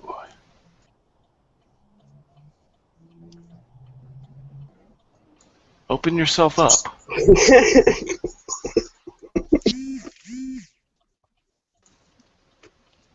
Let me in. Does your tiny implant have access to your asshole? Yeah, there's plenty of room up here, guys.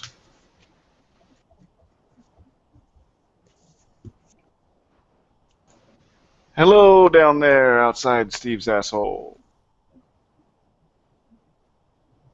You guys... Steve's asshole decides to come. Steve, how take communion from within your ass? Does concave Earth come out your asshole No, concave in the morning? is inside me.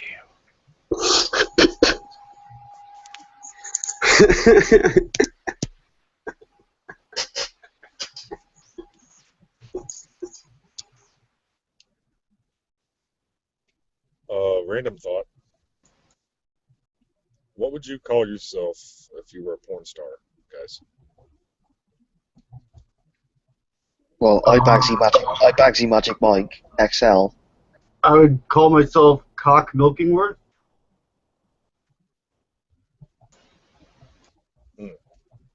Like, I don't call even know. myself I just the Milky Way.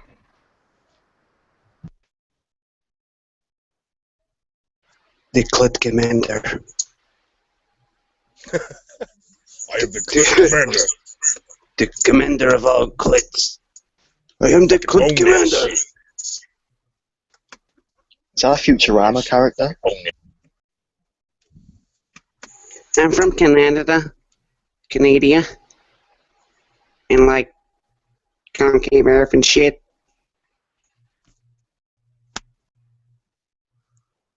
I mean, I don't understand why you guys don't think you live on a concave, like on the inside of a ball, like kind of like What does a concave hamster. even mean? Like imagine a hamster like a ball running around. Like that's where we live, obviously. And It's a flat earth.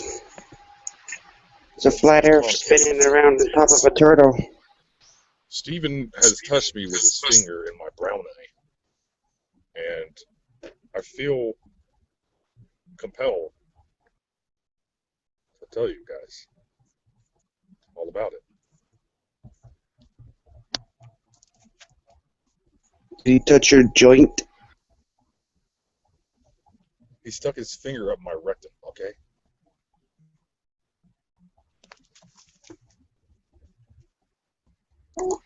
Did he smell his finger after it? Did it smell like shit? He licked it. He's like, that's how he gets his powers. That's where he gets his vitamins. Look, guys, the true power comes when you let me give you the finger of truth. Without the finger of truth inside you, you'll never be able to see. You'll always be blind. You will always be blind by the truth. Until you do the fucking concave ass shit.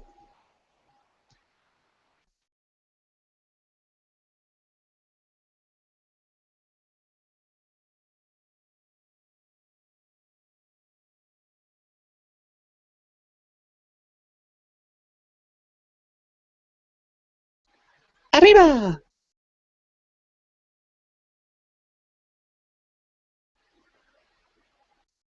Ira, show yourself. Quit hiding.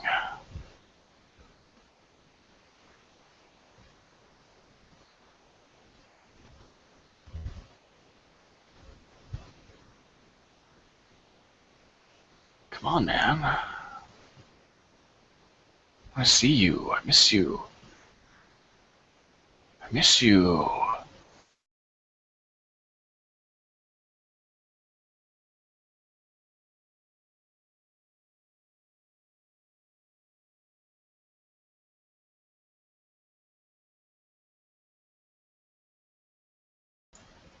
Ira, my baby boy. Come on, son.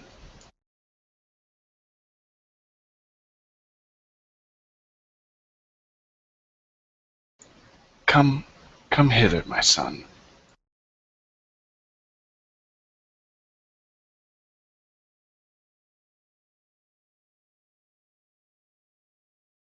Curtis Price, why don't you go ahead and join us in here, and you can give us a piece of your mind. So many people in here, no one talking.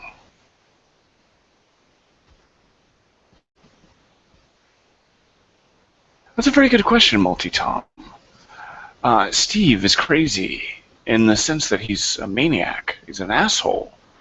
His followers, though devout, are simply misguided, looking for a father figure perhaps, and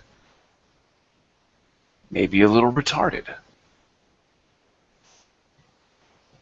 But see, there's so much room inside Steve's asshole where his head is, and that's where you have to go. You have to jam your head up his asshole in order to think he's God. And once your head is far enough up his ass, then they get to see the concave, the concavity, the cavity where people get conned. Once they do the full cavity search.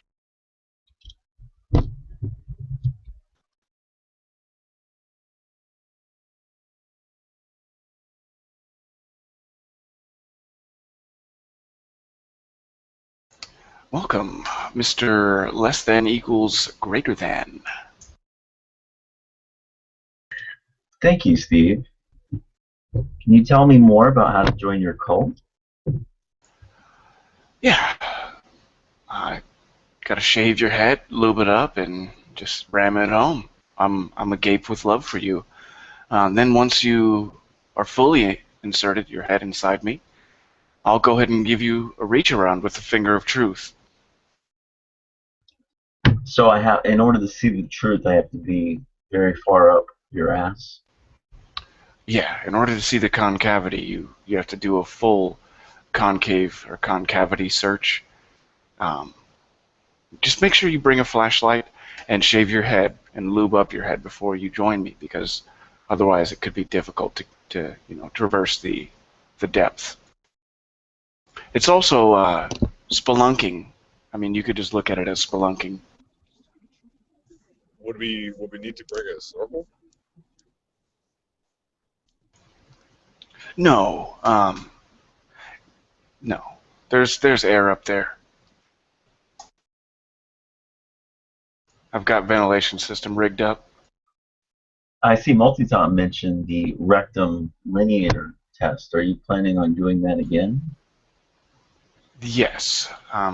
The rectum lineator test is different than the rectal lineator test. The rectum lineator is going to find the concavity of my butt pipe.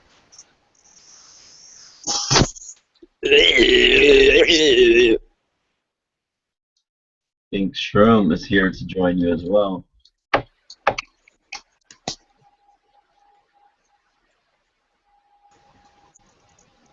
Oh, Shroom. My sweet, sweet baby Shroom. Like I'm cracking up over here. You're fucked up.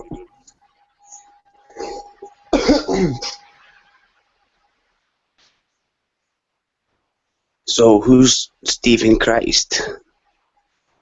I'm from California, man. It's a very good question. Who is Stephen Christ? Well, Stephen Christ is the 9th iteration of the line of Koresh. Does he smoke crack? Does he smoke dick crack? No, just Does he free base. Does he put that pipe? Does he smoke the shisha bong? Does he smoke on that cracky stuff? Yeah, we do smoke crack up here in my ass. Sometimes we hotbox it up here. Crack smoke.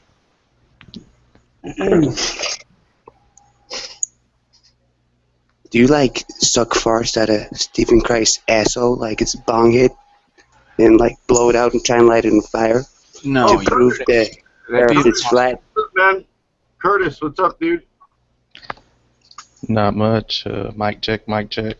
That's a nice celestial sphere you got there. Did you just like shit that out of your asshole or some shit?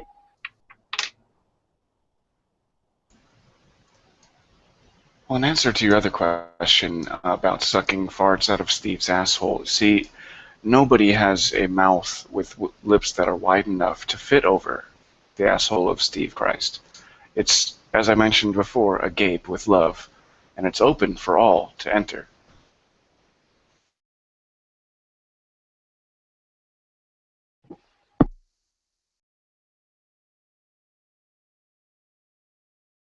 Do you stick your head up it like you were saying before with lube and shit? I'm speaking to you from within the depths.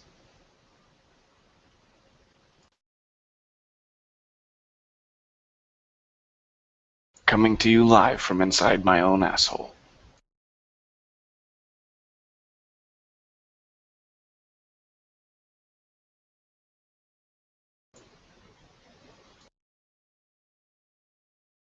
Coming to you live from... I'm gonna go now. Goodbye, asshole. Why did the asshole go away, man? Wop, bop, bop, bop, man, do.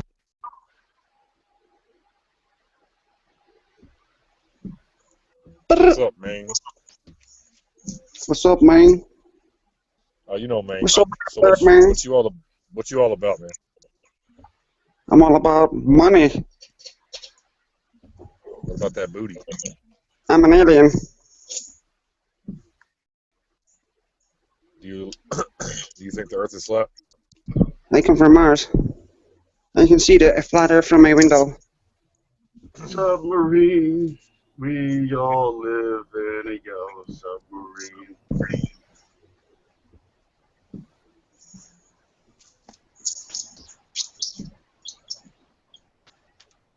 Can you balance an ass on your shoulders, man? Shut baba doo bop dap bamboo. Nigger. Shut the fuck up, dude. Fucking nigger. Can you balance an ass on your shoulders? Yes. Yeah, man, it's called your head. Language You war. but It's called head. giving a You girl better a not. piggyback ride. But you never gave somebody a piggyback ride, dude? Oh, Lord Stephen Christ. This is Spaceman. Y'all bunch of fucking flat-tards. Fucking flat-tards. Gonna go nowhere in their life. Fucking flat-tards. Gonna amount to nothing. No good piece of shit assholes. Fucking flat-tards. I'm Spaceman. Flat motherfucking turd. Vidal, that was pretty good, man. You're getting as good as Hitch. I'm getting there, Shut man. up, flat-tard. We should all just do Spaceman voice just one day. Talk to each Get other. on the fucking education, Texas. Alright. Fuck you, flat-tard. I'm eating a cold cut right now. But go outside and fucking you to understand. You're a fucking idiot. You've got no education. Not like me. I've got 10 years of education. I'm overeducated. I'm a fucking alcoholic. You just don't understand. You're just a flat tard. You're just not answering the question. Fucking flat tard. But, Spaceman, you're trying to tell me that the atmosphere is like a fucking river, and that the pilots, The gravity. you know, like they don't have to account for the spinning of the Earth. They just look out how fast the wind's going. That's exactly what the fuck I'm saying, flat-tard. How do you not understand this, Vidar? You think Odin gave you a little bit more sense. Man, fuck you, Spaceman. You don't know shit You're about smoking all that crack. Yo, smoking all that crack, motherfuckers. Man, fuck y'all, dude. Fuck Spaceman especially. Fucking ball-tard. Fuck bitch. Fuck your couch, motherfucker. Y'all ain't got shit. Fuck with me. Dude, Fuck with me. Vidal, sometimes you sound like someone off the dark web. Someone like who like videos murdering people and gets paid in bitcoins. Somebody said I sound like the dude off Silence of the Lambs. Oh no, I don't know about that. You just sound like a hardcore serial killer. Well, Curtis Price left. Yes, he came back on and said something. Now that everybody's acquainted in the room here. What's that? Curtis Price was in. He came into chat, but he left. Oh, in the chat box? No, he was in this hangout. Oh, okay, yeah, he was. Man, it says who the Michael fuck is this Curtis Price motherfucker, man? I don't think there is a such thing as loving God too much. What the fuck is this dude like?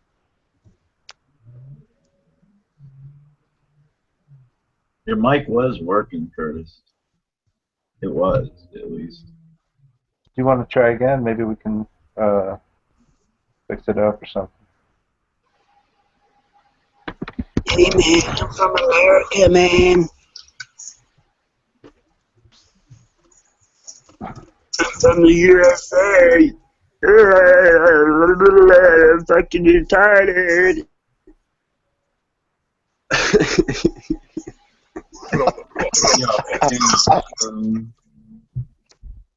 on that lotion, boy. Make you whip that ass. Get over here, motherfucker. Yo, little bitches. Fucking muted me, little bitches. Little bitches. Boy, man. Little dusty ass boy. Come over here. I'm gonna fucking stab No, you. we've got free speech in this. Come over here. I'm gonna stab you with my fucking dick. Man, fuck you, Curtis. Talking shit, motherfucker. Man, fuck you, I'm here. Can you hear me? Man, There you go. man, shit, man. You don't know nothing. Shut up. Come over here. I'm gonna fucking stab you. Easy, Vidar, easy. Yeah, Vidar, man, they're banning free speech. You're gonna have this. There's gonna be a drone with Vidar's name on it. Drone just for him. Hey, I was just kidding about talking shit about you. I'm just bored. I like to talk. Yeah, it's all good, man. I'm just fucking around just like you. Cool. Shit, baby. Oh, what's up, Cumby? No, this is, We need to get Quintana back in here. That shit's hilarious. Is that Cumby? No, it's not coming. I was doing his move. Oh, I was like, what the fuck happened to Cumby, dude? Where'd he go? I think Quintana. Hello? She'll detect thing. I think it's Hello, this is the Dick Earth Convention. 909-319. 901-391-219, Flat Earth Convention. Coming near you, right in front of your fucking face. Shroom is off the chain. Flat Earth Convention. Is this the Flat Earth Convention? Am I in the right place? Am I talking about the right subject? Okay, I think this dude's like straight up troll.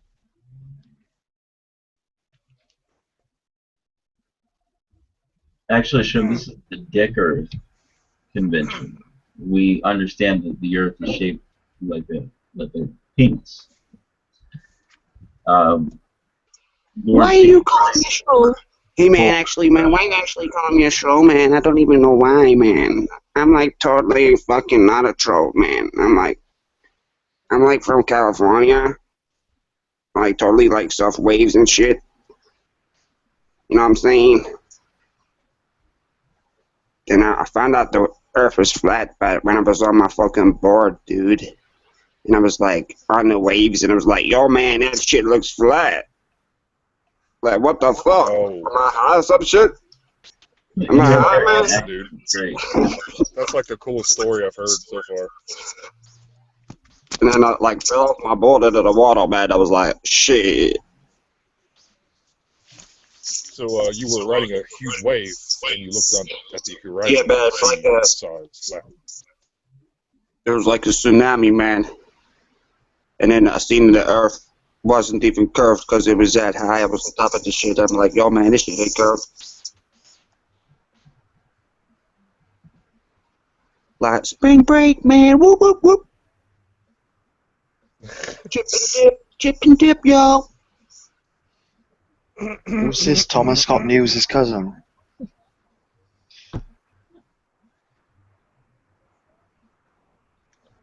Are you a homosexual? You're actually homosexual, man. You smoke dicks, man. You smoke them penises. I only smoke my own penis. You try to smoke your own penis, man. Yes, that's what you do. So long I could do it. What the fuck? What, you never tried it? Hell no, man. What the fuck would I want to suck my own dick for, man? That's fucked up Fucking shit. kidding me? Think about blowjobs any time of the day you want. I ain't sucking my own dick. You want to suck my dick? I ain't sucking my own dick. You don't want to try to say you want to suck your own dick? This is an extra special kind of troll.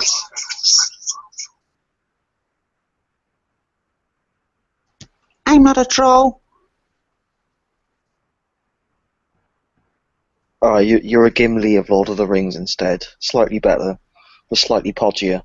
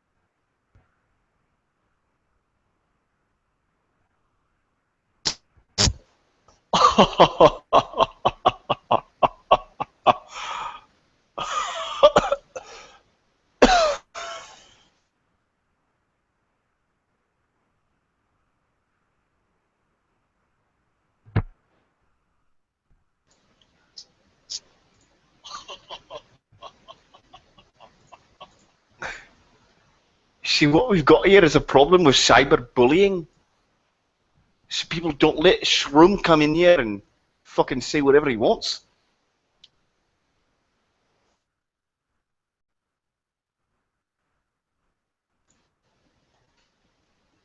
Alright, I'm gonna do a Shroom impression.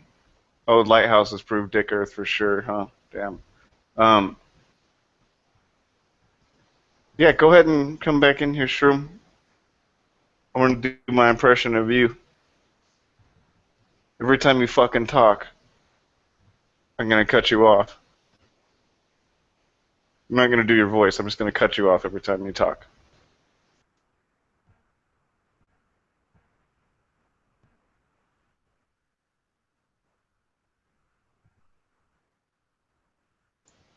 What's with the little spinny thing, Snack?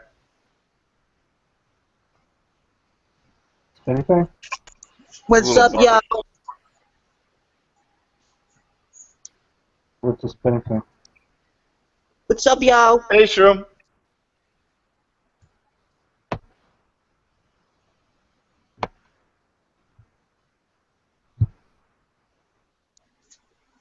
What y'all Hey, doing, man, well, that's cool.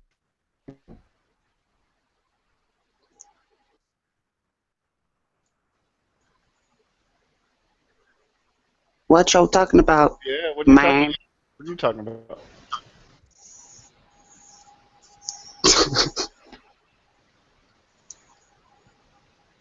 You're the real Stephen Christ, motherfucker. What do you mean, man?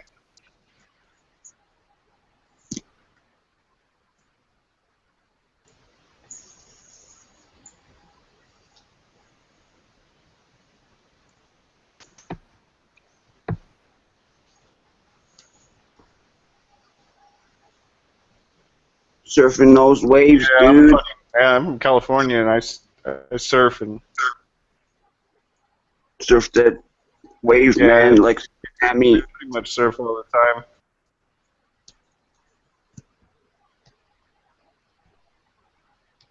smoking that crack.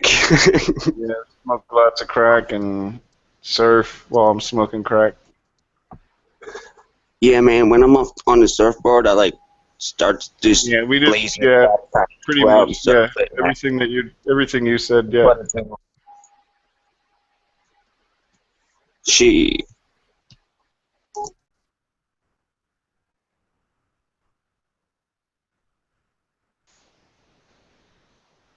Where'd you go, man?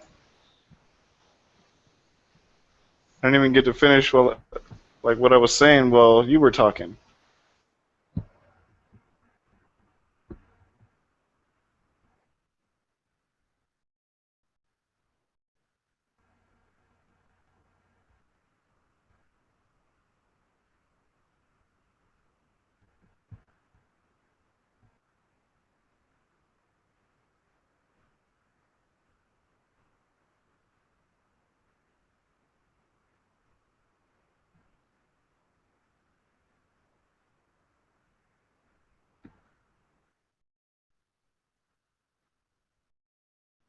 So what's going on, everybody? I'm just hanging out. All the way. All the way out. All right. I know this is supposed to be a limited hangout, but Is Curtis still here? Does he want to? Does his mic work? Hey, rest easy. Curtis is on the case. I don't think Yeah, I he's been know. on the hangout before. I know Curtis, man. Curtis, man, that guy done his free. He gave me his colored TV, man. It's one of the bigger Right. heavy. Hey. I'm back, man. Had to talk to the wife. Ooh. So what are we doing? Proving a dick earth right now?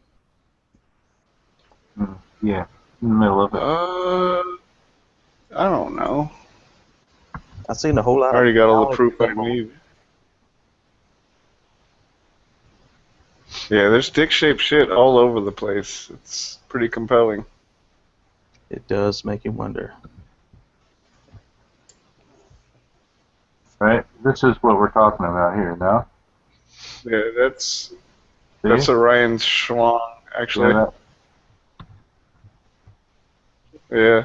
it would be, yeah, because of the belt. Well, No, it's the nebula that you're looking for, the cock. okay, so this is the dangle wire. Yeah. That's the angle of the dangle right there. Yep. So, right.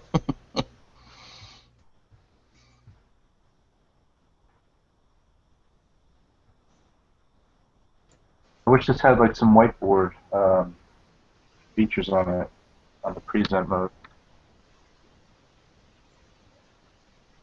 Present. Oh, look at this one here. Yeah, it's like, yeah, it's in quotes. Belt. Right, yeah. Uh-huh. Orion's best. This is the Orion's best nebula, fellas? Oh, yeah, it's got like a crew neck. That's really He has a cool. whole wardrobe. Basically, yeah, he's got like a winter, summer wardrobe. They can dress him up like a Barbie, kind of. Oh, that's different. so cute. You know, when there's Oh my gosh. Stop it. Oh my god. It's springtime, Orion. You can have like a Jeep and a surfboard and live out in California. That would be so cute. This is somewhat indicative. This is sort of an indicator. It's just like, yeah, this is somewhat indicative. Only a little bit. See how this looks? Yeah. And then let's I'm go to thinking the about getting that go to pattern one- tattooed on my shaft. And let's go here. Okay. You see? First they're being nice, yeah. you know? You didn't The want to two- throw it out there. This is actually a reference to docking.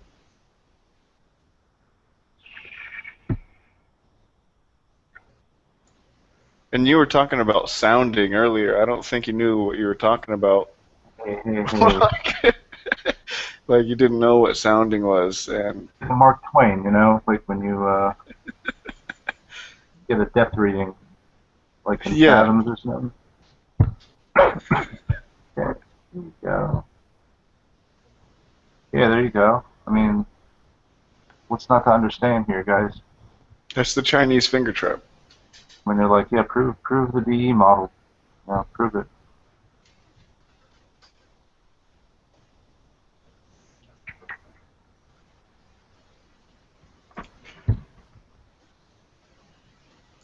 Well, that's probably not good. Oops, sorry. This is not like really not cool. I'm gonna show you this just because you're showing shit. Okay. What? What do you mean? So these things, those are sounders. Are you over screen sharing me right now? I don't know. Yeah, I don't think so. Okay. No, you can just like look at it on the hangout. Oh right. Okay. Let me just find like a good picture to leave this on. Yeah, barber pole, not too bad, right? Other stuff, who knows? Yeah, this is all this shit is for sounding, bro. They up, jam I'm all sorry. this shit up their pee holes, man. Yeah, wait. Okay. Alright. Whoa. Oh wow. That is an interesting choice of pastime. Dude, yeah, like this guy's he's a body mod guy. You could tell he's like a modder. Yeah. He's like, yeah, this is, you know where this is going, like. Wow, sounding for prostate. Oh my god, dude. No. Alright, yeah, I'm done. Yeah. I just gotta say, ow. Alright. Wow. Okay. Alright, but this is really all just about finding synergies and connections between different things.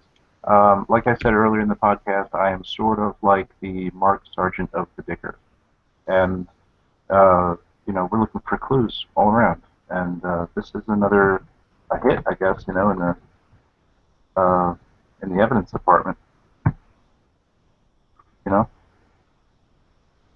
Yeah, I definitely think you're on the road to being the mirror image of Mark Sargent. I think you just need a slightly more iconic, unrealistic icon picture, like your Sherlock Holmes / that great adventurer guy. But really, you're just a middle-aged know-it-all. I think there's the answer right there. The mustache. You just need a fucking crazy mustache, and then you're as legit as you can come.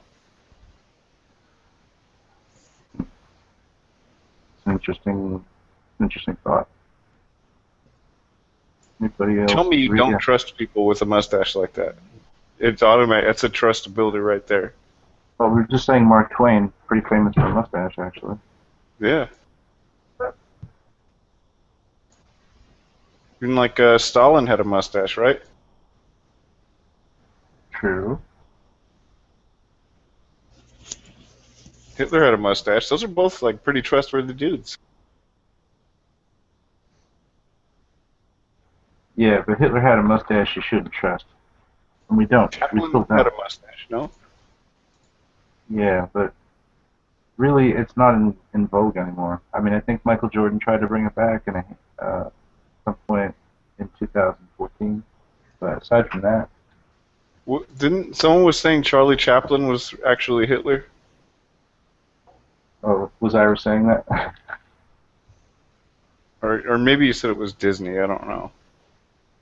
Oh yeah, there's guys, have you heard the story that Hitler's team used to feed him crystal meth before his speeches? People used to tell me that, and I could never quite believe it, but I think they did. Do you know anyone know of that? Well, they just told him it was really good for him, like good for his speeches, good for his campaign. But supposedly, he was on all sorts of drugs. Not that this takes any blame away from him, but it's a bit of a strange one. You think he was fanatical and like, sensible in his own mind as far as drug taking and stuff. But...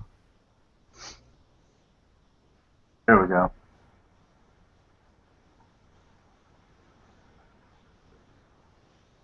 Kind of a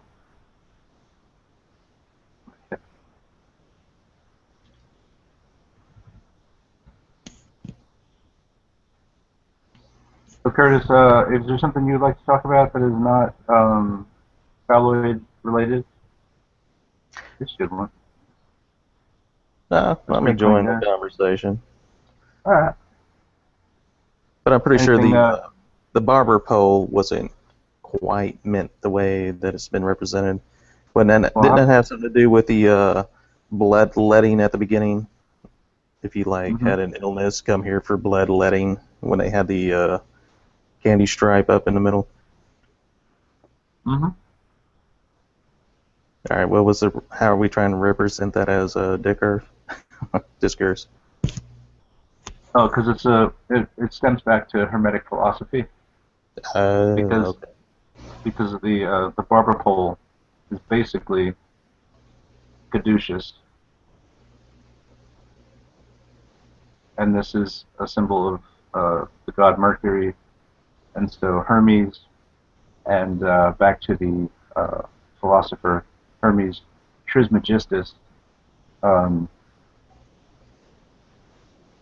who taught the ancient Hermetic knowledge. So this is like one of the foundational pieces of our puzzle. Okay, yeah, I might have fell asleep during that part of the conversation. All right. Do you have any questions on that? No, I'm good. I actually knew everything you just said. I'm just playing. All right. So you're familiar with some of the jargon that we've got going on. As far as the active vocabulary that we use to describe a series of phenomena. As in, like, the false dichotomy, the logical fallacy. I mean, you're familiar with these ideas and. Yes, I understand where you're going with Dick Earth. Yeah. Okay. All right. Cool.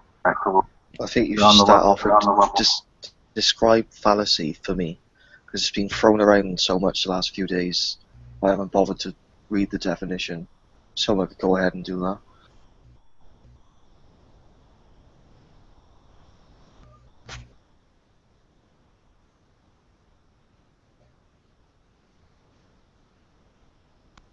Can you guys hear me properly now? Well, fallacy. You want the English language root definitions and stuff? Yeah, might as well. That'll come with a descriptive sentence, should do. Oh.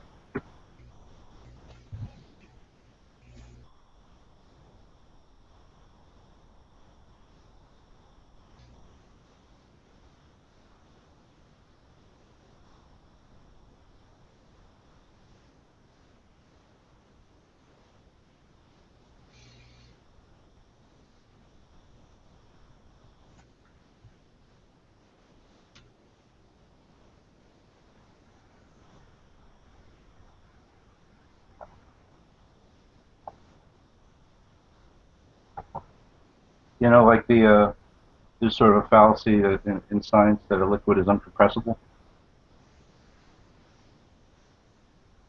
What, that a liquid is uncompressible?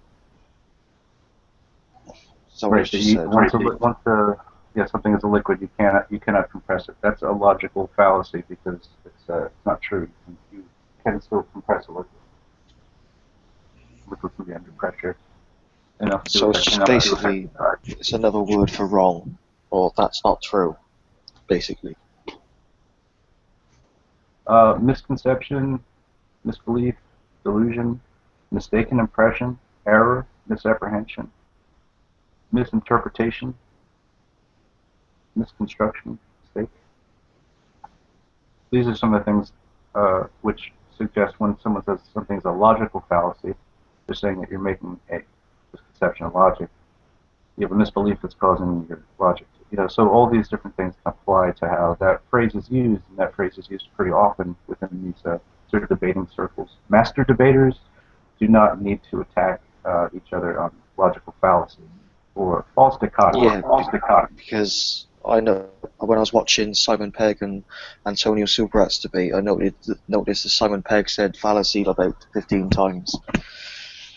If you know who Simon Pegg is, don't you? not especially.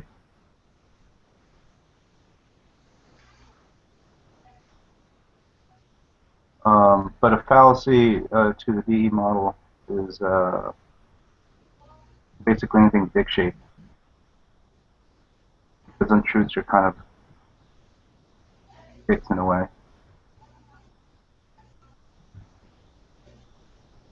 You know what I mean? Like, we don't even know the real deal. Why are these like this? You know, what's the whole story? It's not just construction, right? Yeah, if you listen to the history books of Egypt, it always represented a phallic image, and it's been all over their hieroglyphics, all the ancient rulers of Egypt.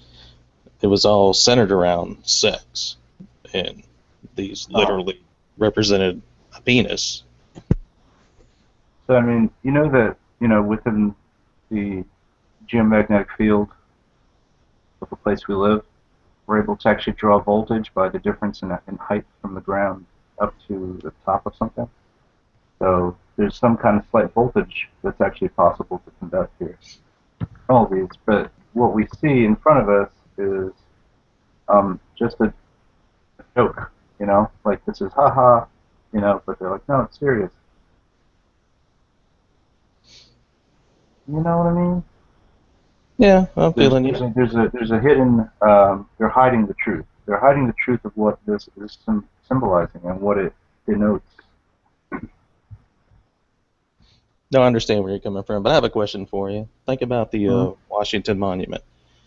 Why do you think they, if we're being ruled by the elite, why the construction stopped and it took a few more years before it began again? You would think they would have never stopped the construction on that, don't you think? Let me light my cigarette 1 second. I mean, believe me, I do understand that more than likely the elite had control of that phallic symbol, but I'm just saying, I just find it curious that they had a delay in beginning and ending of that structure when, you would think being in control, they could have just finished that anyway.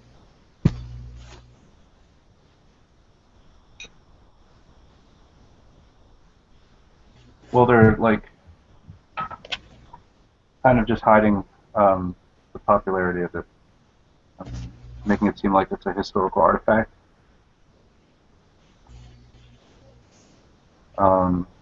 These things are good site markers, but I think there's a little bit more to it than that. They're good markers in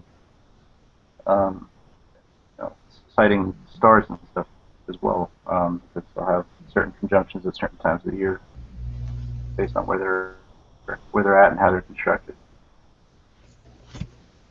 But you usually see these as two pillars, you'll find, I think, and it's almost like all the telephone poles that we have. So I don't know. There's a weird parallel between I should find that. Like radio towers, all these things. It goes back so far. We think we're in this very high tech age. But essentially we're using antenna. We're using the shape, and I don't know. No, I understand. We've got questions. We've got questions, and we want answers. Yeah. No, I believe that the ancient cultures are far misunderstood. I believe there's way, higher intelligence than we give them credit for, but at the same time, how do we know? I mean, it's hard. You really can't trust history, so hard to say, but more than likely. But is there some kind of a culture? Hey guys. Hey. Is there like an information? Can you hear me? Is there like an information that's being kind of hidden here? Look at the I can hear you. That's on the ground. Look at the information overload. It braids here, like The whole obelisk discussion. It absolutely does. Yeah, can you hear me? With everything. Yeah, we can hear you. Know about it. Yeah, there's something that's very, very fucking strange. I don't know. Yeah, at the risk of sounding like, Michael Caine. not many people seem to know this, but do you know the biggest obelisk allegedly in Europe, and I'm including Ireland, just the whole concept of the European thing, right? You'd imagine that it would be in the Vatican or somewhere like that, or maybe Paris, because I've been to Paris and I've seen some feckin' giant structures over there in the city centre. But no, it's not. It's here in feckin' Ireland. Go Google that one, right? It's actually bigger than the one that's in St. Peter's Square, and it was built allegedly back in the 1800s, and it's in a place in Dublin called the Phoenix Park.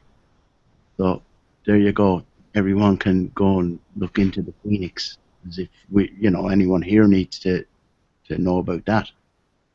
But here's the other strange thing about the whole Phoenix Park is that there is an old house there, like a mansion type thing, and that's called that's where they ensconce the president, which is like only a figurehead here. And the Dublin Zoo, that's in the Phoenix Park as well. But over the past few years, very strange things have happened. They've actually installed the American Embassy in the Phoenix Park, right? And also they built a new, there you go, thanks for putting that up there. That obelisk, right, that's the biggest one, allegedly in Europe anyway, if you want to consider Ireland being in Europe. But as far as I'm concerned, we're an island in the Atlantic. But yeah, so then what did they do as well? If you want to Google images as well, the new criminal courts in Dublin, which is also in the grounds of the Phoenix Park.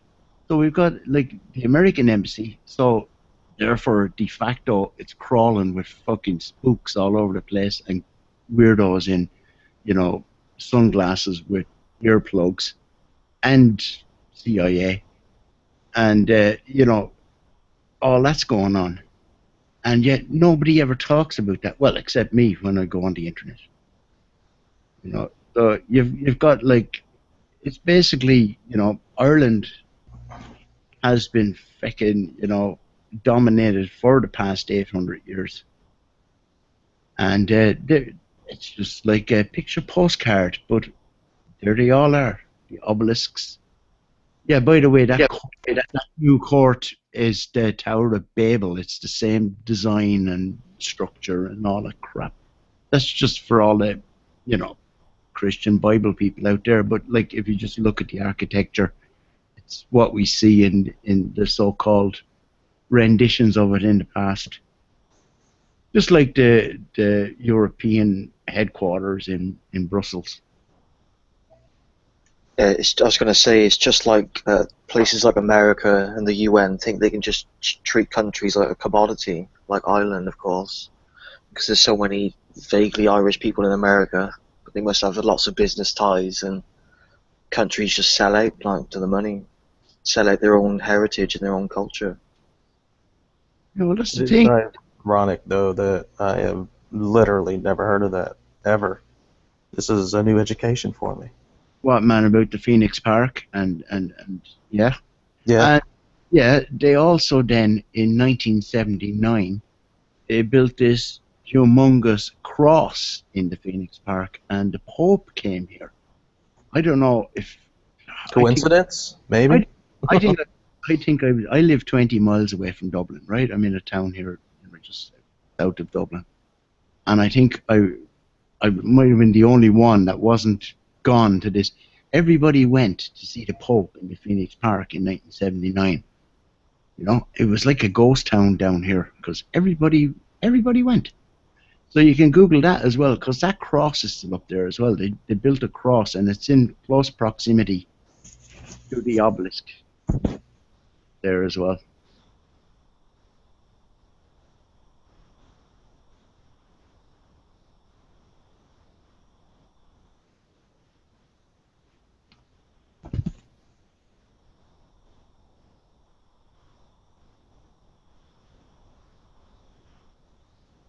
the funny thing about the American embassy, that they moved that inside so-called perimeter of this Phoenix Park.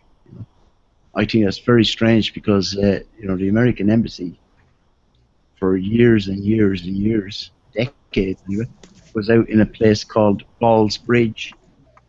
It's Balls Bridge. That's somewhere else you can look up. It's Balls Bridge, and that was like something out of the talk about Lost in Space. It looked like the Jupiter 2, except it was surrounded by, this 1940s type Art Deco, on the outside of it. And that in itself stood out. It just stood out a mile. But yeah, all of a sudden it's been moved, inside the perimeter of the Phoenix Park. Oh, and another thing, man, you're amazed with the obelisk thing. There's something else that I've been banging on about. The biggest. What are you banging on about? The second biggest, what do you call it, Masonic Lodge, right, in the world, is in Dublin, and it's in Molesworth Street, and it's right facing the Irish government buildings, which, by the way, were designed by the same guy who designed the White House, and they're the exact same replica. It's like as if you built one house in Ireland and built another one in America, except the one in America, has a nice big lawn and you can zoom out. The one in Ireland is like in a fucking side street, and around. That's got to be up there with the biggest bribes ever. You know how much money Scientology had. Yeah. They would have founded a church or a place in Ireland because Ireland's independent. They wouldn't have to follow I remember. world laws. Yeah, I remember about 7 or 8 years ago. We were all up in Dublin. There was a good few of us gathered up in Dublin to celebrate Ireland's Independence Day, which is like the 21st of January. And we just happened to turn around and walk down the street, and here's this, someone pointed out, oh, there's that bloody Masonic Lodge. So like we all just went up and knocked on the door, and this guy answered, and like it was really fucking freaky. He goes, oh no, we do tours, But like there was about 20 of us standing there. I said, come on, can you not let us in and have a look around at least, just private tour or whatever. And funny enough, he agreed in the end, and as long as we just stayed around in the bottom part, and we went around and looked, and it was like a museum. They had glass cases and all these weird exhibits. But what I noticed was lots of Stars of David, lots of weird aprons, and just strange stuff. Did they build it next to a fire station? No, there was no fire station beside it, man. No, you can go Google it, like the Masonic Lodge in Molesworth Street in Dublin. Well, I was just saying that because the one in my town is built right next to a fire station. I think that's funny. All right. Yeah, they've got a corner on the fire station as well. Oh, it's by the police station too. So. There you go. So someone goes, starts a fire. David. Yeah, everyone else goes out, puts the fire out, and then someone else goes and and it's all like an economy of the bizarre. Wow. I think that's what we're living in, but the thing is, all these symbols are right slap damn in my face over here in Ireland. But there's more and more people every day that are just getting pissed off with the whole bullshit shenanigans, So there's a lot of immigrant crisis over there. There's plenty of them too, But the thing is, this is more of the problem of people actually realizing, that these people who are doing this, it's not the immigrants' fault in a way either. They're just saying, they're just brainwashed to the same degree as everybody else.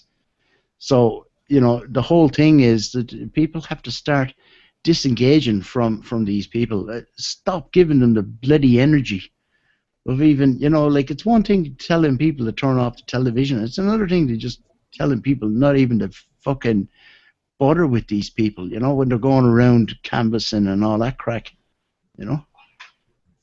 It's I know that's a simplistic thing, but like it's like each and everyone is, you know, they have an answer.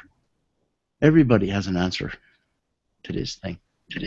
I do think that slowly the mainstream is becoming less important compared to stuff like YouTube and video chats.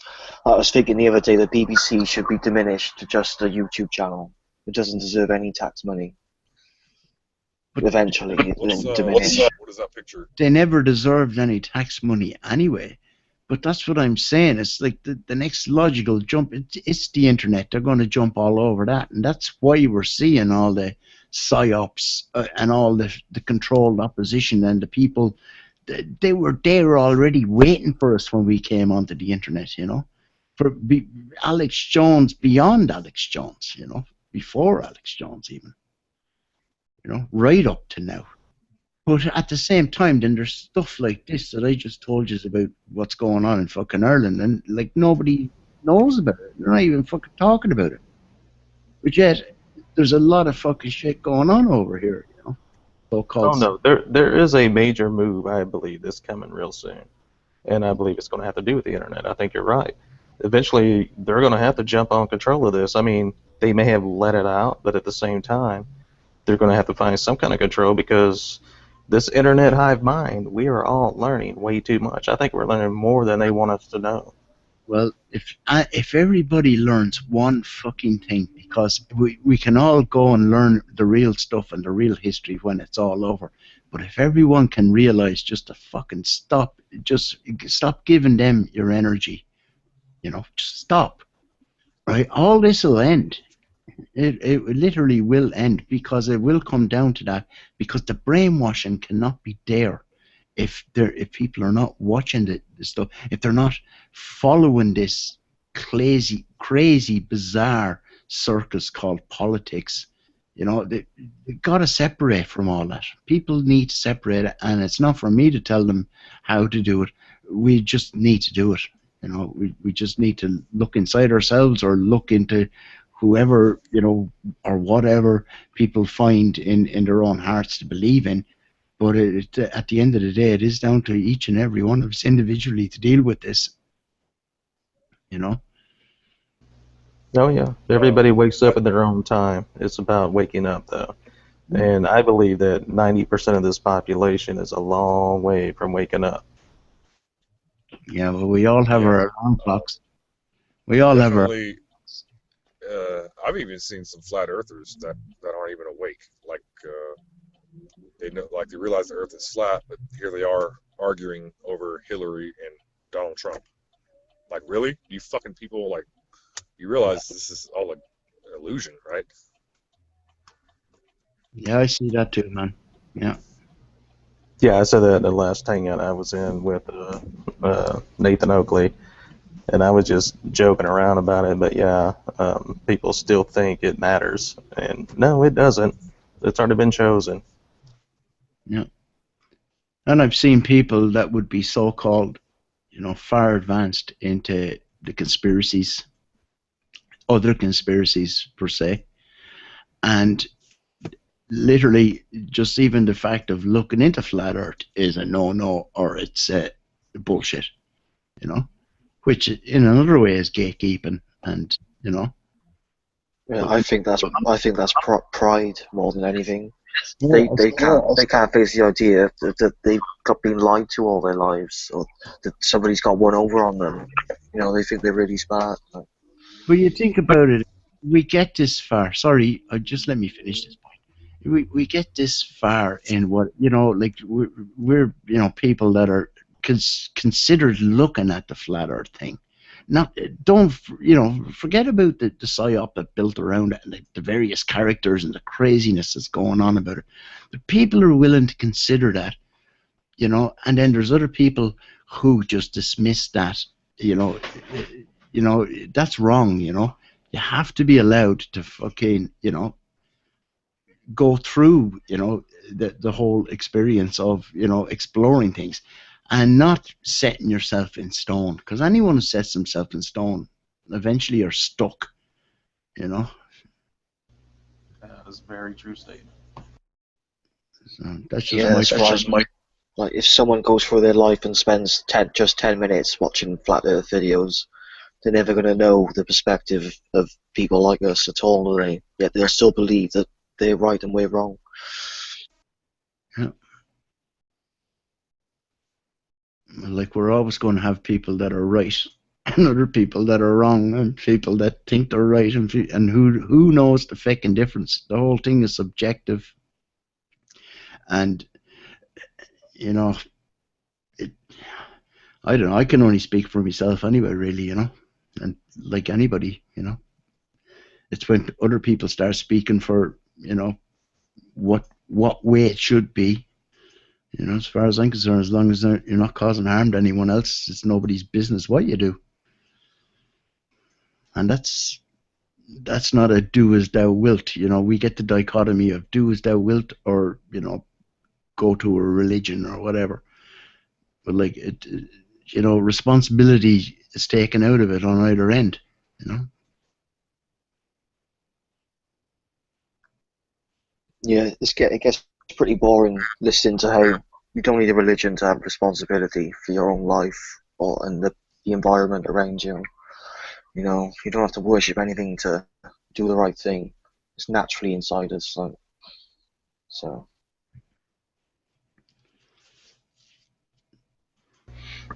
Yeah, that was a hard watch on the Nathan Oakley thing. Non-stop religion this, religion that. In reality, it is coming from within. I mean, do any of us truly know which religion is correct? I mean, please, someone tell me which one's correct, which ones are giving you the false bullshit. Anyone? There's definitely not enough time in life to go through every one, that's for sure. No, none of us know. Look, we're all born with a sense of fucking right and wrong. That's one thing. You don't need a book. You don't need anyone else to really tell you that. You know, that's empirical to everybody. You know, and everything else has been foisted upon people, really. You know, that's what I think. So who's to say what? But like, I don't like anybody who's preaching or trying to tell me what to do. You know, I'm not causing harm to anyone else. Nobody should be telling me what to do. No one should be telling you what to do. Then they bring in a whole financial admiralty system and blah, blah, bloody blah. You know, I'm not going to bore everybody with that, all that angle of stuff. But that's all out there as well. You know, so it depends on who it is. But like, if you're up against a group of people who like are fucking brainwashed or indoctrinated, and they just believe something, and they're given a uniform, and they dress up in a costume, and all of a sudden, you know, you're just surrounded by this bullshit. Well, you know, that's what we're up against now. You know, that's what everybody's really up against. And people can argue till the cows come home about whatever religion it is, but it really is down to that. It's what other people think that they can do to other people, when really we all start off equal. Where's the real equality? You know, it's not there. Well, it is there. People can just take it back up. You know, it's only gone because people don't know about it. You know, just take it back up. Yeah, it makes you feel like the human rights campaigns just don't go anywhere, or they're not on the right track, because it's not. When has any human rights been put forward in front of money? Never.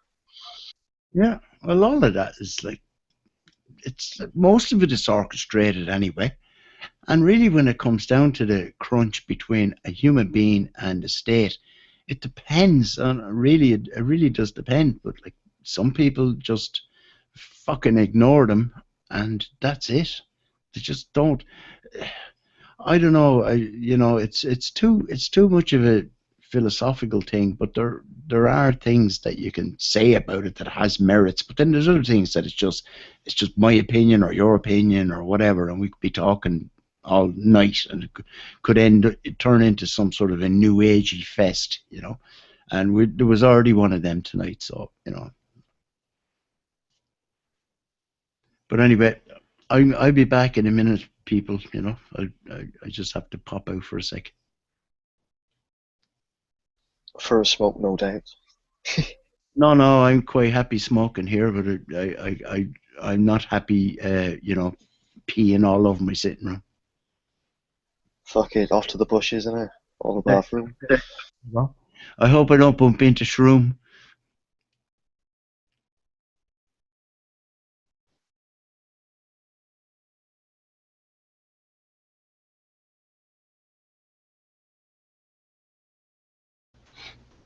Ironically, this is kind of funny to me because of once I put a voice to the icon, you guys actually seem like way different people after I talked to you to chat room. Yeah, we like to have fun around here, so we'll let trolls kick up and we'll play with it, have a good time, and end up having good conversations half the other times. Yeah, and you see everyone's thumbs work different to their brains or voices. You can easily be much more rude or totally different through a keyboard compared to speaking. Like, I always like to be at least decent to people, like face to face at least, you know. It's just that mutual respect thing. Well, unless I. Or Steven.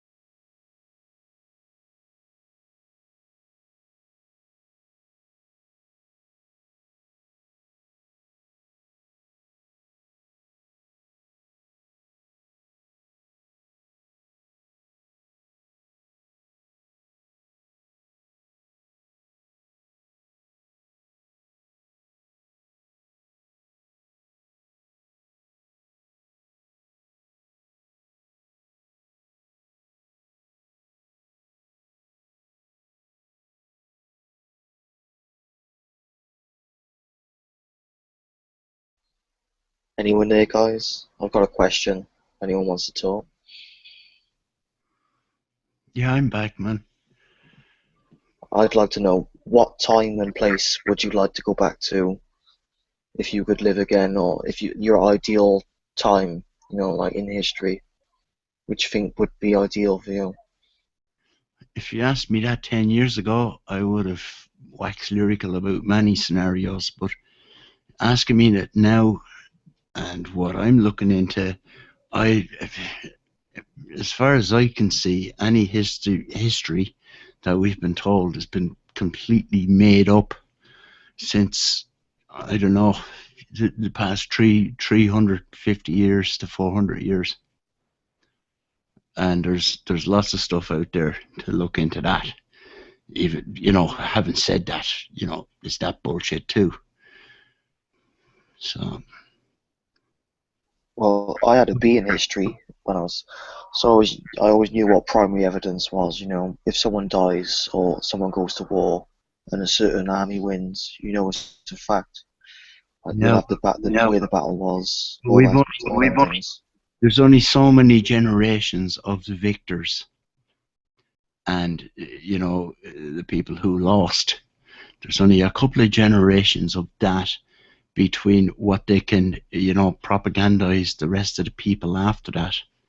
So it's only people that would really have a strong kind of family tree that they can actually quote people from, the times.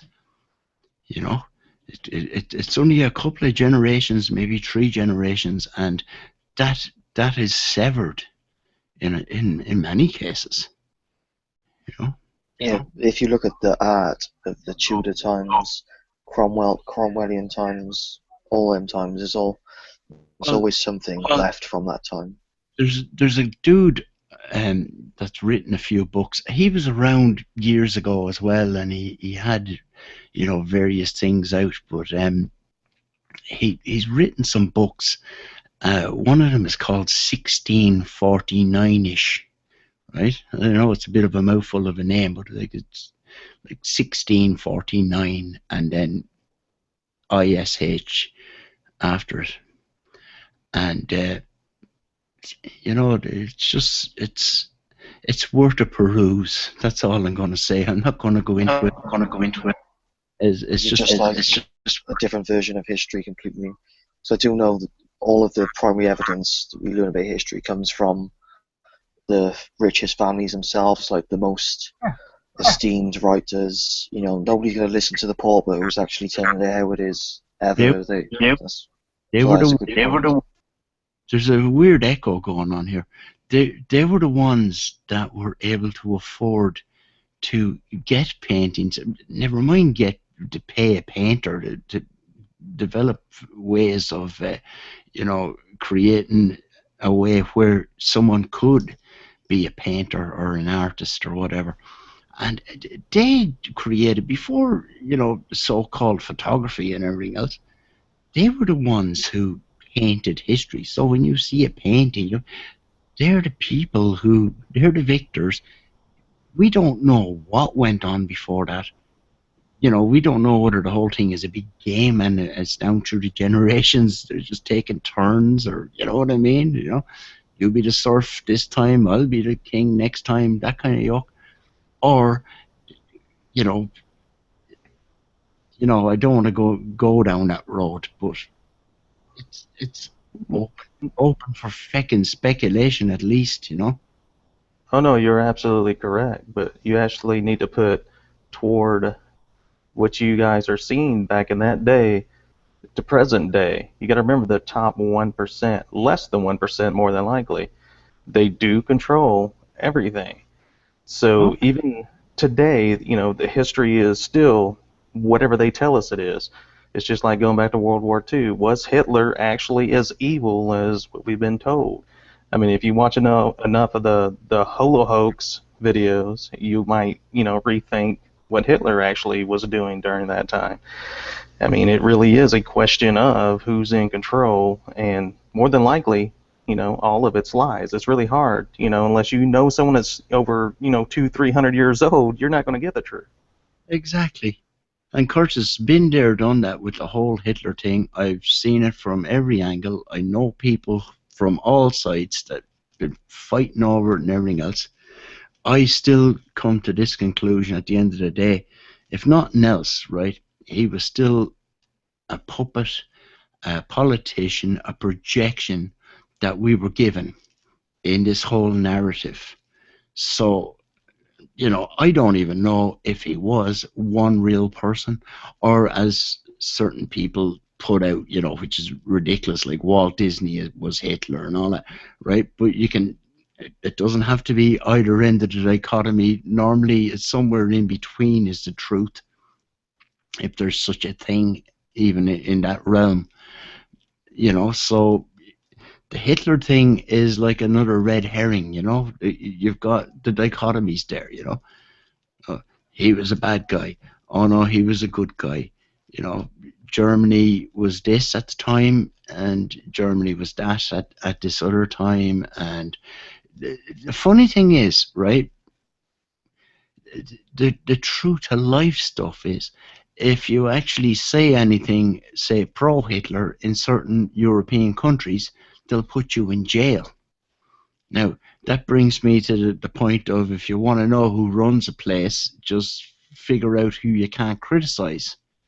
And then, of course, that opens the whole Jew question again, you know, as I saw it was going on earlier on. So, No, you're absolutely right. I mean, there's no way around that. no, you just keep coming back full circle to stuff like that, you know. So I don't know. It's everybody has their own opinion on stuff, and I'm not, I don't know. I do think it's insulting to call them a Jew, because what I've seen of the Jewish culture, they're really nice people. Like, when you call someone like that a Jew, you know what I mean? They're just monsters. Like, they ain't any religion other than evil. No, you're correct. You shouldn't, downgrade the entire Jewish population. Obviously, they're not all evil. It's the Zionists and the ones who are, in power are the ones who are really screwing some shit up. The elite Jew pigs.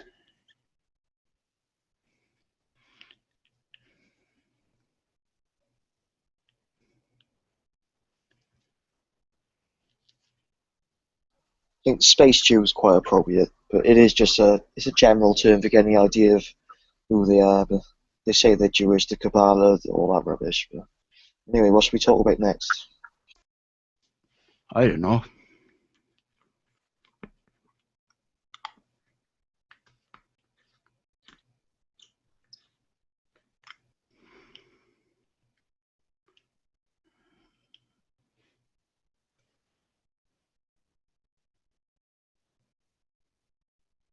Are you into your football? Man from Dublin, I can't say your name. Delcroix. Delcroix. You can call Delcroix. me. You can call me Joe if you want. And I'm not into football, bread and circus, you know. So Yeah, I didn't think so. I just thought, because it's the European Cup and they're soon, Wales are finally in. It's just crazy stuff. And if you're into football and all that, man, well, I wish you luck with Wales at that.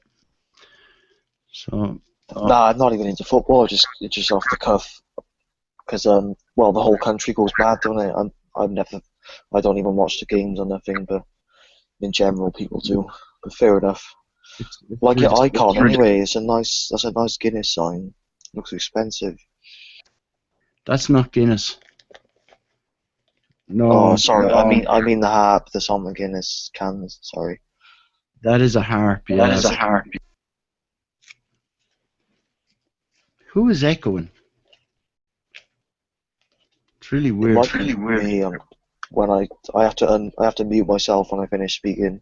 So if you speak while I speak, it goes funny. No, that's actually, it's a harp. It's a sovereign seal of what allegedly was declared a Republic of Eire in 1919.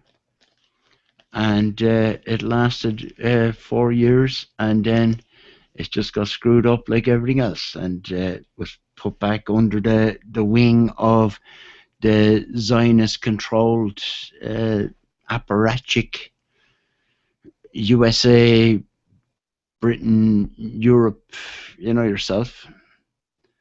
And those things, solid metal, wrought iron, hang up in courtrooms.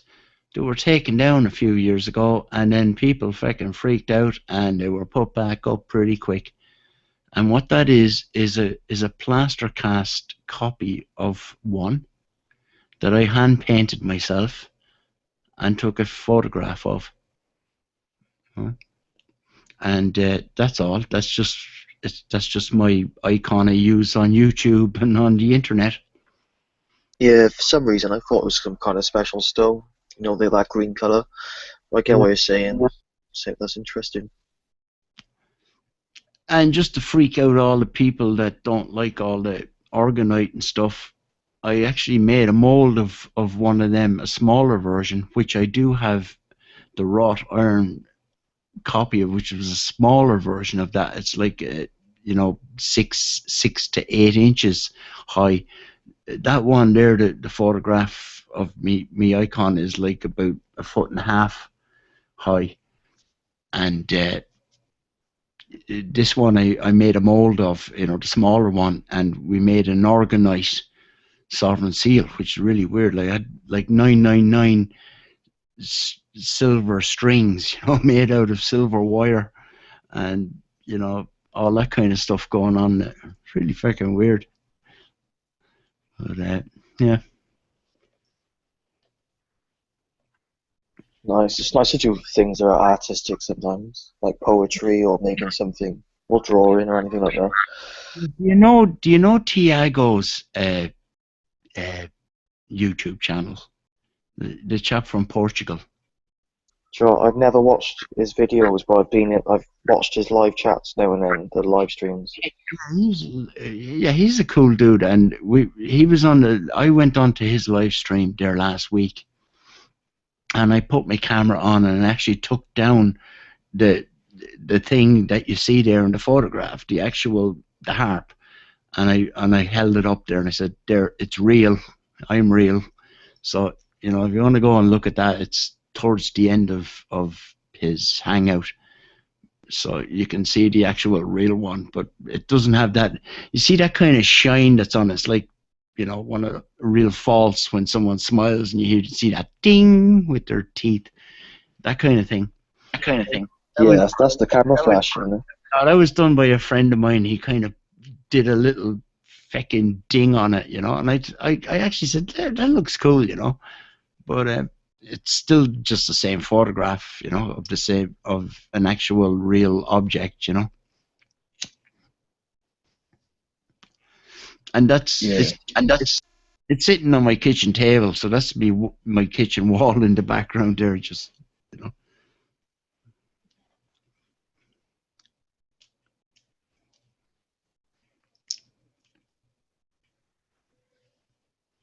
I've been to Ireland once. I went to Cape Mayo, or Castle Mayo, in Achill, on the west coast of Ireland. That's where all my family's from. Achill Islands, man. Yeah, I went up on the Achill Hill. One of my family members got a hut or a little cottage on there. That's cool, man. Yeah, when we think about the world or Earth as it's presented to us, even in the geological sense of it, in the land, and you think of somewhere like Ireland, which is literally like 300 miles long, like 300 miles by, you know, 250 miles wide at its widest point. That's just so small compared to the vastness of the land. But yet, I live here in Ireland, and I'm telling you, I don't care what they tell me how long it is or how wide it is. It's still vastness as you're standing there, you know. There is so much land for everybody on this plane. You know, that's something else that, you know, they don't want us to realize.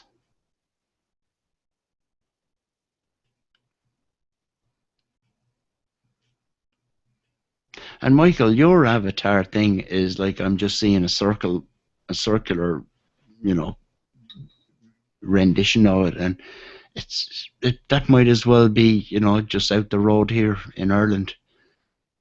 Same kind of landscape, everything else. That's looking right at Ireland. That's the west coast of Wales, a freshwater west. Yeah.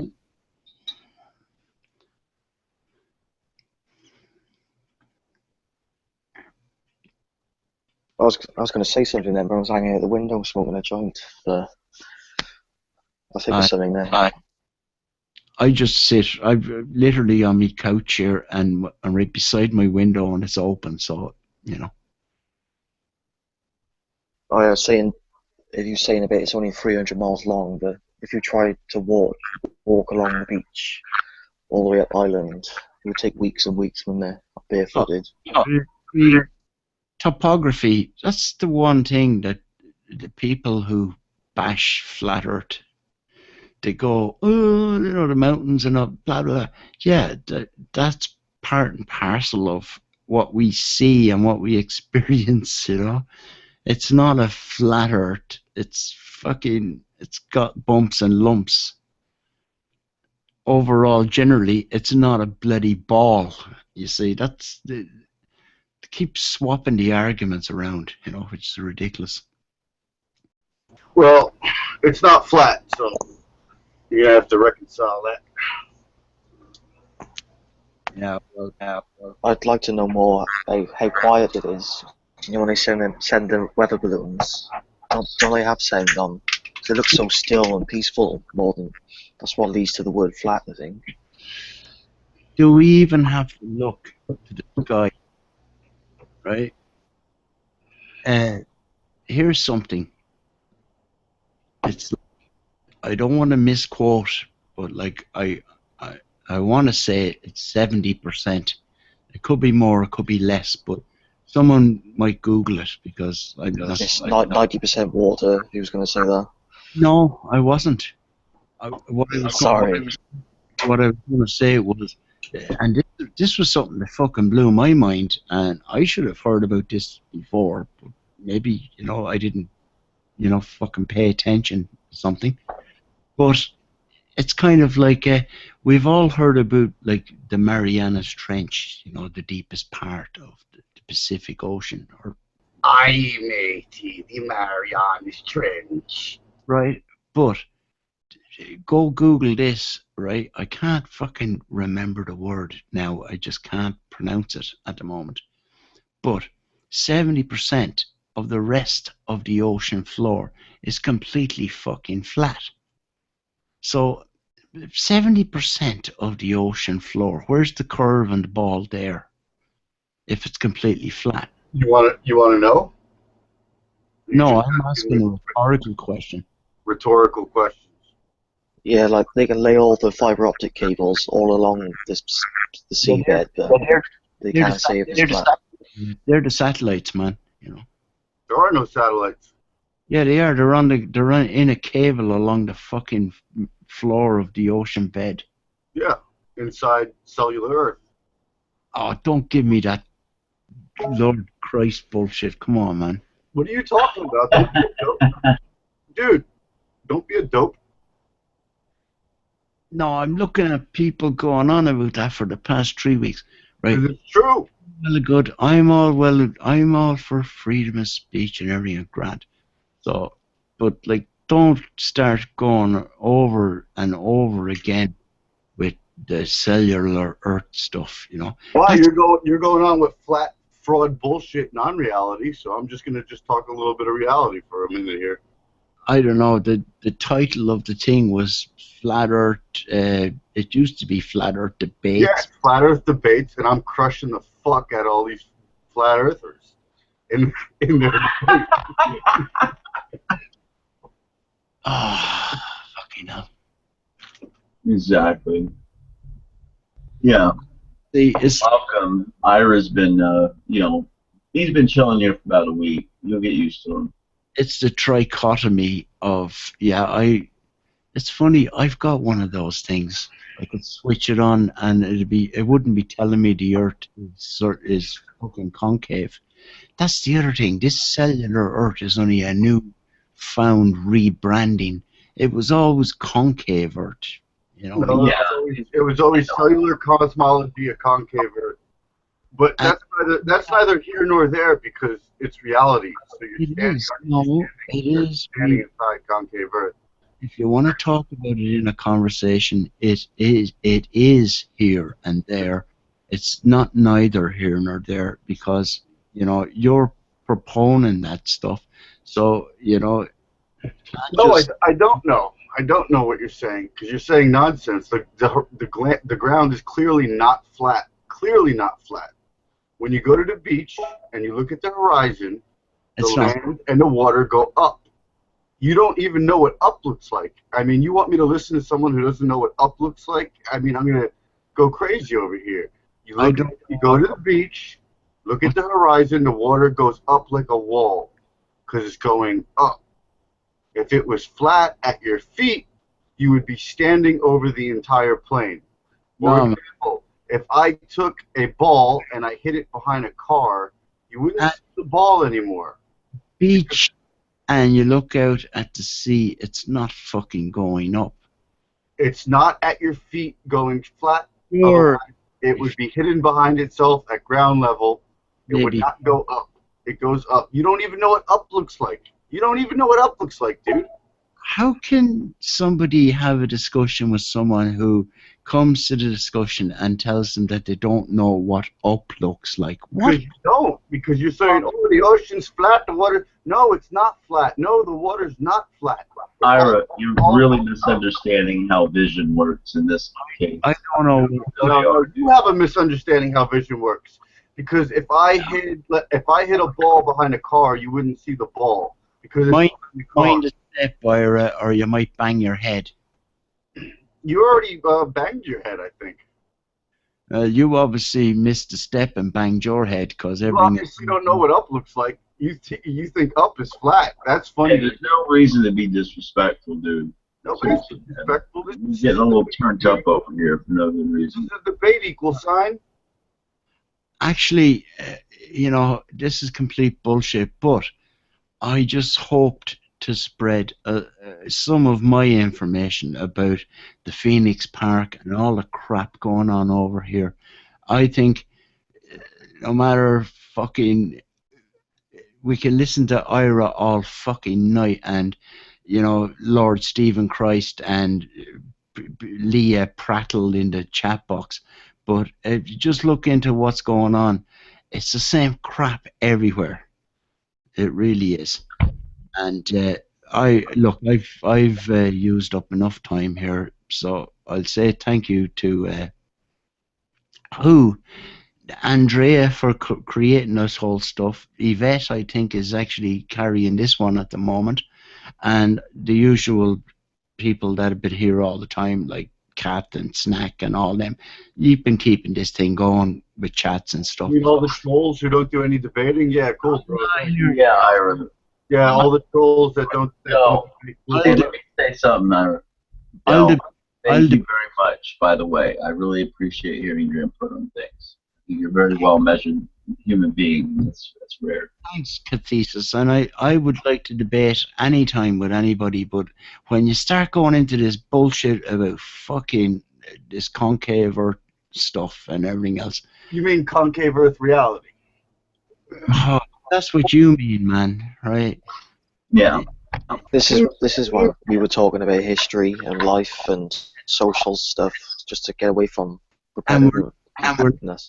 We're living in a world now of advertisements where it's catchphrases, you know, concave Earth for life, you know. No, not really. But you were speaking in your flat Earth bullshit so matter-of-factly, like on the fly. Excuse me. To remind you that you don't even know what up looks like before you get on your propaganda.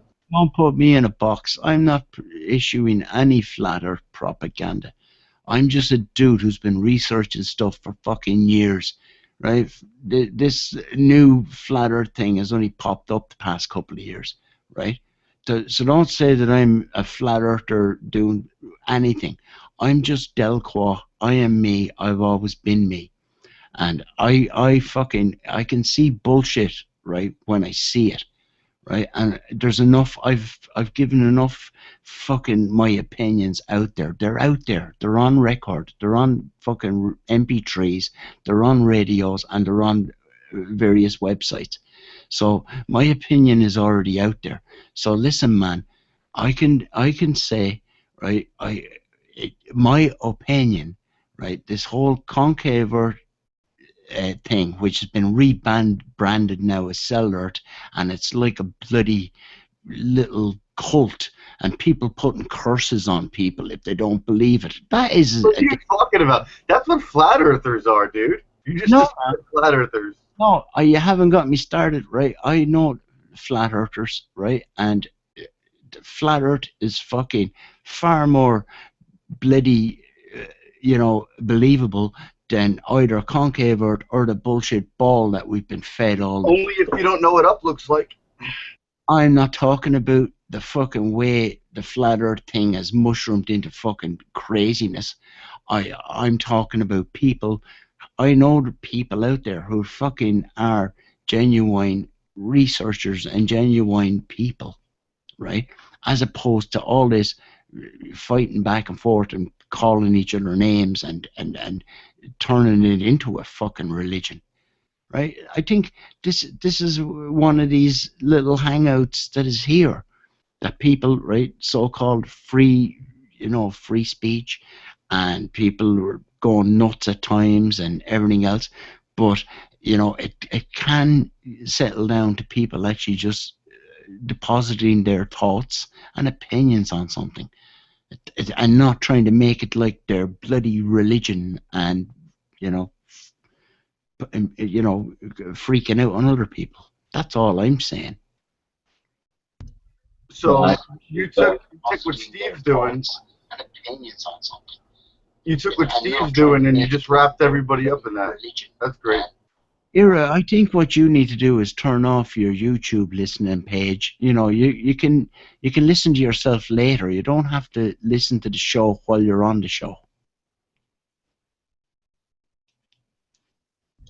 But yeah, the whole cellular cosmogony, it goes back to Cyrus Teed back in the 1800s.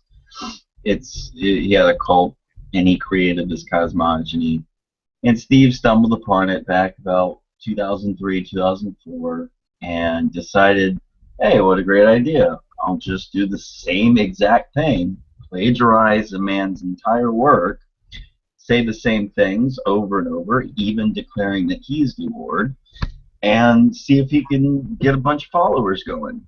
So there's nothing original about what that man's doing.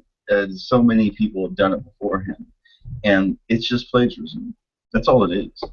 So you've got some elite guy in the background in the old days that they're telling us about, and he's sitting around and he's got, like, he inherited his big fortune, Trustafarian, in the old days, and he goes, oh, what am I going to do? I'm going to, I've so much nothing better to do, is I'm going to create a whole new concept. I'm going to turn the ball inside out and be on the inside.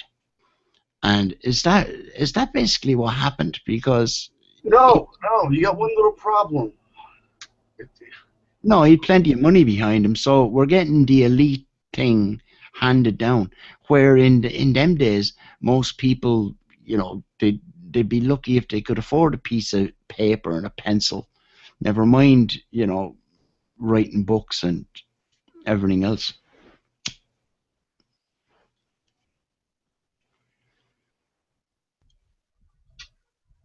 Yeah.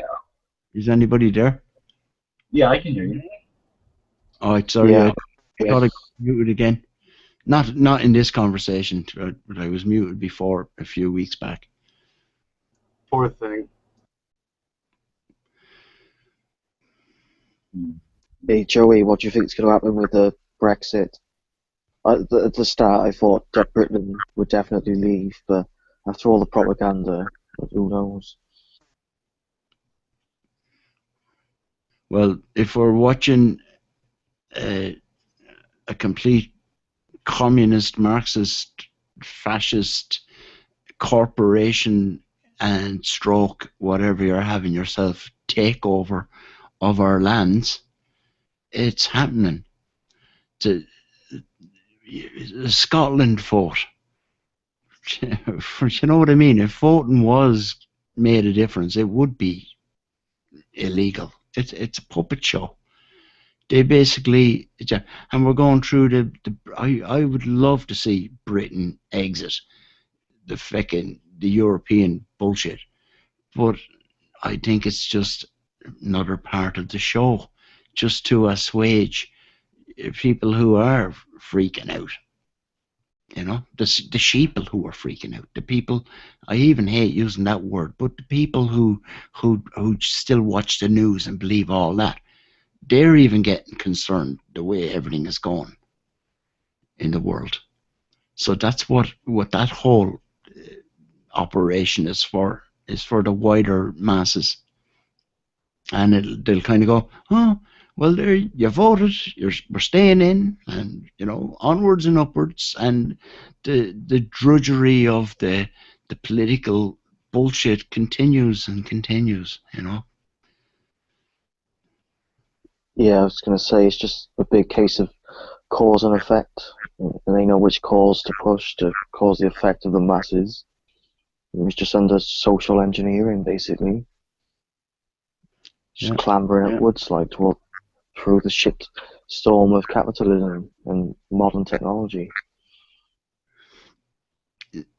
We can argue forever about any point in history or any particular point of view or religion or politics, anything. And as human minds, we can continue arguing. We'll always have something to say about anything. And that is the greatest thing. If you, at some time in the past, you see, it doesn't matter whether it was 2,000 years ago, 6,000 years ago, or 300 years ago, or whatever, the people who controlled everything then could just kind of wipe the slate clean, have wars or have whatever, and not necessarily the amount of people who they say die or whatever dies. It's just some sort of a fucking, change of scenery or something, and then before you know it, we're in a new one. And at the moment, I think we're on the cusp of another kind of a changeover. Maybe that's one. And of course, they throw in the latest stuff, so they give everyone the internet, which I've said before is like a double-edged sword. It's the most evil thing, and it's the most liberating thing for many people. And it's like, on one end, it's like the biggest telephone in the world. You can contact anybody, or be in contact with anybody, and on the other end, you're getting filled full of more misinformation and bullshit to beat the band, especially for people who are actually going looking for it. That's the corners of the internet where we're at. We're always looking for what's going on and finding out about stuff. And so that's my thoughts on it anyway. If anyone has any other thoughts, I'd love to hear something. I feel like I'm talking to myself.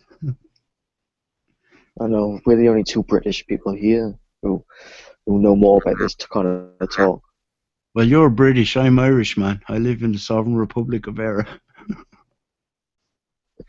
Fair enough. I don't know any Irish people.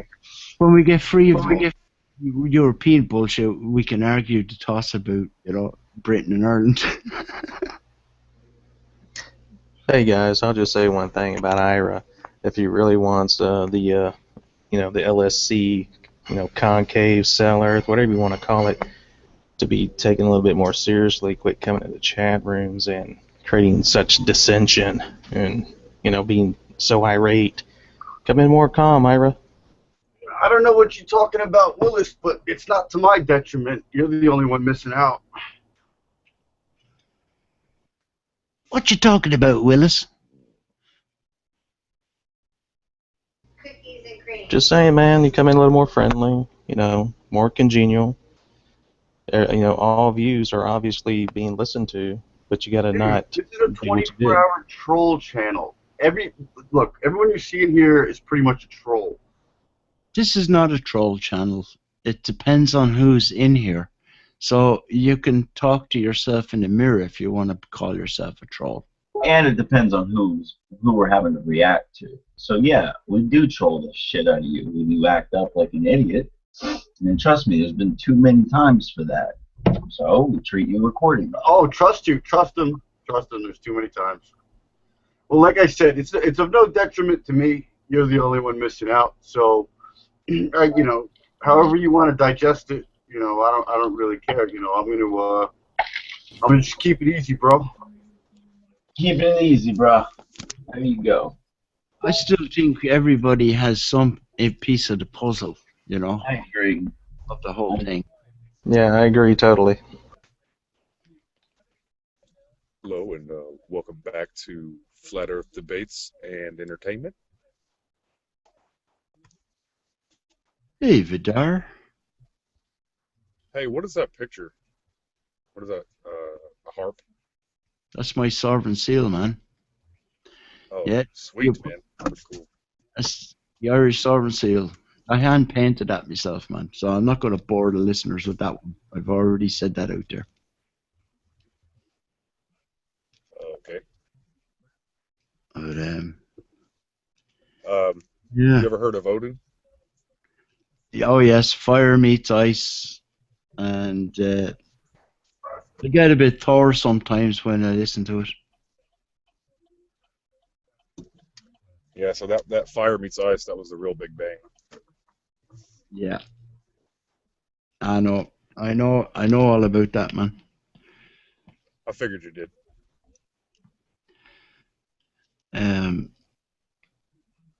Yeah, You're what Irish. can I say? It's another story in the stories. There's stories of life. It's just that the people who are producing the stories at the moment are a bunch of bastards and they're fucking everything up. Yeah. In general, you know. Oh yeah. It's gonna get worse before it gets better. That's for sure.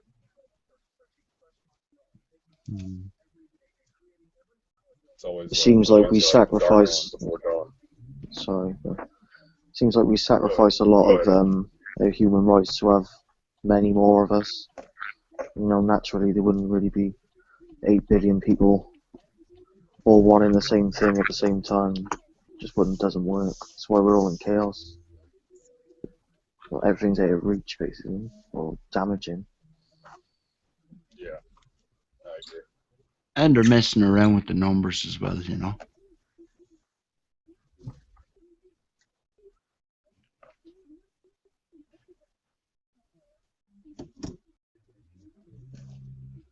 Man, I'm heading home. Finally done working, man. Gonna get me some beer, sit down, have a chat. It's gonna get real entertaining tonight, guys. Today's Odin's Day, and I'm gonna get really drunk. I'd be glad to stay, but over here, I'm closer to Odinsville, and it's like half past midnight. So, and it's a weeknight, so I'm going to be weak and go say goodnight.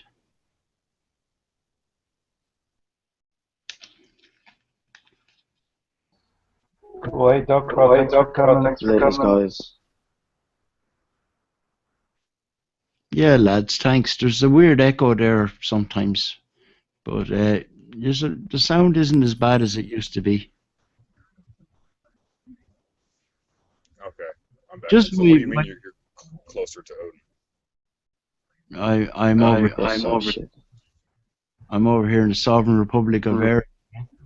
53 degrees north, 7 degrees west. So you're closer to the North Pole. There you go. Can you hold the phone up, please? It was like a kind of a quip. I wasn't, you know what I mean? Don't be serious all the time, man.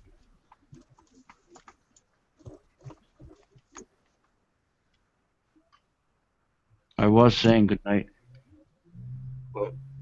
Should check out the Phoenix Park in Dublin and you'll get lots of fucking information there. I was telling the lads about it earlier. They might pass it on to you. I think I heard you heard to talk about it a little bit. I'm going to say goodnight to you anyway and say goodnight to everyone in the chat. And Take it easy, man. Yeah, I'll catch up with you maybe tomorrow if it. Thank you, Delcroix. It's really great talking with you, brother. Yes, thank you, Delcroix. Have a good night, man. Yeah, okay, lads. Thanks, Delcroix. All right, take care, man. Okay, good night, boys. And thanks, Yvette. On it. Good night, mate. Didn't get a chance to speak then. Good night. Right. Farewell, man. Well, at least I'm not the only one who believes Odin's at the North Pole. Shit. But are your mics coming a little low?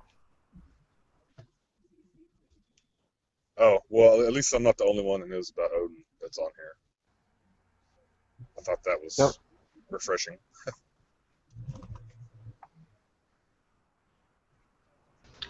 You never. Could never. Sorry. Not everyone takes it as serious as you do. There's some serious feedback going on right now. Yeah, can I explain the feedback? Basically, if you ever try to talk over Michael when he has his mic open, it's going to feedback. So we'll just try to work around that if we can. We don't really want microphone feedback. Oh, yeah, because his tablet. Okay, I got you. Yeah, you know, that whole thing. So, Michael, is that the one with the globe in the picture?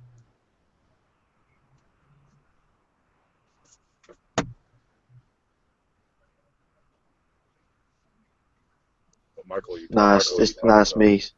Yeah, guys, I've timed it bad and pressed my mic open, trying to speak at the wrong times the last couple of minutes, and I can't hear the interference, so I don't know how bad it is, but we should be able to keep it under wrap. We have done most of the time, haven't we?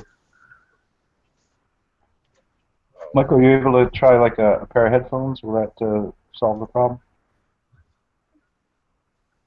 I've actually got headphones in. I've moved the tablet away from me. Can you still hear me? Mm-hmm. Yes.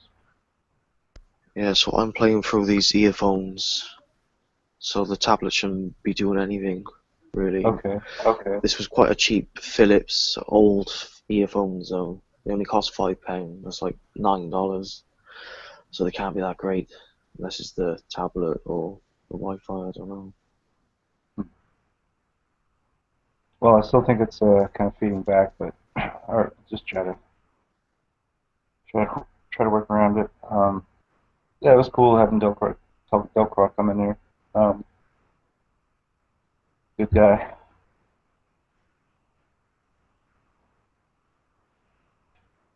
Well, I think so. I mean, I guess I already didn't really get along too well with him, but sometimes it takes him a minute or a few days.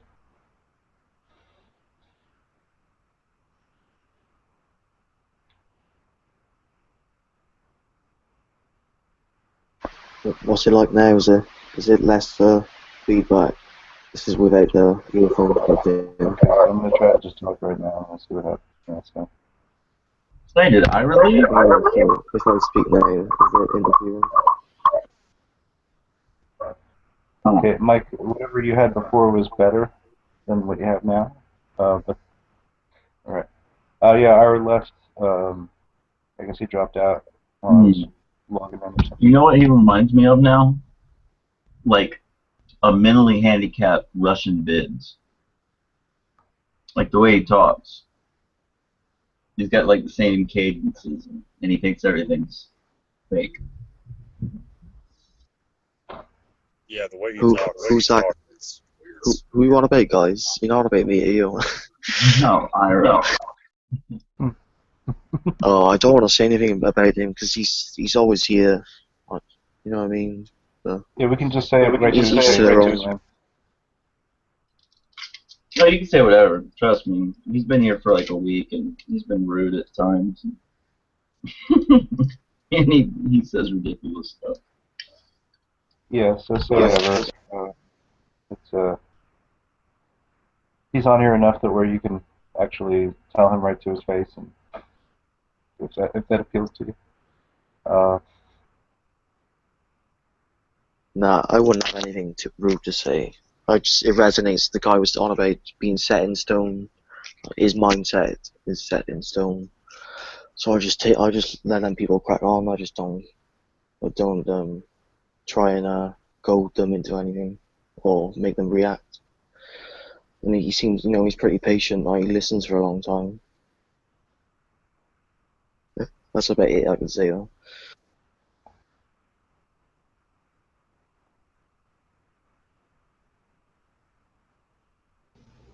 Hey, Vidar, I kind of cut out on you earlier. I think you were asking about my icon there with the globe. It's actually a picture from the Glorification of the Eucharist, which is a painting in a chapel in Italy. And I think I got cut off a little bit on that, but at the top you'll see there's like a sun at the top. Well, if you look it up, you'll see there's a moon at the bottom, and it kind of reminded me of the the flat Earth with the yin and the yang and the sun and the moon, and that's why I chose that. Oh, okay. That's cool. I always like to ask people what their picture means.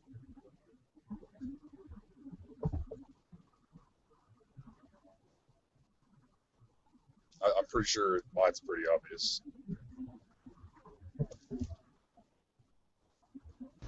Yeah, no doubt.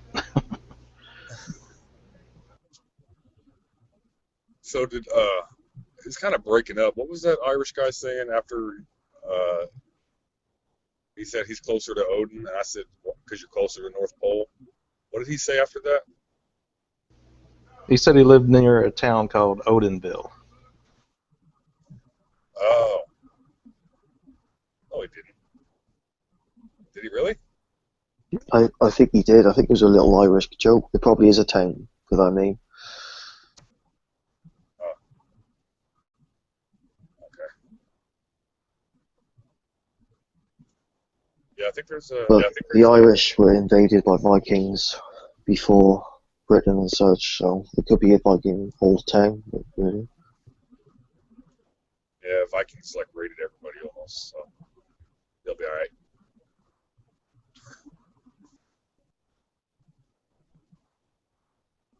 Yeah, they had like an underground,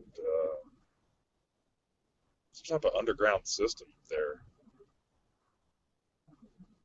in Ireland that the Vikings built. Like can't remember if it was a sewer or what, but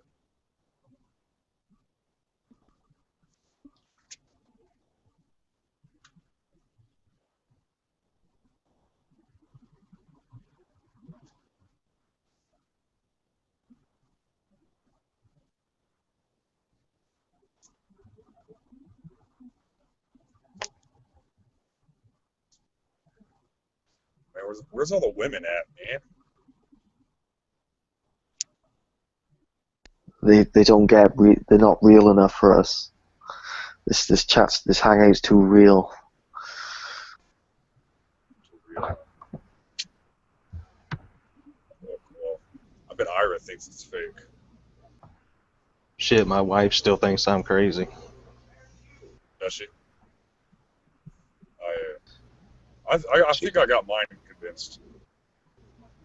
Like, I've been at it since November and making videos and doing experiments, and I think she's come to the conclusion, like, yeah, this isn't a phase. This guy, he's serious. She knows I ain't stupid. But now, she's walking around every day now with Thor's hammer on her neck. She wears it proudly. She, she did think I was crazy at first, just like my family. But, my family is fucking really terrible people anyway, so I really don't give a shit. Yeah, mine's starting to come around. I mean, she's asking me more questions and, inquiring way more than I ever thought she would, so maybe she's listening a little bit. Yeah, mine never asked me any questions. She just, she just trusts me.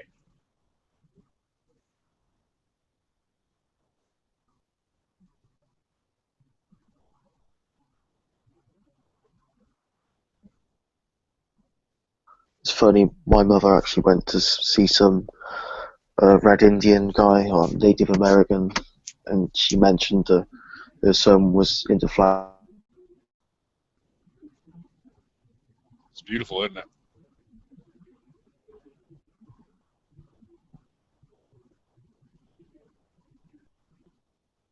Look at those sun rays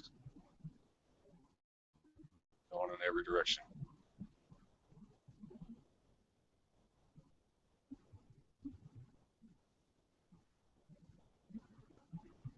Fucking beautiful. I love Midgard. So whereabouts in Midgard are you? Arkansas. Like Ira. No way, I'm from Arkansas. What part? I'm in Bentonville. Yeah, I'm originally from Jonesboro, but I actually went to school at Fayetteville. Oh. Cool. Yeah, man. You know, nothing really special going on here. Yeah, sorry guys, Trust I me. got cut 8. Got cut 8, so. But I'm just going to listen for a bit now. I'm a bit tired. And I've had quite a few joints.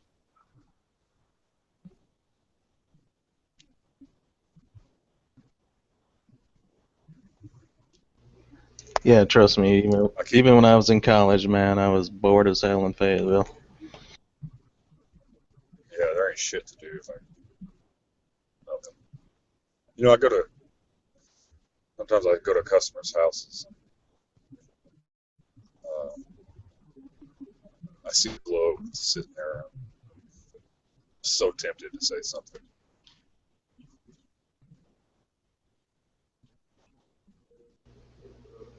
Yeah, don't do that.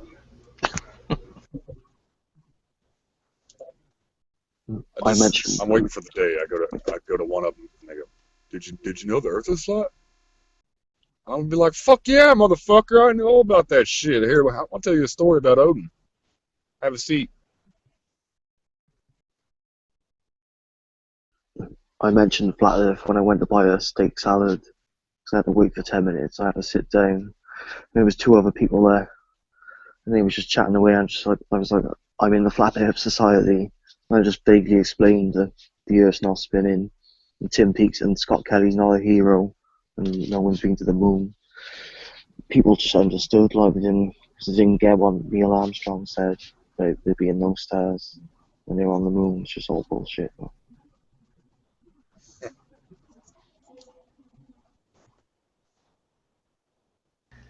Well, there's no doubt, man. It's a shock to everyone's system. No doubt.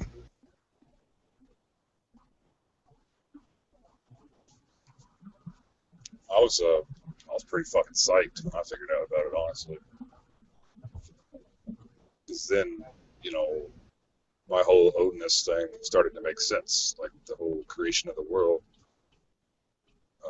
Norse mythology is just make perfect sense all of a sudden. I mean, it's the exact same model. This one I have here is what, you know, is depicted in Norse mythology. It's what the Vikings believe the world looked like. It's actually what the flat Earth model is. So I was pretty fucking psyched, man. I was like, fuck yeah, man! Like Valhalla was real and shit. Like I was pretty pumped. I almost did a backflip. But then again, it came with a lot of depression. People thinking you're crazy. Your family thinking you're crazy. You know, people calling you names, like on Facebook and stuff, losing friends. That was rough, you know. Yeah, it's definitely a topic I decided to just keep to myself and research for a few months without telling anyone. Just looking at it online and judging every bit of video, the evidence, like, and just being a bit amazed and addicted to it. But I would expect all that if I told loads of people and, you know, use social media with it. I wouldn't choose to do that.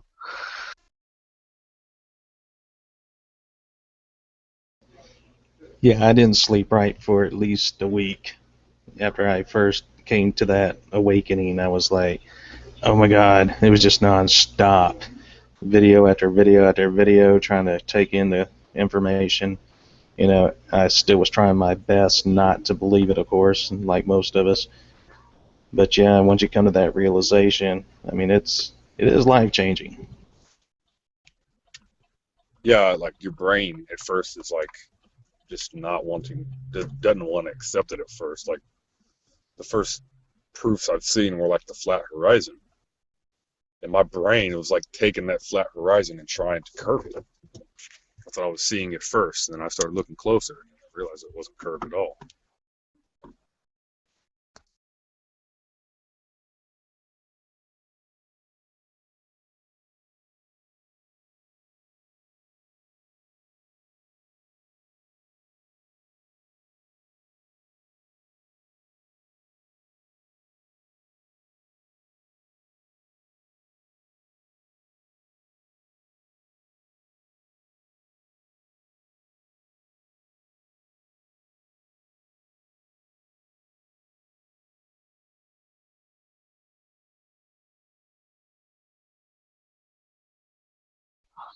Like, it's strange how, if you think back before you knew flat Earth, and you just think about if you wanted to know something that was a lie or truth, you would never expect to say space and the shape of the Earth.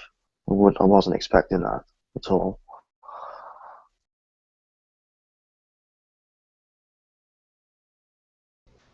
No, it's completely ironic to me that everything I thought I knew, everything I studied, went to college for, it was all pretty much lies. And, it's a whole new re-education for anyone who wakes up. And it's that re-education that really slaps you in the face and goes, wow, I was not as smart as I thought I was. You've got to feel sorry for the people who are going to grow up learning from Bill Nye and Neil deGrasse Tyson.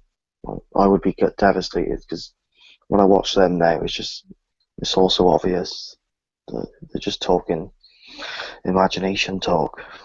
Yeah, man, those people who spent all that college tuition on these like astrophysicist degrees and other sort of related kind of pseudo yet non-pseudo sort of studies.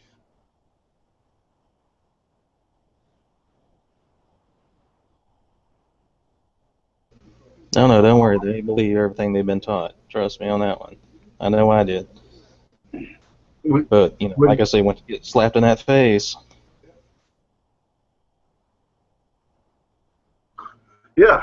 Well, good on you then. Because, I mean, honestly, I troll you flat earth guys a little bit.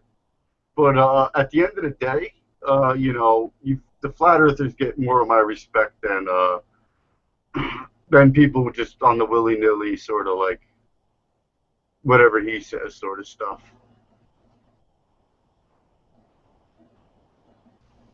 I don't know, man. I ain't 100% flat earther. I mean, it's the one, theory, thought that I believe it could be true, but I don't know for sure. I mean, none of us really do.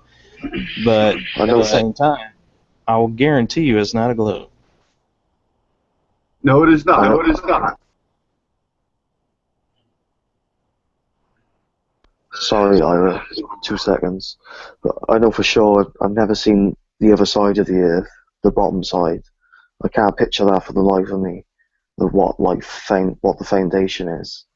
I just can't imagine the size or the structure other than that celestial sphere thing, firmament. Well, the outside is gold, so you're inside this big gold bubble, and then the inside is where you live.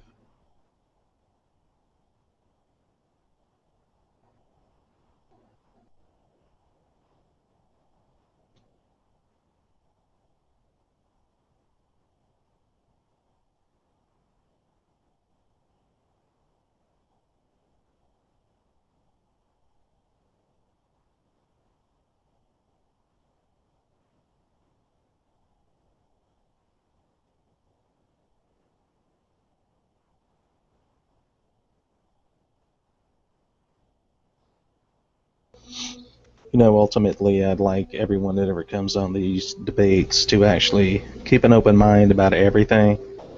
Because obviously, Vidhar, your opinions compared to, most people that come to the flat earth debates are, completely, well, not completely different, but they're different. But always keep that open mind because, ultimately none of us have the proof. If you keep the open mind, you can never go wrong until the proof is presented.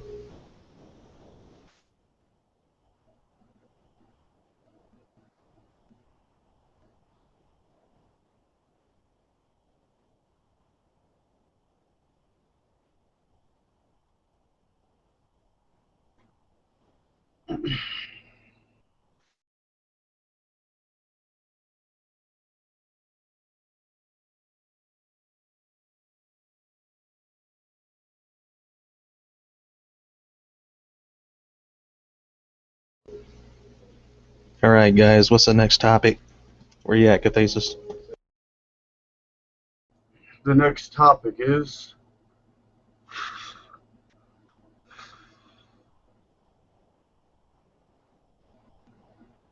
hair.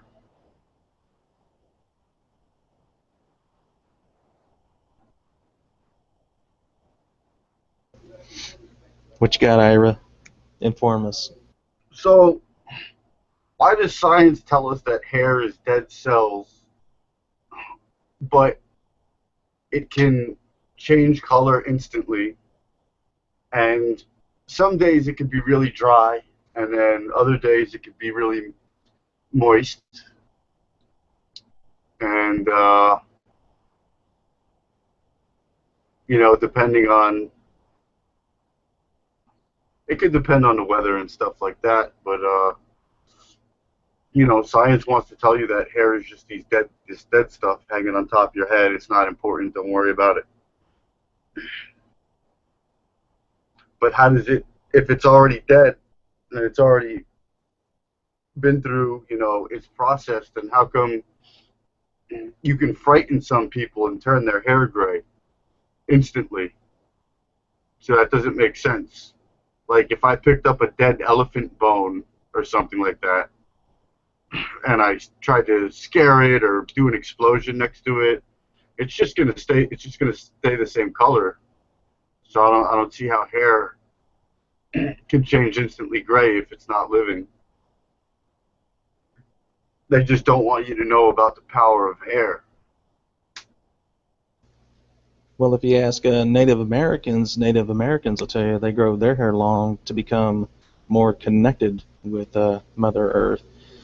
As far as the gray thing goes, yeah, I got nothing for you on that. Yeah, it's interesting, but you know that's true, and I would side with the Native Americans on that. I think it's you might not feel pain when you get your hair cut, but that's by design, obviously.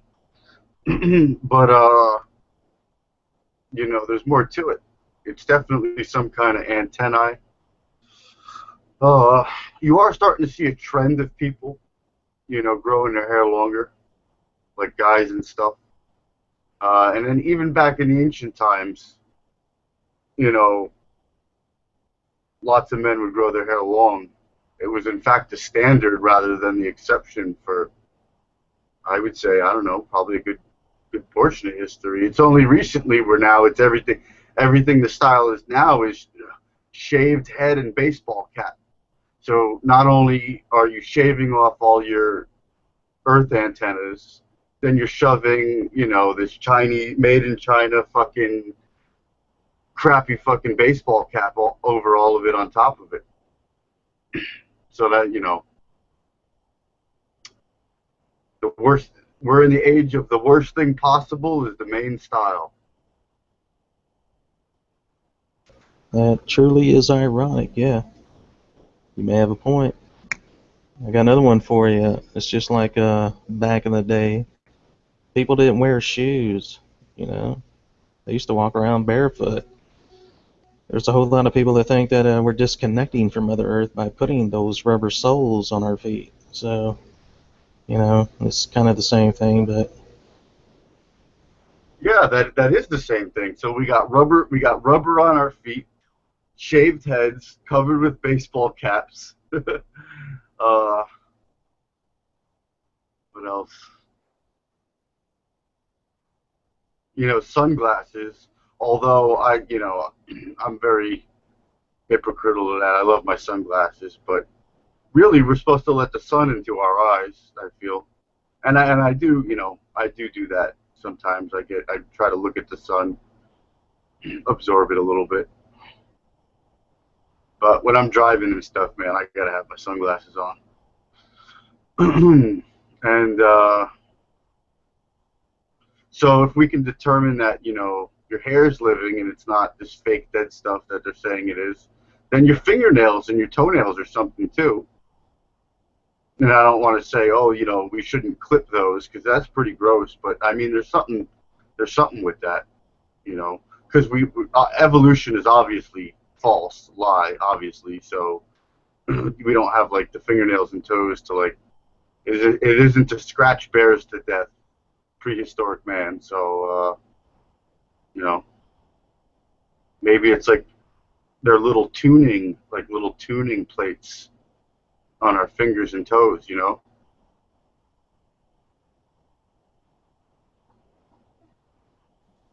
I'd say it definitely makes evolution look stupid. Like the fact that toenails and fingernails grow so stupidly. Like if you've seen the world record holder for the longest nails, he wouldn't be able to do fuck all without breaking his nails. And stuff like nipples on men, it's too unique to be a product of evolution from one cell. It's just not possible. And then there's piercings. I mean, I don't have any piercings, but I'm not sure what the effect is. But I know probably if you're using the wrong kind of metal, that can't be good. Maybe if you're using like pure gold, that's probably good, or pure silver, that could be good. But this cheap like China chrome stuff, people, or like kitchen grade stainless steel kind of jewelry, maybe it's changing your vibration. It's sort of like it's sort of like piercing your aura if it's not the right kind of material.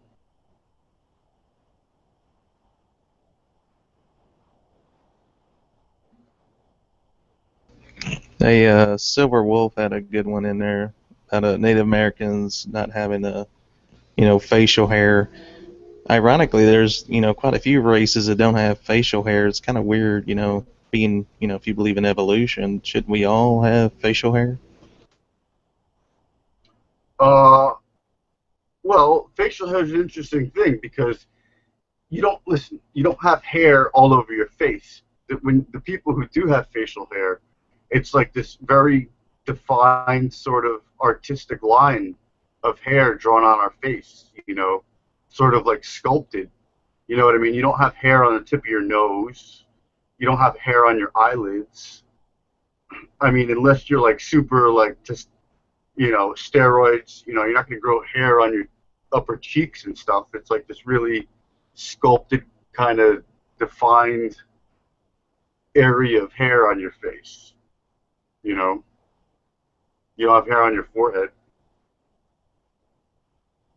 Some people have neck beards, but that's like just from like not filling out your skin or something, hit the gym or something. I don't know what to say.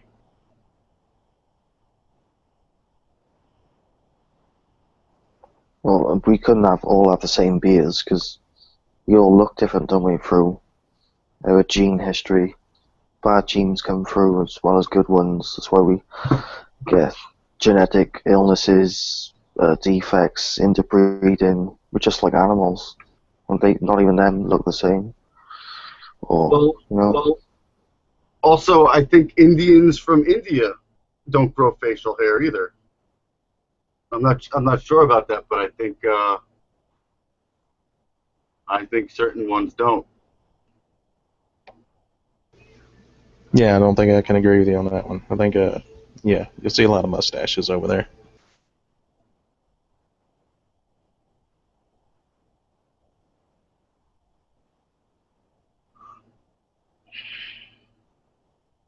Yeah, there's microscopic hairs all over. That's true. And then you got women. I mean, they grow they can grow massive amounts of pubic hair, but the hair on their arm, well, I guess in certain cultures, is usually like nothing.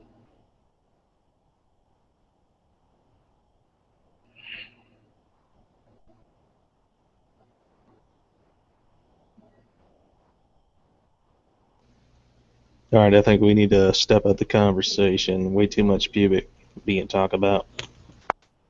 Yeah, way too much, dude. That last sentence was fucking overkill.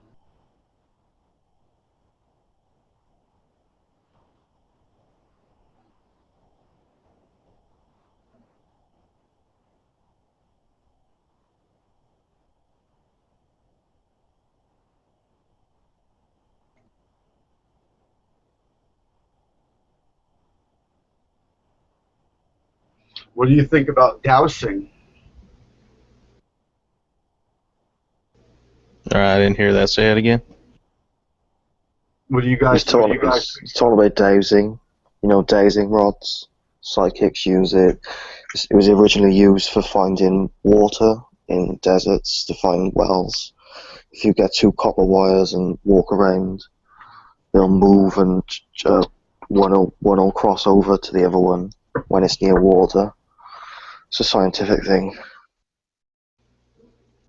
Whether it be true or not, I can't say for sure. Yeah, I've seen it done. Yeah, I've watched it on TV and documentaries. Whether it be true or not, I have no clue.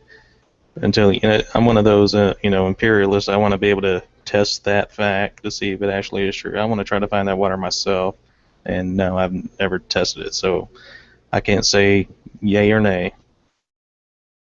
Yay! Yay!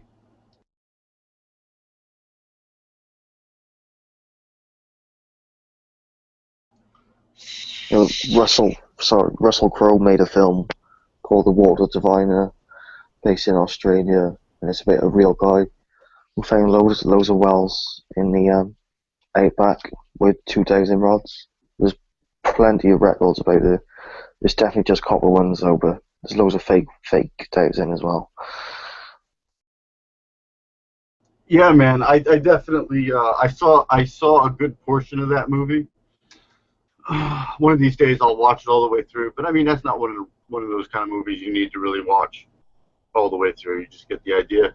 But I'm totally on board with the idea. I think honestly, if I was somewhere and I needed to find water, and it was just me, well, aside from looking at where like maybe vegetation sort of indicates it is, I would employ some dowsing techniques and give it a shot. I definitely think there's something there. And like you said, that movie wasn't based on that wasn't the only person who's used dowsing and stuff like that. I mean, there's stories of American pioneers. They're doing the same stuff. It's a long held sort of practice. Yeah, definitely is.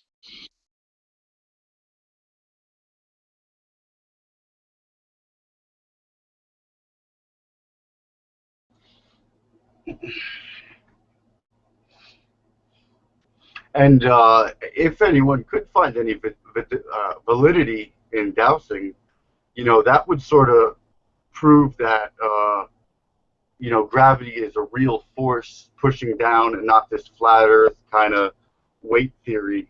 Because you could surmise that with the dowsing, that what you're really doing is just being like extra sensitive and sort of kind of looking for a pushback that a large well of water might produce underneath the ground, like sort of a rift in the normal gravitational pattern of just rock and soil, and then you just I do think it's. I think like large puddles of water give off like a positive charge or a positive atom the copper's attracted to. I think that's what makes the rods actually move. Not it's an atom to atom thing. Whether that's true or not, I'm not 100% sure, but I don't think it's gravity. But carry on anyway. Well, either way, it is what it is. I wonder why. How come no one's ever struck lava before?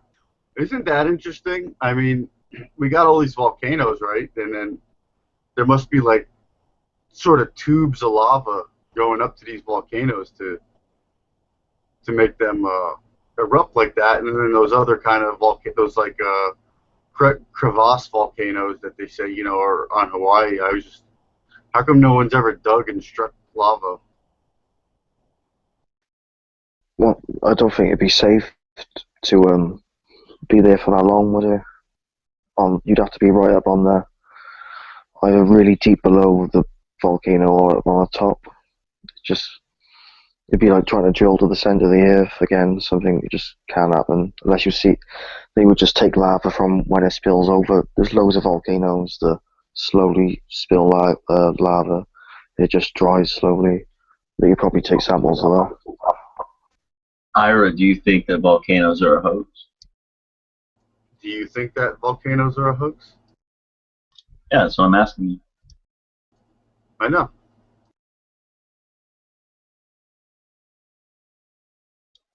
Do you? Do you? No, I do not. I'm seeing if I'm wrong. Oh, I don't know. I think there's something to that. I'm not sure that's a hoax. I don't think so. I think there's something, you know.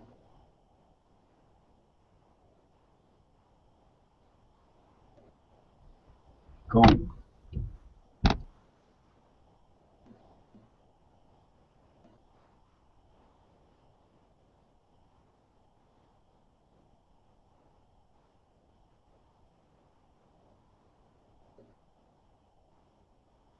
I think they should be studied more. Especially the super volcano in what's America's famous wildlife area of the golden something. Steve Irwin? Irwin? No, you got a super volcano somewhere in America in a famous wildlife area. It's on Yellowstone? Yeah, that's the one. That's the one. Don't believe the propaganda on that one, though. Yeah, that's just that's a geyser, man. I smell bullshit on that because I learned that in geography class at like 16. They mentioned it, how it was on a really big tectonic plate, and that if it set off, it would set off like multiple eruptions and send a tsunami all the way across the Atlantic Ocean and other ways as well. It's extreme, isn't it? Oh no, we've all seen all the reports in the so-called, intel, I guess. But yeah, who knows if that's true or not? I mean, it's hard to, fathom anything after everything we've learned over the last year and a half. Who knows if that's true or not? There's also a super volcano over in Indonesia, off the island of Java. Who knows if that's even true? Yeah. Right now, the powers that be have lost the benefit of the doubt with a lot of people, and I think that's kind of cute. Because now, I mean, what does anybody really need to worry about? They just got to pay their mortgage, pay their rent, eat, feed their family. Not get shot. It's not that hard just to exist. So not believing anything is really not no skin off anyone's teeth, and I think people are starting to see that, and I think they're starting to see that they're better off than not believing anything and just taking everything with a grain of salt a lot more than they used to. Hence the whole flat Earth, whatever it's called. Look at Ira being more cordial.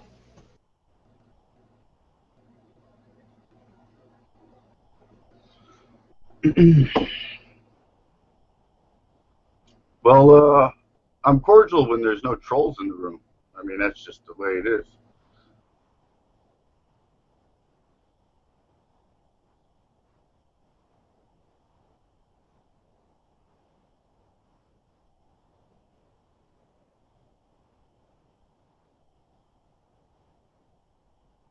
And then, what else?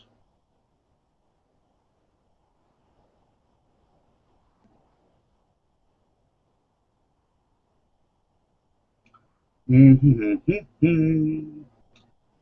think. How are you going to celebrate when Donald Trump becomes your fucking president? Yeah, we'll get to that. Hey, did you see those new headphones that are being sold? They don't go in your ears; they go over the bones, like underneath your temples. No, I have not, and no, I don't want any.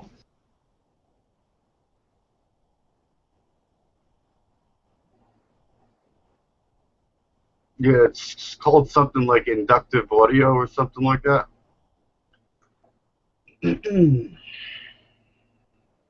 Also, is it like Frankenstein? You know, plugging the electrodes on. No, it's like headphones that you wear over your bone.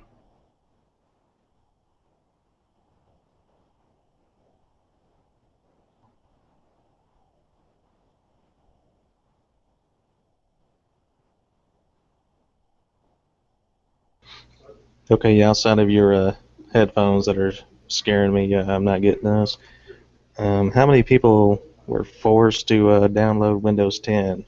Because I woke up one morning and the shit was already downloading without me even agreeing to do it. I downloaded Windows 10 on purpose. I like it. I've watched bloggers talk about that. You want to watch Buggy 2988, Windows 10. The exact same thing happened to him. He woke up with it installed. Yeah, fuck about for ages, uninstalling it, and then reinstalling another one. And you want to back up your files and shit. Just have a little Google. See, the problem with you guys is, number one, your protocol's all wrong. First of all, you should have all automatic update features turned off. Second of all, you should have all remote access processes disabled. Third of all, any sort of window notification, like registry processes, need to be disabled. You do that, you're not going to ever wake up with some new OS on your machine.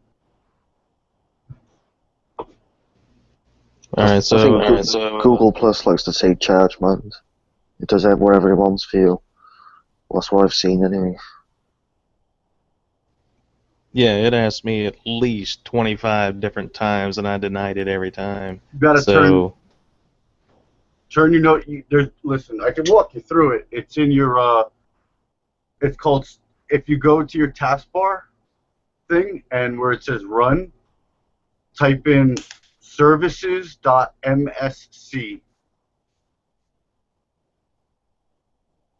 And then once you do that, you're going to see a big list. And this is like sort of like your registry processes or services, like. And you want to turn off like pretty much almost everything that's not essential. And then you do that there. And then also once you do that, go to run and type in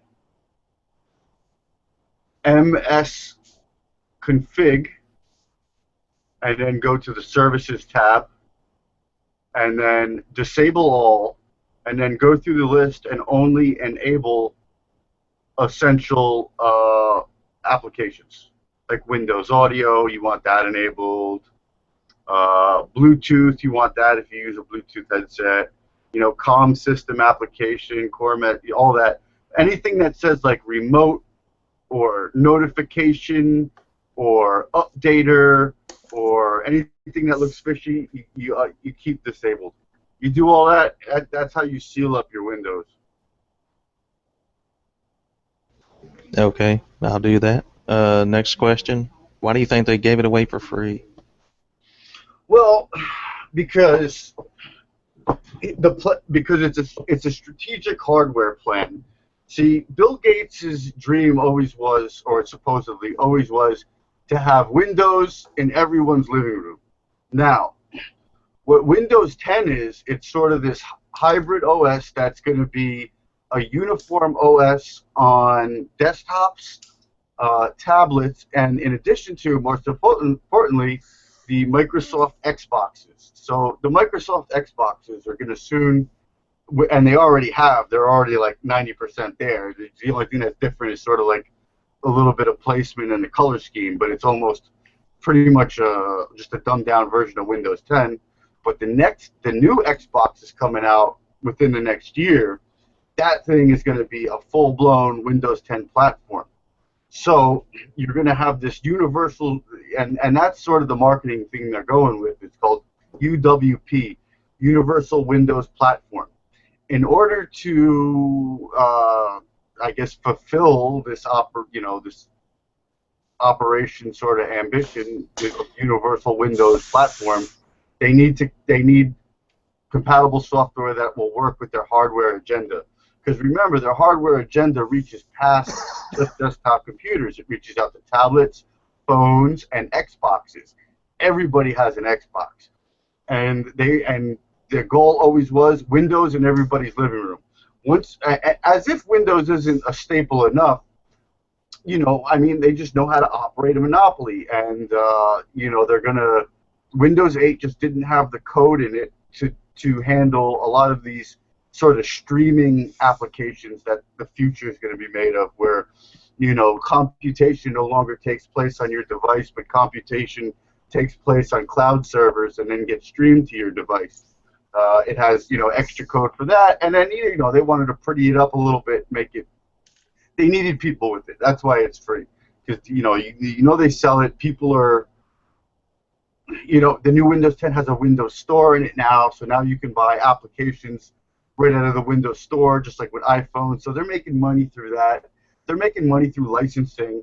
It's only free if you own Windows 8 or 8.1. It's not free if you own Windows 7 or below.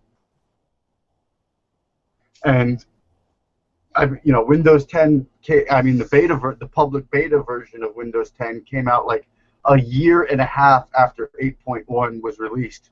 So, there was a large faction of consumers that was like, yo, I just spent, $160 on your Windows 8.1 Home Professional Edition or whatever it is.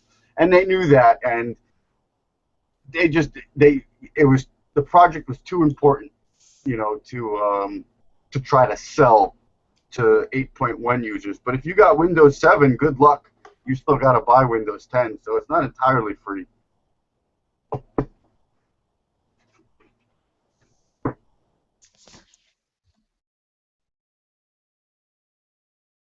That doesn't sound as crazy as the other stuff you said. That actually sounds. Yeah, well, the other stuff I say is not that crazy either. You just don't see it that way. Well, I said sounded crazy, so.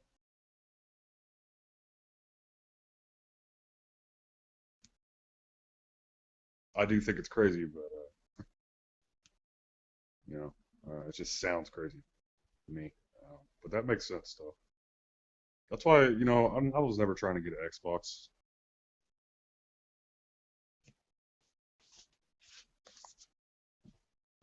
I mean, I've got an Xbox. I'm looking to sell it because the Xbox isn't releasing any more exclusives. Any game they release thus forward is also going to be released on Windows, because that adheres to their new corporate protocols that all software must be compatible with their universal Windows platform. So people who have decent gaming PCs, who needs an Xbox? Just play that shit on PC. So, but there's tons of console gamers out there, and people who just buy consoles for the yearly Madden or the yearly Call of Duty, and they stream Netflix on it. I mean, that's cool. But they're releasing a new one this month. They're releasing an updated Xbox One this month, and they're releasing a whole new new generation console sometime within the next year. Yeah, my buddy has that set up. Who's that going? Yeah, so he has his Xbox remote plugged in right to his computer.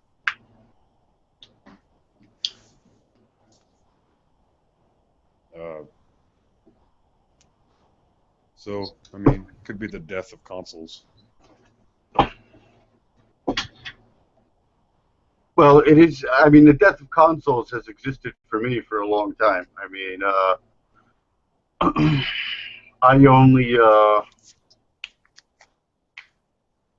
got an Xbox because I got a really cutthroat price on it, and it was right when Halo 5 came out, and I thought Halo 5 was going to be like amazing, and I was wrong. I got a. I mean, you guys wish you had the console I have. Okay, now brace yourself. It's a Nintendo Entertainment System and a Super Nintendo Entertainment System in one. I've got all the emulators on my PC, and every Nintendo game in a file. Nice. But it's just cooler having the actual game. Yeah, I would agree. It's a cool thing. Reminds me of childhood, you know. Yeah. Things were more simple. I wish I saved all my stuff, you know, because I remember when I was a kid, I would trade everything in to get the next thing out, but that's like my biggest childhood regrets, because if I didn't do that and I just kept everything I bought, I'd have one mean and valuable collection right now. What are your favorite retro games like on Nintendo?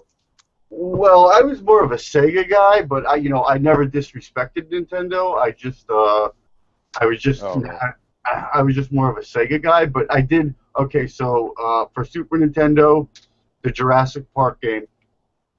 Oh, dude, I forgot about that shit, man. Dude, that shit is so fun. That was like the most Dude, fun I just fucking remembered about that shit. I'm so And glad then- you fucking reminded me. And then for Super Nintendo, Zombies Ate My Neighbors. That was my other one. What? Yeah, Zombies Ate My Neighbors. Oh, yeah. How does that go? It's like a over-the-top thing. And then for Super Nintendo, Smash TV. And then for Super Nintendo, I wasn't big on Zelda. I wasn't a fan of Zelda until like 6 years ago. I was never a big fan of Zelda. I wasn't hip to the JRPGs, although there was one I did play the heck out of. I forget. You played Primal Rage? Yep, Primal Rage. There's another one. That shit's badass, dude. What else? The Marios were fun. Yeah. Yeah, Sega, you know, I'm sure you already know, but you know what? They had like a better system than Nintendo did, but they just kept coming out with new systems too early, and I got them all, except for I never got the 32X because I was like, no, but I had the Sega. I had the Sega CD. I got the Saturn. The Saturn was one of my favorite systems of all time. And then I got the Dreamcast. Man, my buddy's got all that shit. He's even got the Atari. Pretty sweet, man. I didn't play much of Sega. I played a little bit of Sonic, but I think that's it. The Saturn was ahead of its time. It had like the games that were out for it were like more sophisticated than PC games at the time. It was nice. Yeah, yeah. Like I said, I mean, they were kicking Nintendo's ass, but the only problem is they kept making new systems, like, you know, one after the other, and the people making the games, you know, they couldn't keep up. It's like, I mean, how many systems did they make in their golden age? They I mean, they made as many as everyone else. I mean, in the beginning there was Atari, but forget about Atari. In the actual beginning, with the viable market beginning, it was Nintendo and Sega. Nintendo had the Famicom. Sega had the Master System. Nintendo had the Nintendo Entertainment System. After that, then Sega had the Genesis. Oh no, Sega had the Master. Hold on, wait. How did it go? Yeah. Nintendo had Nintendo Entertainment System. Sega had the Master System. Then Genesis, Super Nintendo. Then Super Nintendo went on for a while because because Sega went through a whole Sega CD and 32X. And Yeah, that's what I'm saying. Yeah. That's where they fucked up, you know. They kept And making then- new systems. And then Nintendo released a 64, and then Sega kind of had the Saturn out, but the Saturn wasn't. I don't know. I think it was powerful, so I don't know what the problem was. I think it was just the timing. The market wasn't ready, so nobody bought it. So there was no revenue stream from it. And I mean, you can have the greatest thing on the earth, but if it doesn't generate you revenue, it's as good as chopped liver. Actually, chopped liver is probably worth more. But I think I used to. the Dreamcast was a hell of a console. But It's the first online gaming, right? actually, the Sega Genesis was the first online gaming. There was a cart that you plugged in the top that had a phone jack that went into the cart, and then you could go online, and it was called like Sega Zone, Sega TV, and you could get all these games, and then I think you could play like little mini games like chess or something with people and stuff like that. So actually, it was a Genesis, and then I think what my friend said, so I'll have to research that.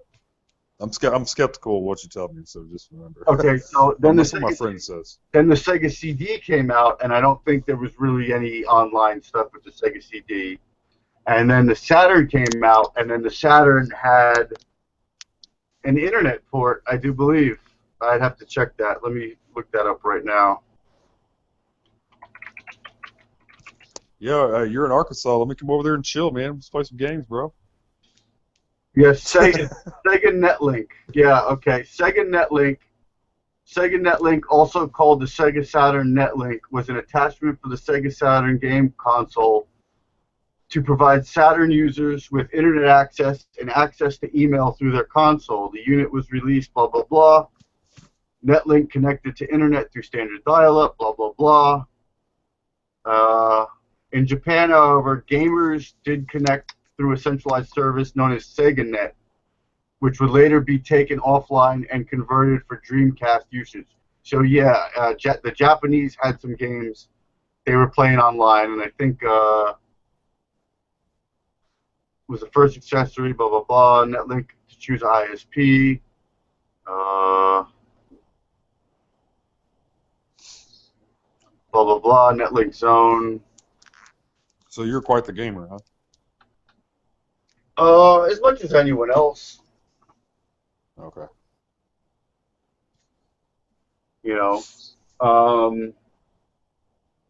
So there was that, and then you had the Sega Dreamcast, which was it really took it to the next level because it had a numerous amount of games that used the online capability for players to link up and play different games to each other.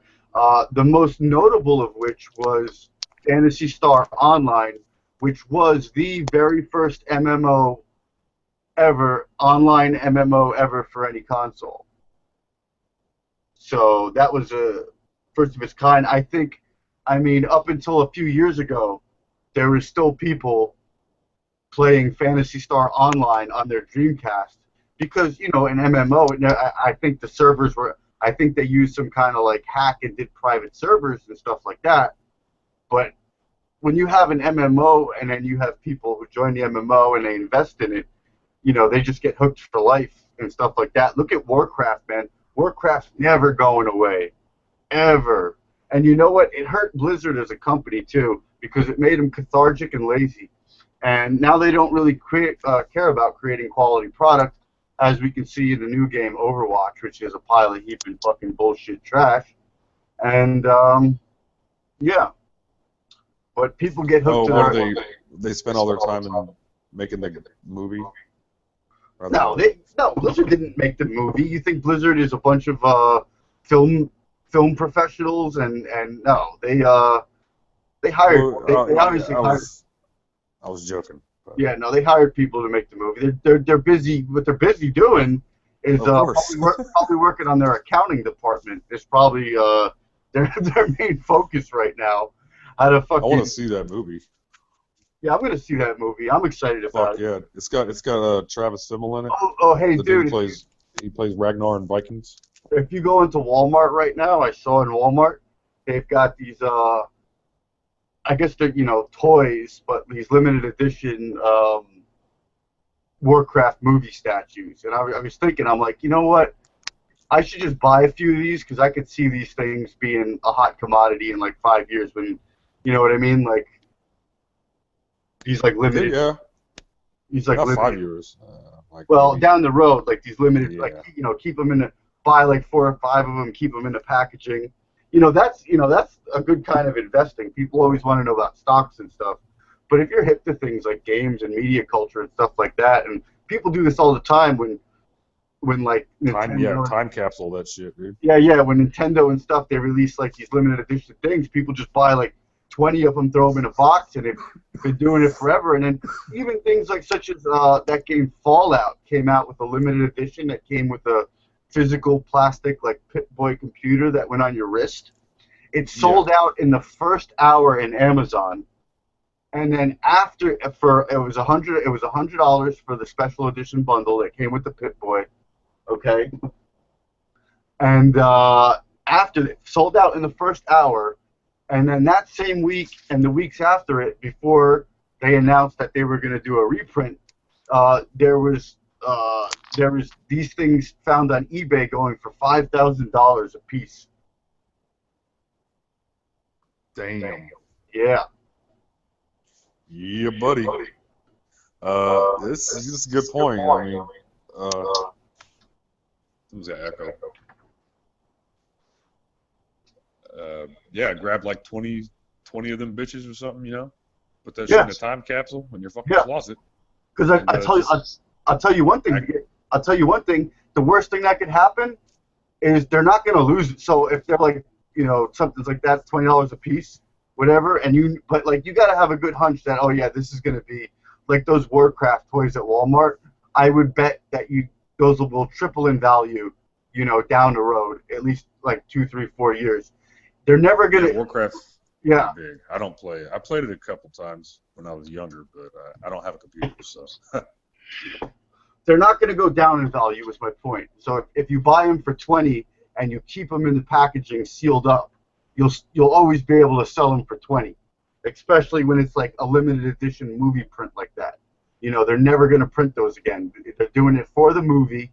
The movie's going to come out, and then you're never going to see those again. And the only way you're ever going to get your hands on one is if you bought one at the time in Walmart now, or you buy one for an inflated price down the road from a scalper. Yeah. Good investments, man. You know, that's why those friggin' Nintendo Amiibo things, they come out, and people literally go on Amazon with like 5 different sock accounts and order up like all of one kind. Like the gold Zelda comes out, and then you have all these economy trolls, you know, with expendable capital, and they buy up all the gold Zeldas, and then, you know, you see them back on eBay in a few months for, you know, quadruple the price. And the worst thing that happens to those people is they either get their quadruple the price or they just sell it for what they paid for. Right. Yeah, but the only thing is you just got to have the money. But if you have it, you know, what the fuck are you waiting for, right? Like But you have to know what to look for. Yeah. Well, the cool thing is about that kind of stock is it doesn't take much money. You just need sort of $5,000 of sort of excess capital, and you can buy you can buy a ton of these toys. And then once you sort of get into the cycle of buying and flipping and buying and flipping, it just kind of the momentum feeds itself. Yeah, you can just do that for a living. Well, at least a living for all your like sort of, this is my revenue stream for all my entertainment expenses. So any profit I get from this, I'm gonna use to buy myself new TVs and cool stuff like that. Or you can do it for a fucking living. Shit. I don't know if I really see. Well, it depends on how many you buy, but I don't really see a mortgage getting paid with, doing that. It's just a good sort of like side thing, like selling used books or something. Well, it's like being a picker, like just going out, buying shit and then selling it. It's the same concept. It's similar, but you're buying this stuff new and keeping it in the package. Right. If you keep doing that over and over again, you could have like a. I mean, if you do it wise enough, you can make a lot of fucking money, like you said. Yeah. How much those Zelda games were selling for? You know what I mean? Yeah. And if you, there's certain like McDonald's Happy Meal toys that are like sought after for hundreds of dollars. That came, fuck yeah, dude. That came out in like the 90s and stuff like that. Like collectors, certain ones. Oh right, dude. Fucking people love McDonald's toys, man. They look at the old toy they used to get in a Happy Meal and they're like. Well, so actually, what I do now is anytime I go to McDonald's, I get whatever my quarter pounder, but I also pick up I also get a kids meal. Don't be eating that shit, man. I do from time to time. Yeah, I do too. Like maybe once a month. But yeah, once a month, man. I like the quarter pounders. I say. Yeah, the quarter pounders. Lettuce, tomato, and mayo on that bitch too. Yeah. Play. And sometimes I get a Big Mac. I mix it up, Yeah, Big Macs are good when you're high. And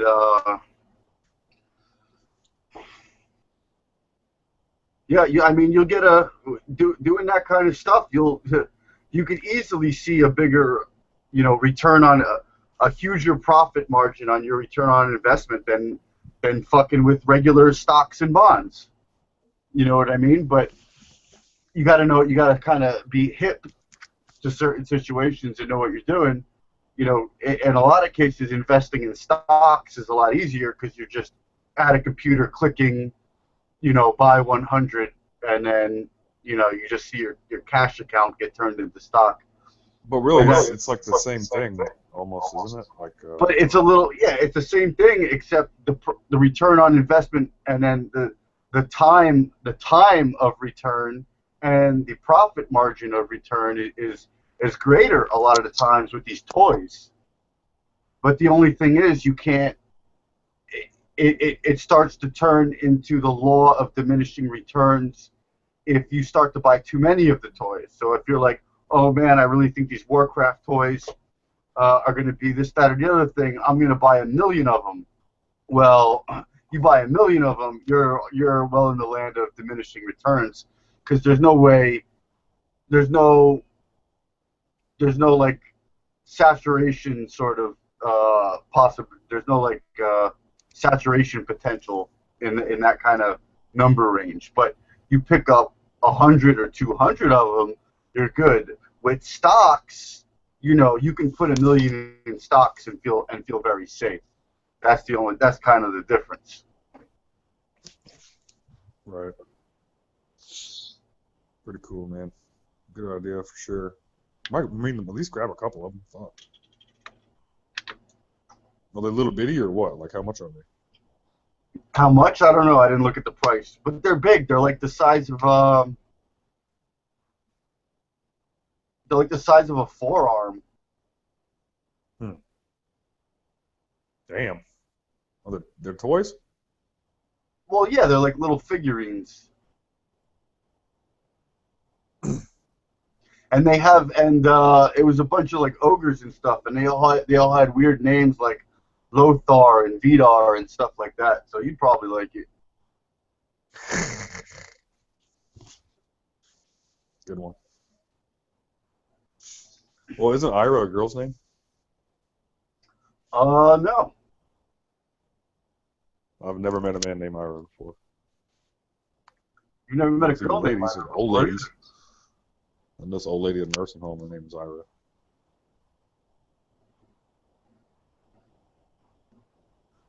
That's cool, man. People can't even pronounce my name right, so. Vidar.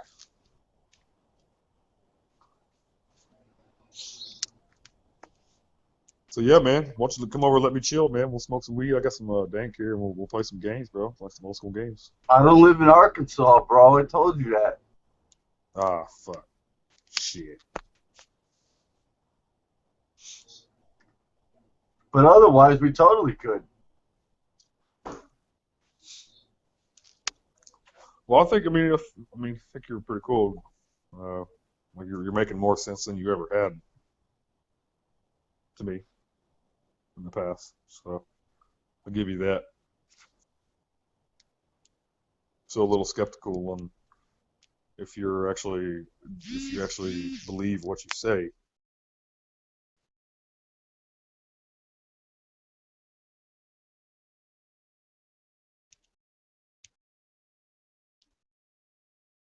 What's up, Justin?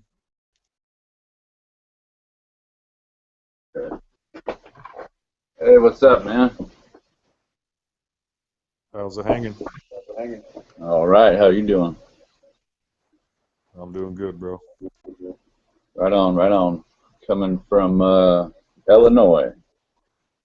Oh, good old Illinois. Here. Yep. Hot and That's where I humid and learned to corn. drive. Yeah, I learned to drive with my dad. He was drunk, and we were in a Ford Focus, and I learned to drive in a cornfield. Wow. It's pretty Yeah, fun, man. yeah, you can get lost in them around here, man. They're 10 foot tall, and it wasn't through the field, but it was like around it. My dad was right. watching. Well, It was awkward. I just wanted to come on and tell you guys, ask if anybody's seen Robert from this channel, Planet Veritas' new couple of videos he just released. No, what are they? What are the titles? I can't remember the title exactly, but I mean he just released them a couple hours ago. This guy's doing some phenomenal research. He's only got like 450 subs, but I mean he's putting out some of the best videos to date about the world in which we live. One of them was another phone call with one of the top guys from NASA's SOFIA program, discussing the Hubble and how it doesn't exist. The Sophia is like a high altitude plane or something like that. Yeah, it's a high altitude infrared telescope. Well, it has infrared capabilities. How did he coach someone to say that, you know, the Hubble's meant to be deep in space, isn't it? How would it be a high altitude telescope? Right. Well, I don't know. It's really worth a listen. He has about a half-hour conversation with the guy, and it's very informative. And then he did another one that compares that has a clip of probably the realest looking space footage I've ever seen, of quote-unquote space, whatever you want to call it. But yeah, the channel name is Planet, like planet with the E on the end of it, I believe. Veritas, Veritas. Yeah, it's PLANET. Planate, Planati, like Spanish for planet. Yeah, man. This dude's he's a genius, man. It sounds like. I don't know if the stuff he was telling the guy on the phone about his credentials and stuff is true. Doesn't really matter to me, but if it's not, he sure plays a good card. But yeah, man, I mean, it's awesome. Pretty good work. Yeah. Because he studies the there is a company in a foreign country. Ale? Well, Ale? what is it? Ale? You talking I'm about not the sure. talking about like the fake asteroids, fake all that shit? No, this organization documents every quote unquote space mission from anywhere on the world. Uh-huh. And it's got, you know, it's supposed to have every mission that leaves the ground, you know. Right, it's like a database of all the aeronautical space agencies. It's got all the servicing missions for Hubble in it, but it doesn't have the actual Hubble launch in it. Right, right. And the guy on the phone says, tells Robert that no one's ever seen Hubble, a picture of it, or in person, or a camera from it in real time, and that he was the first person that ever asked. But yeah, this guy was he's actually on the Sophia plane during its missions and stuff, and said that Sophia can see further than Hubble. Well, and that probably because Hubble doesn't exist, but either that or I think it's a lot less than probably. I was sorry. You're okay. Go ahead. What I was thinking the other day is of how the telescope adjusts itself to take pictures of different galaxies and point different ways. I just thought it's impossible. Like, how could a little flame burner accurately aim a telescope millions of light years into a galaxy successfully just with some flames? It's not plausible. Yeah, it has. It's supposedly got something that can move it, like spin it and rotate it, but it has no propulsion package like the ISS is said to have, you know, because it drops in altitude, because what goes up must come down. And so, I mean, this is all, for what I can discern, everything on this phone call was absolute common knowledge in NASA and stuff like that, because this guy didn't refute him or anything. It's pretty amazing. Definitely worth a half an hour to listen. If I wasn't on a tablet, I would share it in chat and stuff. So. Nice. Yeah, Check out Go ahead.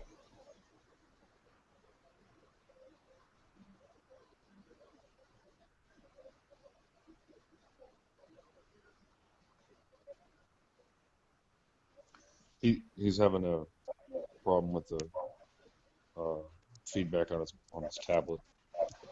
Yeah.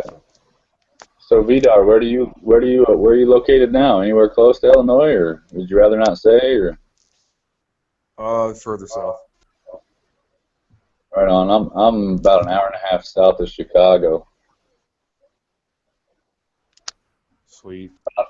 45 minutes from the U of I. What's that? Oh, 45 minutes from the U of I. Oh. That's cool, man. Yeah, but what you were saying about the Hubble. Yeah, dude, definitely worth a look, man. Definitely. He's got, like I said, I might look at the it.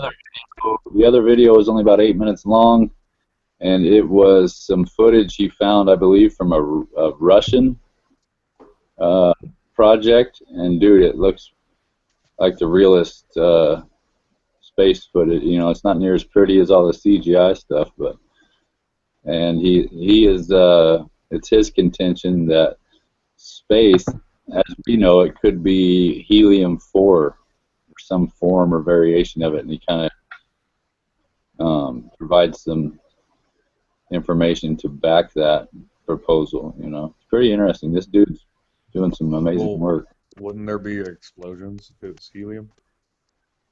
Like I said, I have no idea. This is all that talk is way over my head. I have no idea, but he's got like a lab experiment with helium-4 footage, and then side by side with a Russian mission footage, and it's like identical, dude. Other than the Earth being in the picture, but Yeah, I think if you're hitting helium-4 with fire and shit and metal, then it's gonna explode. well, yes, but you just have to take a look at the video. Right? I'll put the link in the chat. Yeah. Hey, thanks, man. Good looking out. Yep. I saw the one that he did. It was like a 24-hour up only, and then he I don't know if he uploaded something else or whatever. Yeah, I see there's 2 videos I haven't seen. Yeah, this is a new phone call. Did he take the other one down? He said he was going to take the other one down, but I believe he did. I don't know. But yeah, Robert's doing some amazing lead work for everybody in the flat Earth movement. yeah, probably the most concrete stuff that anybody has. I'll say one thing too. It's not that he's the only person that can do this. It's a lot of the documents and stuff that he was able to uncover are things that normal people can search for and find. Yeah, you just got to dig and dig and dig and dig. Well, in some cases you don't have to dig too damn hard. In some cases you could just type in 3 words in your Google search terms, and you can hit it right there. Yeah, bro, it's all in the lingo. You know? Why exactly. Would you, helium? Like, why would you? Are you a flat earther, Justin? Huh? It's kind of, for lack of better terms, I guess you would say that. I mean, I don't think we've ever proven, or it can be proven, what the shape of the Earth is, because I believe. But it's just like, I wish people would quit beating around the bush and just get to it. You know. Well, I mean, I like to be able to prove something. You know, I mean, I guess I believe in God, and I can't necessarily prove that to anybody. So yeah, I guess I'm a flat earther. I guess. Sorry. Okay, so you think space still exists, or?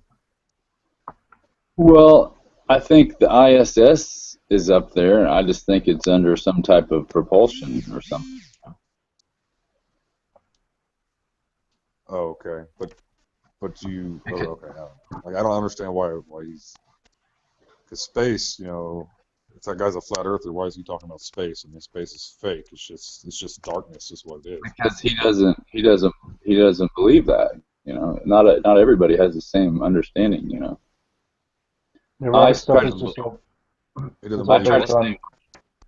Everybody's saying everything's a fake and everything's a hoax and all that. You know, a lot of stuff is, but I like to research it before and come to that conclusion, not just automatically say it because somebody else said it. You know. Of course. Just most of us have seen. Sorry, guys, but we've all seen the water bubbles when they're doing the space station missions. So that means they're doing it in a swimming pool, but doesn't mean it's impossible to see space, does it? And these people want to come out and say that space is water. It's like, oh my god, people really this fucking stupid. If this space was water, the sun would be extinguished. There's obviously something up there. I mean, we see the lights and the luminaries and everything every day, every night. So, what is beyond me. But if somebody can figure it out, they came from Muspelheim, the land of fire. Odin and his brothers got them and put them in the sky to spin around the North Pole magnetically. That's what I believe. I tend to stay away from the sky because I don't think it's within our comprehension. It may be, but that's just my personal opinion. And so I try not to argue over it, or, you know, I think about it, but I don't like try to teach anybody or tell people what it is or what it isn't. I just try to stick to the ground that's under my feet, you know.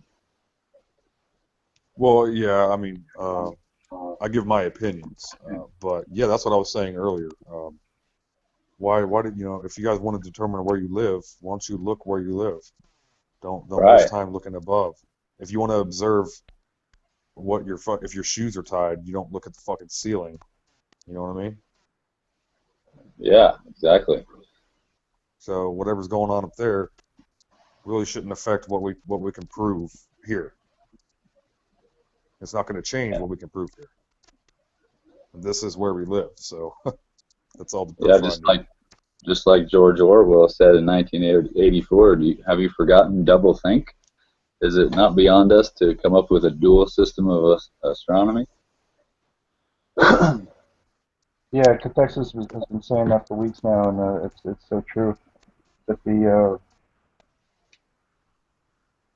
information that we're given, it seems to have some definite gaps in it, and we could just be looking at half of the whole picture. Robert also did some stuff in a hangout of mine that's on my channel, where he had me show some balloon launches from Antarctica. And also, there's a video on my channel, something labeled the South Pole, where I screen shared some footage from another hangout we was in, where he shows all the submarines from all the different countries down in Antarctica. Yeah, I've seen that. I saw him do that live once on a hangout. But yeah, all the submarine pictures. Very, very interesting stuff, and it really opens up the question of like, are there sea channels that are underneath the ice that we don't really know about? Are they capable of even opening them up with sonar? Using the heat from sonar to open up tunnels. It's so interesting. But apparently not too much information out there about it, aside from what Robert's been able to show us, as far as I know. So that's good. Robert's definitely doing a tremendous amount of work and putting in a lot of effort to bring information to everybody and make it sort of demystify it. That's good. Yep. So what else is up, guys? Anybody? It's kind of hot here today. I know that. Supposedly they are underreporting the temperature across the whole world on the forecast and the news and stuff, which is no surprise. But I kind of confirmed it yesterday when they said we reached a high of 87 and we had a temperature gun outside in the shade. They'd been in the shade for 3 hours and it was reading a 99 to 100. It was underreporting it by Yeah, it was hot 13 degrees. Yeah, we got a shower this morning that cooled things down for a minute, but the sun came out after noon and it freaking baking us. It's humid as fuck. It's been raining like a I can't stand the humidness. You have to, it's like, you have to be careful what top you're wearing, never mind where you're gonna go. In Illinois, it gets horrible after the corn gets up a little ways because the corn puts off so much moisture into the air, man. It's like a freaking rainforest down here. You're just a corn-fed Where are you, Justin? What state of America are you in? Illinois. You're just a corn-fed honky, aren't you? Yeah, supposedly a couple miles from my house is the most fertile, rich farm ground in the world. At least that's what I've heard. I wouldn't doubt it. You guys believe in glaciers and all that?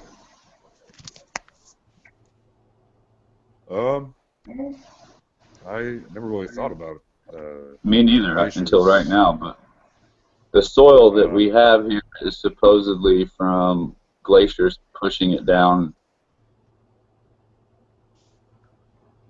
Well, I think it's just because the gods made it that way. I mean, it talks about in Norse mythology how the gods bash the land flat.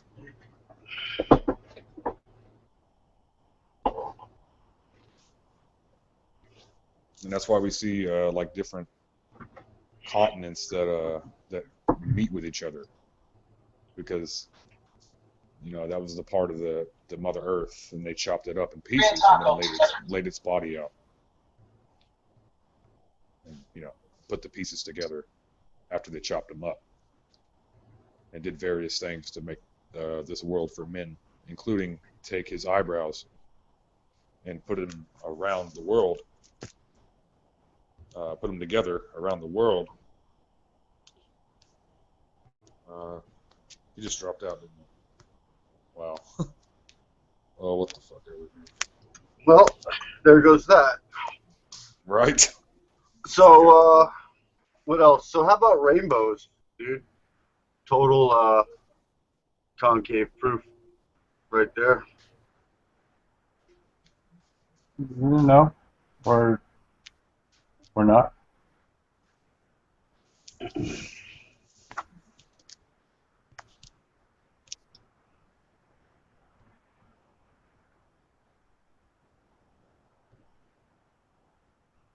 Rainbows seem to be like 100% proof that there's light happening. 100%. That's why you can never reach the end of a rainbow, because it's constantly going up the concave sphere, up, up, up. So is that why rainbows are always in the same place, Ira?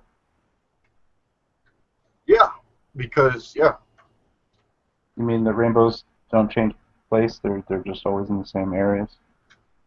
Well, I don't know if they're always in the same area. I don't know about that. They should be though, right, on a concave Earth. No, I think it would just be, that's kind of it's sort of like an angle. Well, I just mean, in terms of like, the way light works, that it would seem like if there was a concave sphere, that the rainbow patterns we'd see would be totally regular. Be like, oh, there's a rainbow again. You know what I mean? Well, it really depends on our diverse weather system inside the cell Earth. How's that? What do you mean? So has a lot to do with the weather rainbows. Yeah, but the light should always be the same, no? I'm not sure. Well, so how is it 100% proof then? As you kind of said, that rainbows are 100% proof of a concave sphere. Yeah. But the caustic lines, are you aware? You know what those are? Caustic lines are, yeah. So they're like sort of always going to be regular. If you're talking about your model with your glass sphere and stuff like that, that's not going to that shouldn't alter at all. So yeah, all the time, pretty much, we should be able to spot rainbows from a particular vantage. But they seem to be the different places all the time. Weird. And you can never get to the end of them. I've never actually tried, but I assume that it's probable that I couldn't.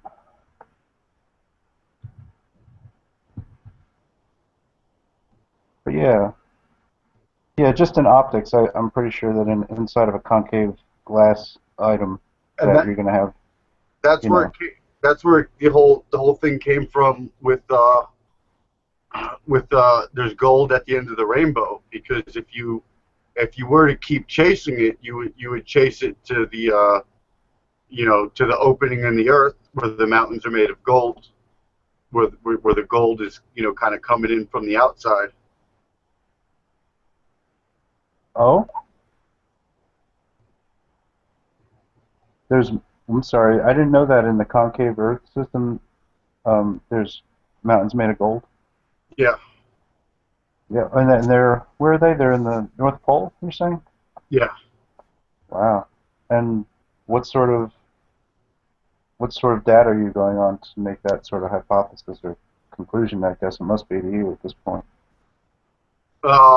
Mainly the Bible, where it says to the ends of the earth where the mountains are made of gold.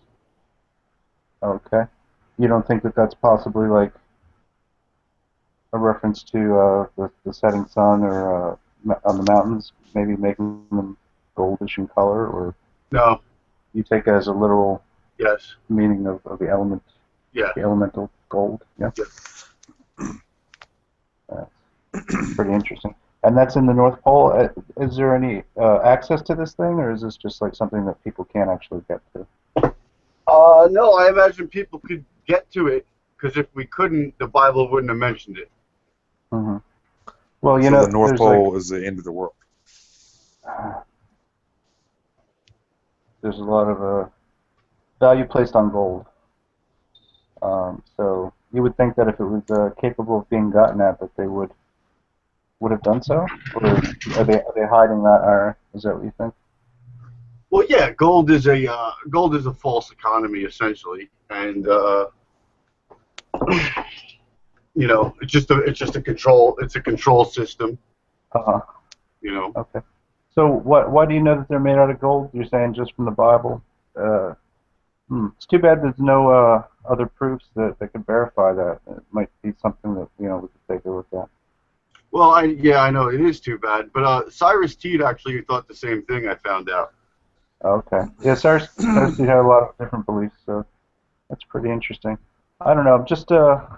I'm not so sure where we got to on the whole rainbow proofs, but you're saying that the rainbow itself leads to the gold, so that's somewhat interesting.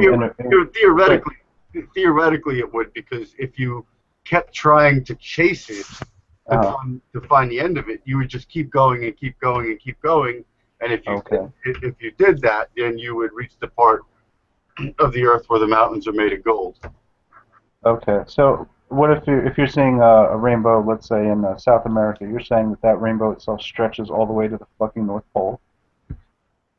Well, visually, it would be perceived like that. Obviously, it would go away. I mean, the whole gold at the end of the rainbow thing is more of like a lore thing. Do you guys notice the rainbow coming out of the North Pole in my picture? That's the Rainbow Bridge. And if you could be speaking of Asgard, the city of gold, the city of the gods, which is above the North Pole. See, there's already some connection there to some of his fantasy. I've never seen any like rainbow pictures from the North Pole. I've only seen like some northern lights. Well, Do you guys have any specific those pictures? are the northern lights. Actually, they're not really. It's not really a rainbow. It's the northern lights with the Bifrost. I'm gonna need a rainbow to prove a rainbow bridge. I'm sorry about that, but because I kind of interpret the tree of life to be the green northern lights, and that they interpret this as a tree of life like that. So I'm just curious, are there any pictures that we have at all of rainbows at the North Pole? Well, let's see here. If there might be some rain blow at the North Pole, you know, if someone Okay, all right, and we got reindeer, so that's close, right? if somebody brought a packet of rain blow with them to the North Pole, you'd see one. Like the bubble gum you're talking about? Yeah, that like long packet of bubble gum that has all the different colored balls in it. It's like it's like a clear tube of balls, rain blow. Wow, sounds So in the Bible, you're telling me it talks about the Rainbow Bridge going straight to the North Pole? No, I don't know. It was just wild speculation on my part. But hey, okay. But hey, at this point, I mean, well, at least that's cool. I like hearing crazy ass ideas. I'm glad you kind of say that it's a wild conclusion. That's nothing bad about that. I guess but I think I kind of might have put some holes in the certainty of rainbows proving a concave model. Did I do well for you, or do you still maintain your position? Well, you don't even need a rain. Right off the bat, daytime moon proves concave model unequivocally. A daytime moon proves the concave model unequivocally. Yeah, unequivocally. That's right. I'm sorry. Yep. Yeah. Because you got the moon in the daytime here, and it's the same size as the moon that's going on at the same time in China, and it's the same size. So that's only possible within a cell. So you're saying that you can see the moon from China and from wherever you might be in what I presume to be the United States? Yes. Of course, that's a fact. You think you can see the moon at the same time that they're seeing it in China? Absolutely. Yeah, of course. What are you talking about? Well, even just by global standards, that doesn't seem to be in the realm of accurate. That's accurate. I mean, just figure out a day where it's a clear day and you can. Only because there's this thing with like, how the sun, you can see the sun in the United States, but you can't see it in China because it's fucking nighttime there. Yeah. So I'm just curious as to how you are positing that we can see the moon. What do you do? But this isn't arguable. This is not something you can. This is fact. There's a daytime moon, clear day. You can look up in the sky and you see the moon.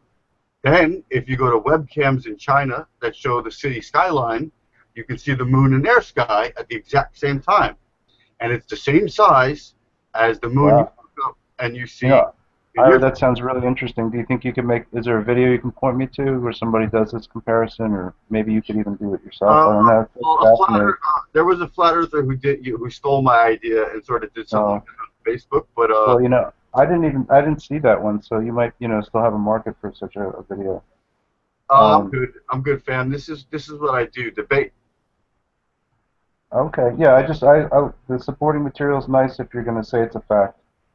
That's all. I try not to say something's a fact unless I can, verify it as such. And if you're saying something that I can't verify for my own self, or I have to actually just do research to be able to verify it, it's like kind of nice to have that as a link available, just for well, nothing's going to impact your psyche more than seeing the daytime moon for yourself, and then taking your lazy hand and clicking on some webcam in China that shows a night sky and seeing the moon there. I mean, anything I show you, you're going to say blah blah blah. It's this or that. I think you see it is this not like a wild speculation like before? I mean, even people that live on a ball, they would know something was up when they see the fucking moon from America and China. Back then. We didn't have webcams and shit, but yeah, I don't know. I know that the moon does move towards and away from the planet once every month. We have a lot of distance that it's covering, so perhaps at its highest point, maybe it is visible. I don't really know. I've never tried to verify it, and I've never seen any videos that assert that. So I'm just asking, and you're the one talking about it. Unfortunately, we've lost everybody else, so I have to still keep talking about this. All right. Let me look at this. We didn't get anywhere with the rainbow, right? I would like to stay on a rainbow thing if that's possible. Well, the rainbow thing, that has to do with the light kind of reflecting through crystal, sort of, and then that's the color scheme you get, and it's a good stance I have on the situation. I mean, it's not really as much fact and provable as the daytime moon thing, but I mean, the daytime moon thing makes sense on a. I mean, just that there's a daytime moon doesn't mean that it proves that there's a daytime moon and it's visible in China. And especially where in the U.S. are you? I mean, because that's really only possible from the West Coast or something like that in any event. So New York. Okay, so you're certain that you checked a webcam in China that was up to date and live and everything like that, and there was nothing to do with it. So you're able to verify that within your own. Okay, and you just picked a day out of the week, just any day, any old day, or was it a certain time? Well, no, it was a day where it was clear enough that you saw the daytime moon. And then I said, got him. All right. What did you check? Like a science agency or something like that? What was the webcam service that you used to verify that with? Well, I googled China skyline webcams, and then they were live China skyline webcams, and there's various ones in different like sort of tourist areas of China and stuff. And, there was the moon. Yes, I would only really trust like something that was, definitely going to be like live streaming something, and so I would need to kind of verify the source of the webcam. I watched an old movie from 1950. Come on, dude. Yeah, live webcam. Well, we just have to look further into that before we can. Yeah, it's just that you can't confirm it, and it's not necessarily. Well, you're gonna have to keep it in your memory. For that reason, it's what they call debatable. For that reason, you're gonna have to. I'll check it out. Yeah, you're just gonna have to hold on to that one, and soon enough, you'll get an opportunity.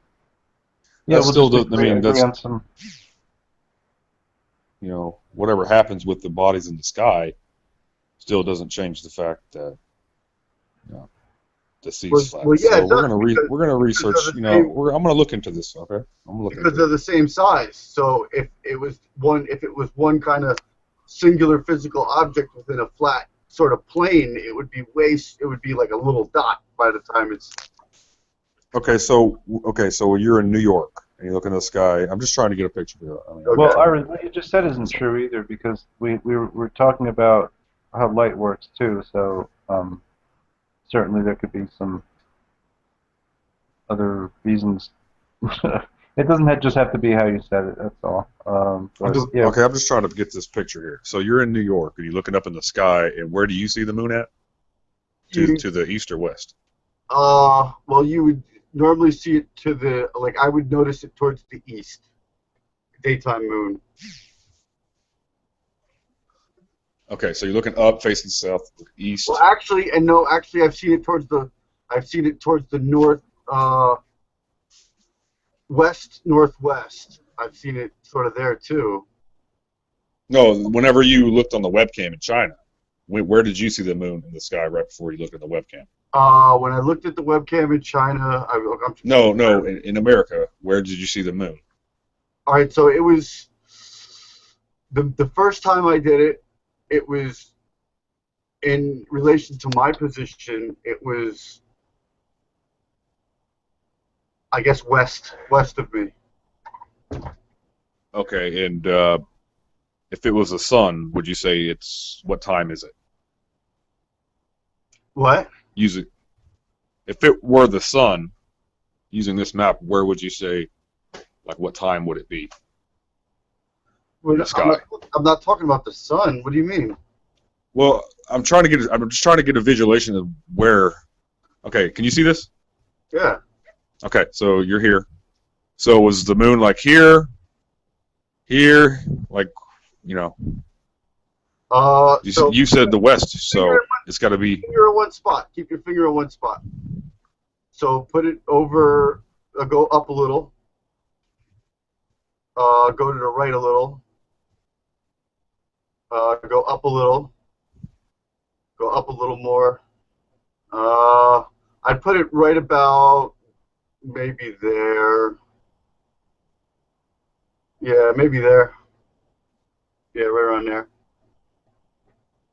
Maybe a little down. Maybe a little more down. Maybe a little more down. And then, yeah. If I had to. Where's China at exactly? I'm sorry if I don't. I don't know. That map's so fucking crazy. Yeah, it's pretty small. I think isn't that China? Where's Russia? Where's Russia on that? Here. Or where's Alaska too? So China would be. China's go up, and then to the left, right. To the right. No, is it to the right? I think it's. Right here. Okay. Yeah, that's what I thought. Okay, so the moon here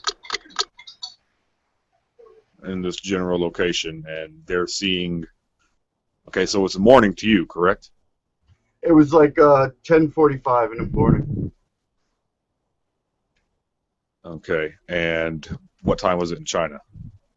I don't know. China time. I don't know. Okay, well, I'll just stop right now. I can't get. Okay, well, we'll just try to get a visualization. Okay, so the moon was here, China's here, so that doesn't really make sense. on a flat plane, but that doesn't mean what you said is accurate either. So I was just trying to get an idea of what you're trying to depict here. But that, yeah, that was a bad sort of way to depict it, but yeah.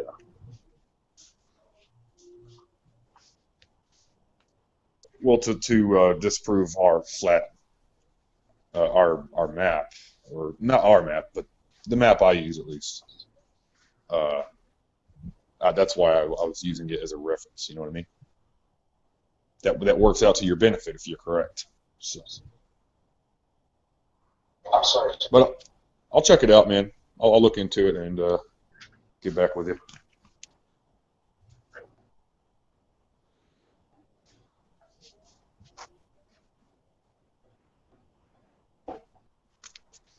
See, man, the trolls can't take, like, there's no trolls in the room right now.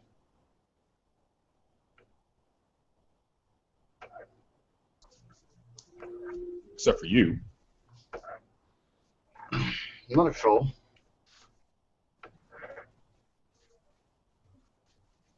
Man, where's all the bitches at, man? Bitches ain't into no fucking research. What do you think this is? You think this is television, nigga?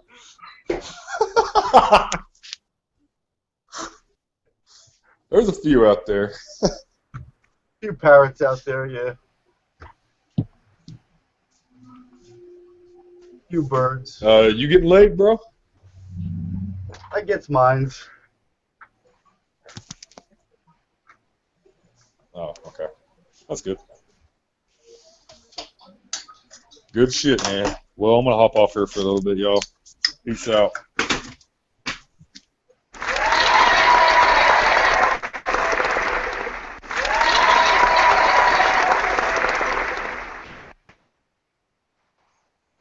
I gotta do that soundboard. I gotta figure that out.